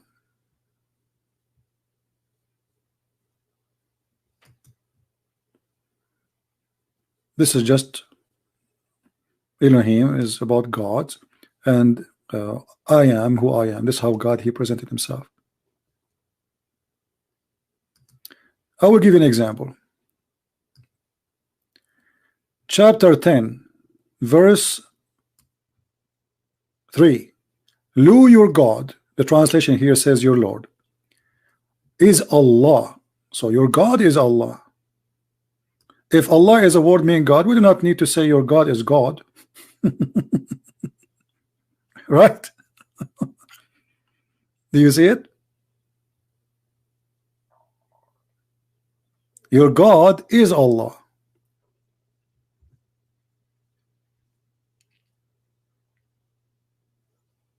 That is what the Quran is saying. But when you speak to an ignorant kid, he shout, scream, and he is being stubborn, he is an idiot. He is upset because we expose that Allah is nothing but a moon god. La is the moon god. This is the whole story. This is why they're upset. If you search right now, what is La? La is the moon god.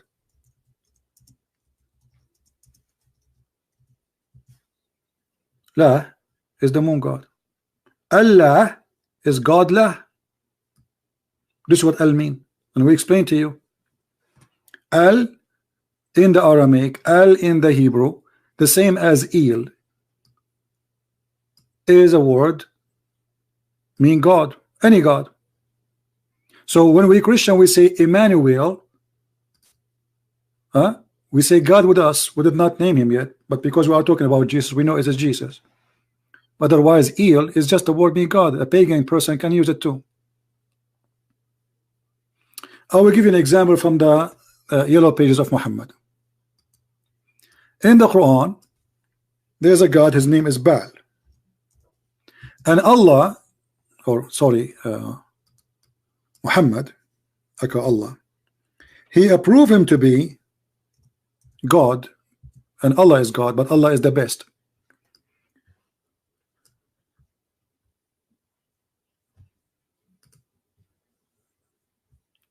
Ba al is the word God. The God is Ba, and his last his title is Al, is God Baal. Are you going to cry for to Baal and you forsake the best of the creators? This verse confirmed that the God of Islam, or Muhammad, aka Muhammad, confirmed that La is the moon god who is better than Baal, but both of them are creators. Because if there is only one creator, how you say he is the best of the creators? That will be a lie then. If there's only one creator. When I say I am the best of the student and I'm the only student, that's him. I'm lying, because I'm the only student. Correct? Do you understand? If you say I am, okay, if you go to your mother and you say, let's say you were a kid, hey mom, I am the first in my classroom, and you are the only one in the classroom, you are a big fat liar. Because the second you say the best of, that means there's other like you are lying. The best, Allah is the best, but there's no others, unless he agree that there is a creator. And then if we go and read the interpretation for this verse, we will find that the one who said this, it was not Allah, it was not Muhammad, it was a guy, his name is Abdullah ibn Sarh. He was the inscribe for the Prophet, supposedly. Muhammad, he was reading Quran, or let's say reciting, claiming that this is received, this is from Allah, asking him to write it. So the guy, he says to him, Abdullah ibn Sarh, and this is appear in two places in the Quran.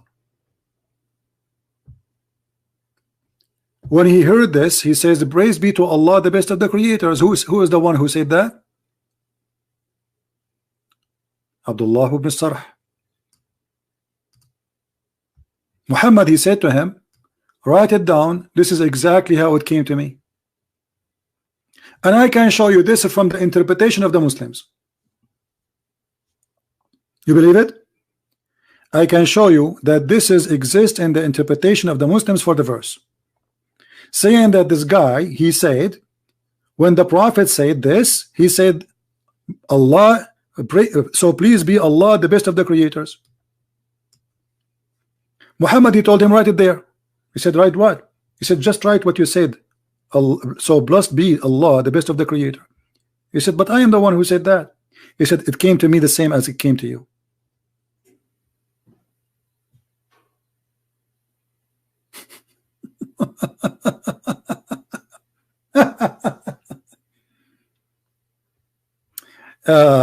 Kira Grammar, you're an idiot, because I told you, I warned you many times, don't force me to hang up on you, and you're still talking, keep talking, keep talking. You are just a kid, so don't tell me you promise me. I don't trust somebody. You see, you're a man, you're an adult. All what I ask you for, let us talk, me and you. And I told you, don't force me to hang up on you. And I told you, this is why I blocked you before, obviously. And here we go, I blocked you again. You're a kid.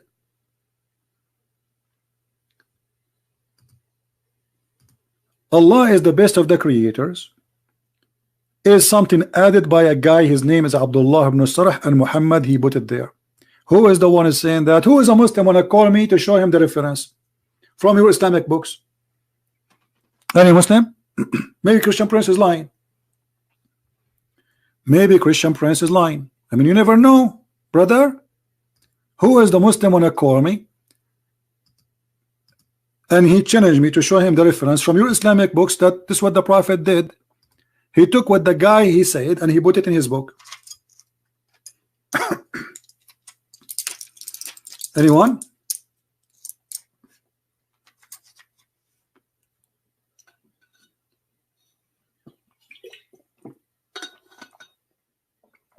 I lost my voice. Any Muslim want to do it? It's not me saying that. It is you Muslims saying that this is happened because a guy, his name is Abdullah ibn Sarh, he added those verses, and Muhammad, he copied him, and not only that, he left Islam, this guy, because of this. Because when Muhammad he did that, he said, well, you know what? Obviously Muhammad is not a prophet.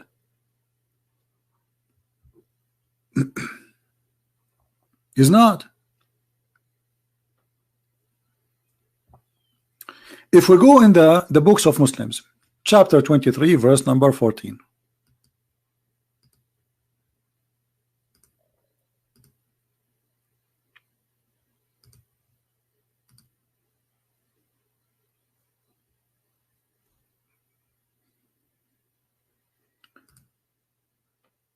Let us see here. I'm trying to find it for you in English.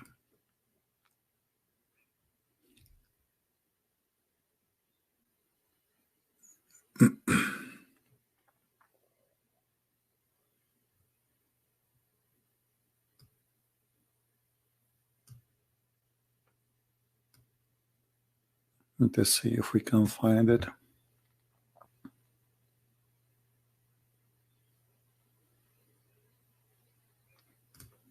And look here, they are talking about that Muhammad is copying from Umar. Umar al-Khattab, he said that Allah, he agreed with me in three things. Allah, he took from Umar 3 orders and he made Quran exactly as he said. But I want to show you. Let us see if we can show.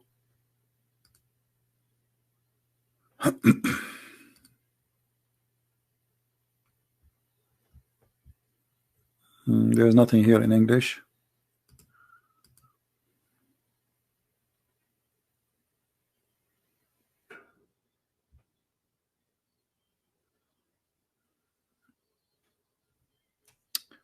Okay, let's see.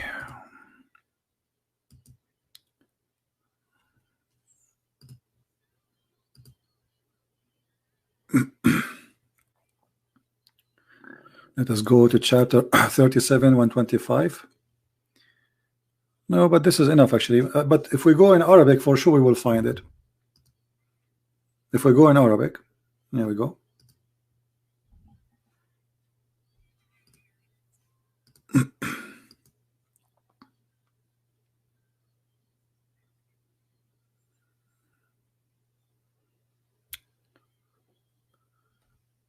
Who is a Muslim wanna call me so we can read the reference together?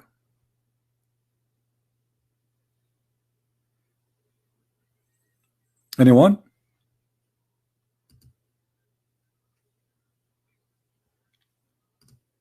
Mayday, Mayday. Who is a Muslim wanna call me so we can read how Muhammad he copy? Allah is the best of the creators from a person. His name is Abdullah ibn Sarh. Let me open it in Google browser so we can translate to English. I could not find it in English directly, but so we will do this. This is the website of the Kingdom of Jordan. This is the book of Al-Qurtubi, Tafsir Al-Qurtubi, chapter 23, verse number 14. I will click in front of you, translate to English.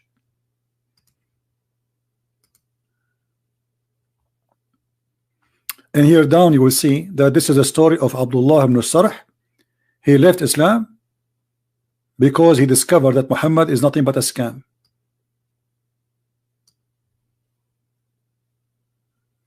All right.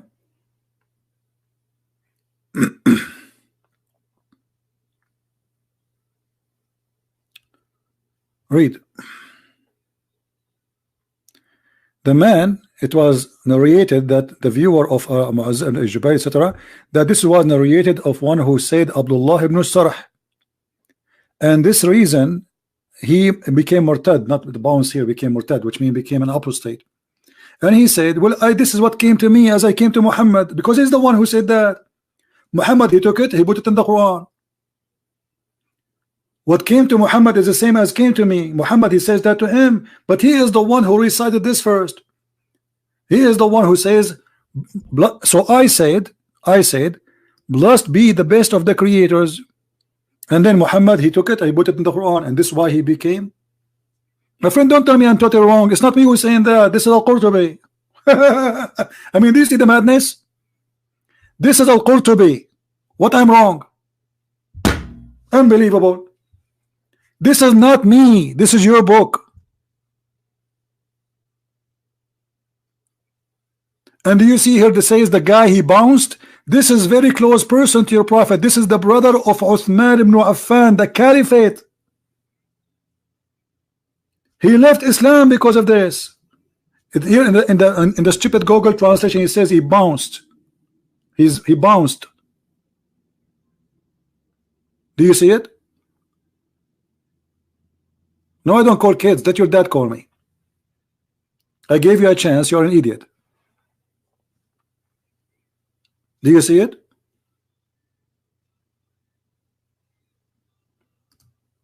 Your prophet is copying the guy and adding it in the Quran.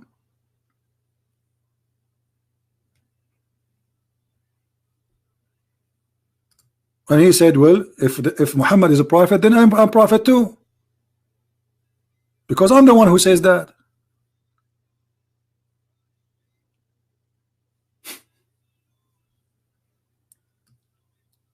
And Muhammad always, he copied from people. You know, he copied poetry from Imru al-Qais. He copied from Umar ibn Khattab, as we showed you. Crazy stuff.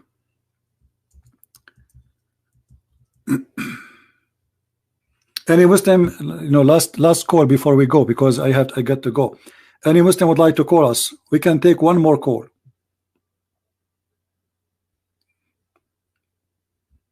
I'm talking alone, because when you call me, you were talking alone, you idiot. Get out of here. I gave you a chance to call me. I am the one who called you, actually, and I wanted to have a conversation with you, but you did not let me talk. You are a mad person. I feel sorry for your wife, by the way, if you ever get married. I mean, what kind of a person you are? You can't let people talk. Are you calling me to talk? Only you? Go open your channel and talk. But I will tell you why you don't want me to talk. Because you are afraid of me talking. So the only way you defend your religion is we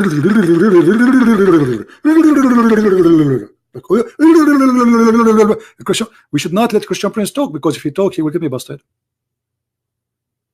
So you call me because you are terrified. You are talking to Christian Prince. How I can silence this person?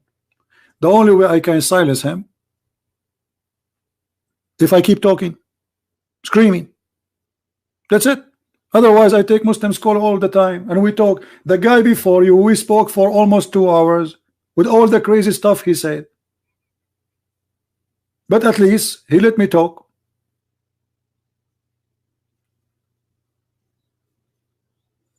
And the topic is very simple. Is Allah is a name of God or not? It is. You do not need me. You can go right now and Google, search, ask any Muslim. You know, there's a website. It's called Ask an Imam. Send them a question. Is Allah is a name or a word mean God? Send them a question.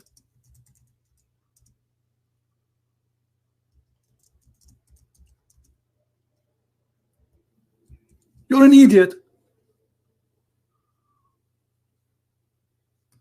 You are literally an idiot.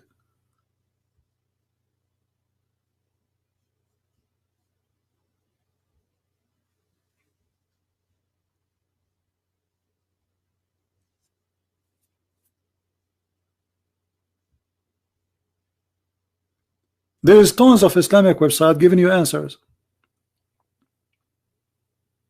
Madness.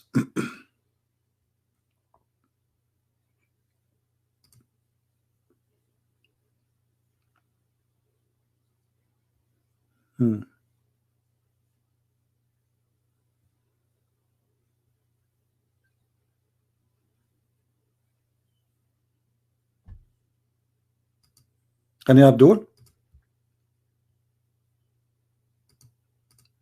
Last call. We have to go. We cannot stay here forever. Any Muslim?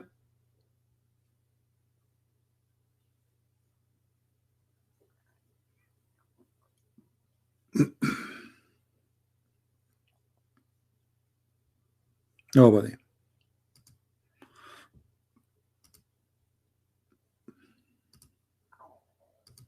I don't know if you can hear my stomach is talking. I had not eaten since yesterday. Anyway, guys, I'm busy publishing my books. So yesterday we sent for print my book 6 and Allah in Spanish. So those who speak Spanish, my book will be maybe out in Amazon maybe in 48 hours from now. All right.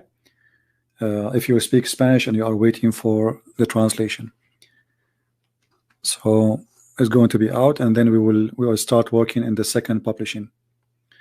My voice is not good. I lost my voice, and actually I have a dry throat. I wasn't planning really to go, but I said those guys, they did not hear me for 3-4 days. They might kidnap me if I didn't show up. I burned even my upper lips.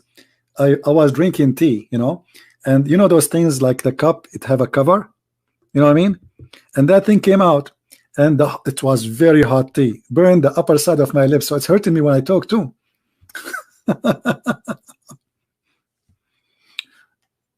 Yeah, I have a burn in my upper lips. It feels weird actually when I talk. It feels numb. But I said, okay, you know, I did not show up for a few days. You know, that will not be good. And tomorrow, I hope I will be able to do so. And actually, I have to cut the grass today because tomorrow we have a snow. You believe it? I have to cut the grass before the snow comes. Otherwise, I will not be able to cut it until the coming year, the coming summer. You know, so I have work to do, and you know, when it get late, we cannot turn the machine to cut the grass. Otherwise, people will be upset because of the noise. Tomorrow we have a snow. Unbelievable. There's a global warming everywhere except around my house. Me. And by the way, how Allah He sent the snow? Who remember? Where Allah He sent the snow? He sent it from mountains which is located in heaven. Right? Remember that. Science. This is God. This is God.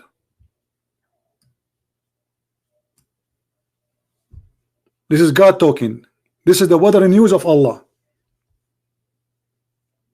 The weather news of Allah saying that hail come from mountains which is in heaven.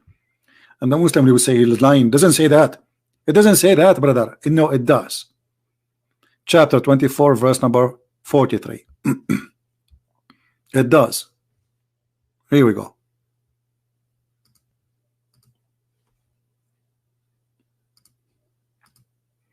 Don't even try. And this is your scholar's interpretation, not mine. From mountains where is ice, meanings there are mountains of hail in sky from which Allah He sent down ice. You see it? Do you see it? This is the smart Ibn Kathir who came 800 years after Muhammad. He's smarter, by the way, than the rest. His book is made to defend Islam. And this is the Muslim interpretation in English, which is false fiction translation, far away from the truth. Because Arabic Ibn Kathir is far away from English Ibn Kathir. Even though, even in this, look like this guy, he forgot to take it off. And because I'm afraid that Allah, He will throw from some of His mountains in my yard tomorrow, I have to cut the grass now. You see how much suffering He is doing? And look, brother, look what it says. Allah, He hit with it the one He don't like. Tomorrow we have a snow. Allah don't like me. You see it? Here we go. Allah, He hit with the hail the one He don't like. Read. And He strike therein whom He wills. Did the Christian Prince a second ago he said that tomorrow he have a snow? Did he say that? Did he say only around his house, brother? Brother, did he say that? Did he say there's a global warming everywhere around except around my house, brother? Did he say that? Here we go. Brother. Brother, they're the person name is Christian Prince. And he always say things about Islam. And sorry, I cannot talk more because my voice is gone. Did he say that? Yes, he said that. So what do you want more proof that Allah is God? In my city, nobody will have a snow tomorrow. Only my house, around my house, only. Yeah. I think I forgot the refrigerator door open, the freezer. And now the Muslim, they will record my voice and say, did you guys hear Christian Prince saying only around his house, brother? Brother, did you hear that, brother? Alhamdulillah, brother. Here we go. Allah, He proved that He is God. And the other guy who don't speak Arabic, he knows how to say few Arabic words in the Fusha. لماذا تسألني عن عربية? Oh boy. No, there is no taradam because my voice is gone. Sorry. And I will try to come back tomorrow. How many of you want me to be back tomorrow? Let's see. Let's just make a vote. The only one who want me back, actually, the Muslims. They love me. They love me. I mean, I cannot imagine how much they love me. They send me always messages saying, do you love me? Do you? Do you? Do you? Yeah, they love me very much. All right. This video will disappear for some time and then it's going to be updated, the link, because we post it in different place later. So just wait for it to be updated. And until I see you, I hope tomorrow, all right, I will do my best to come tomorrow. I hope my voice will be good. And until I see you then, I say thank you guys for being here. May the Lord bless you. And remember always, the truth will prevail. Never be ashamed of the teaching of your Lord, like the Muslims are.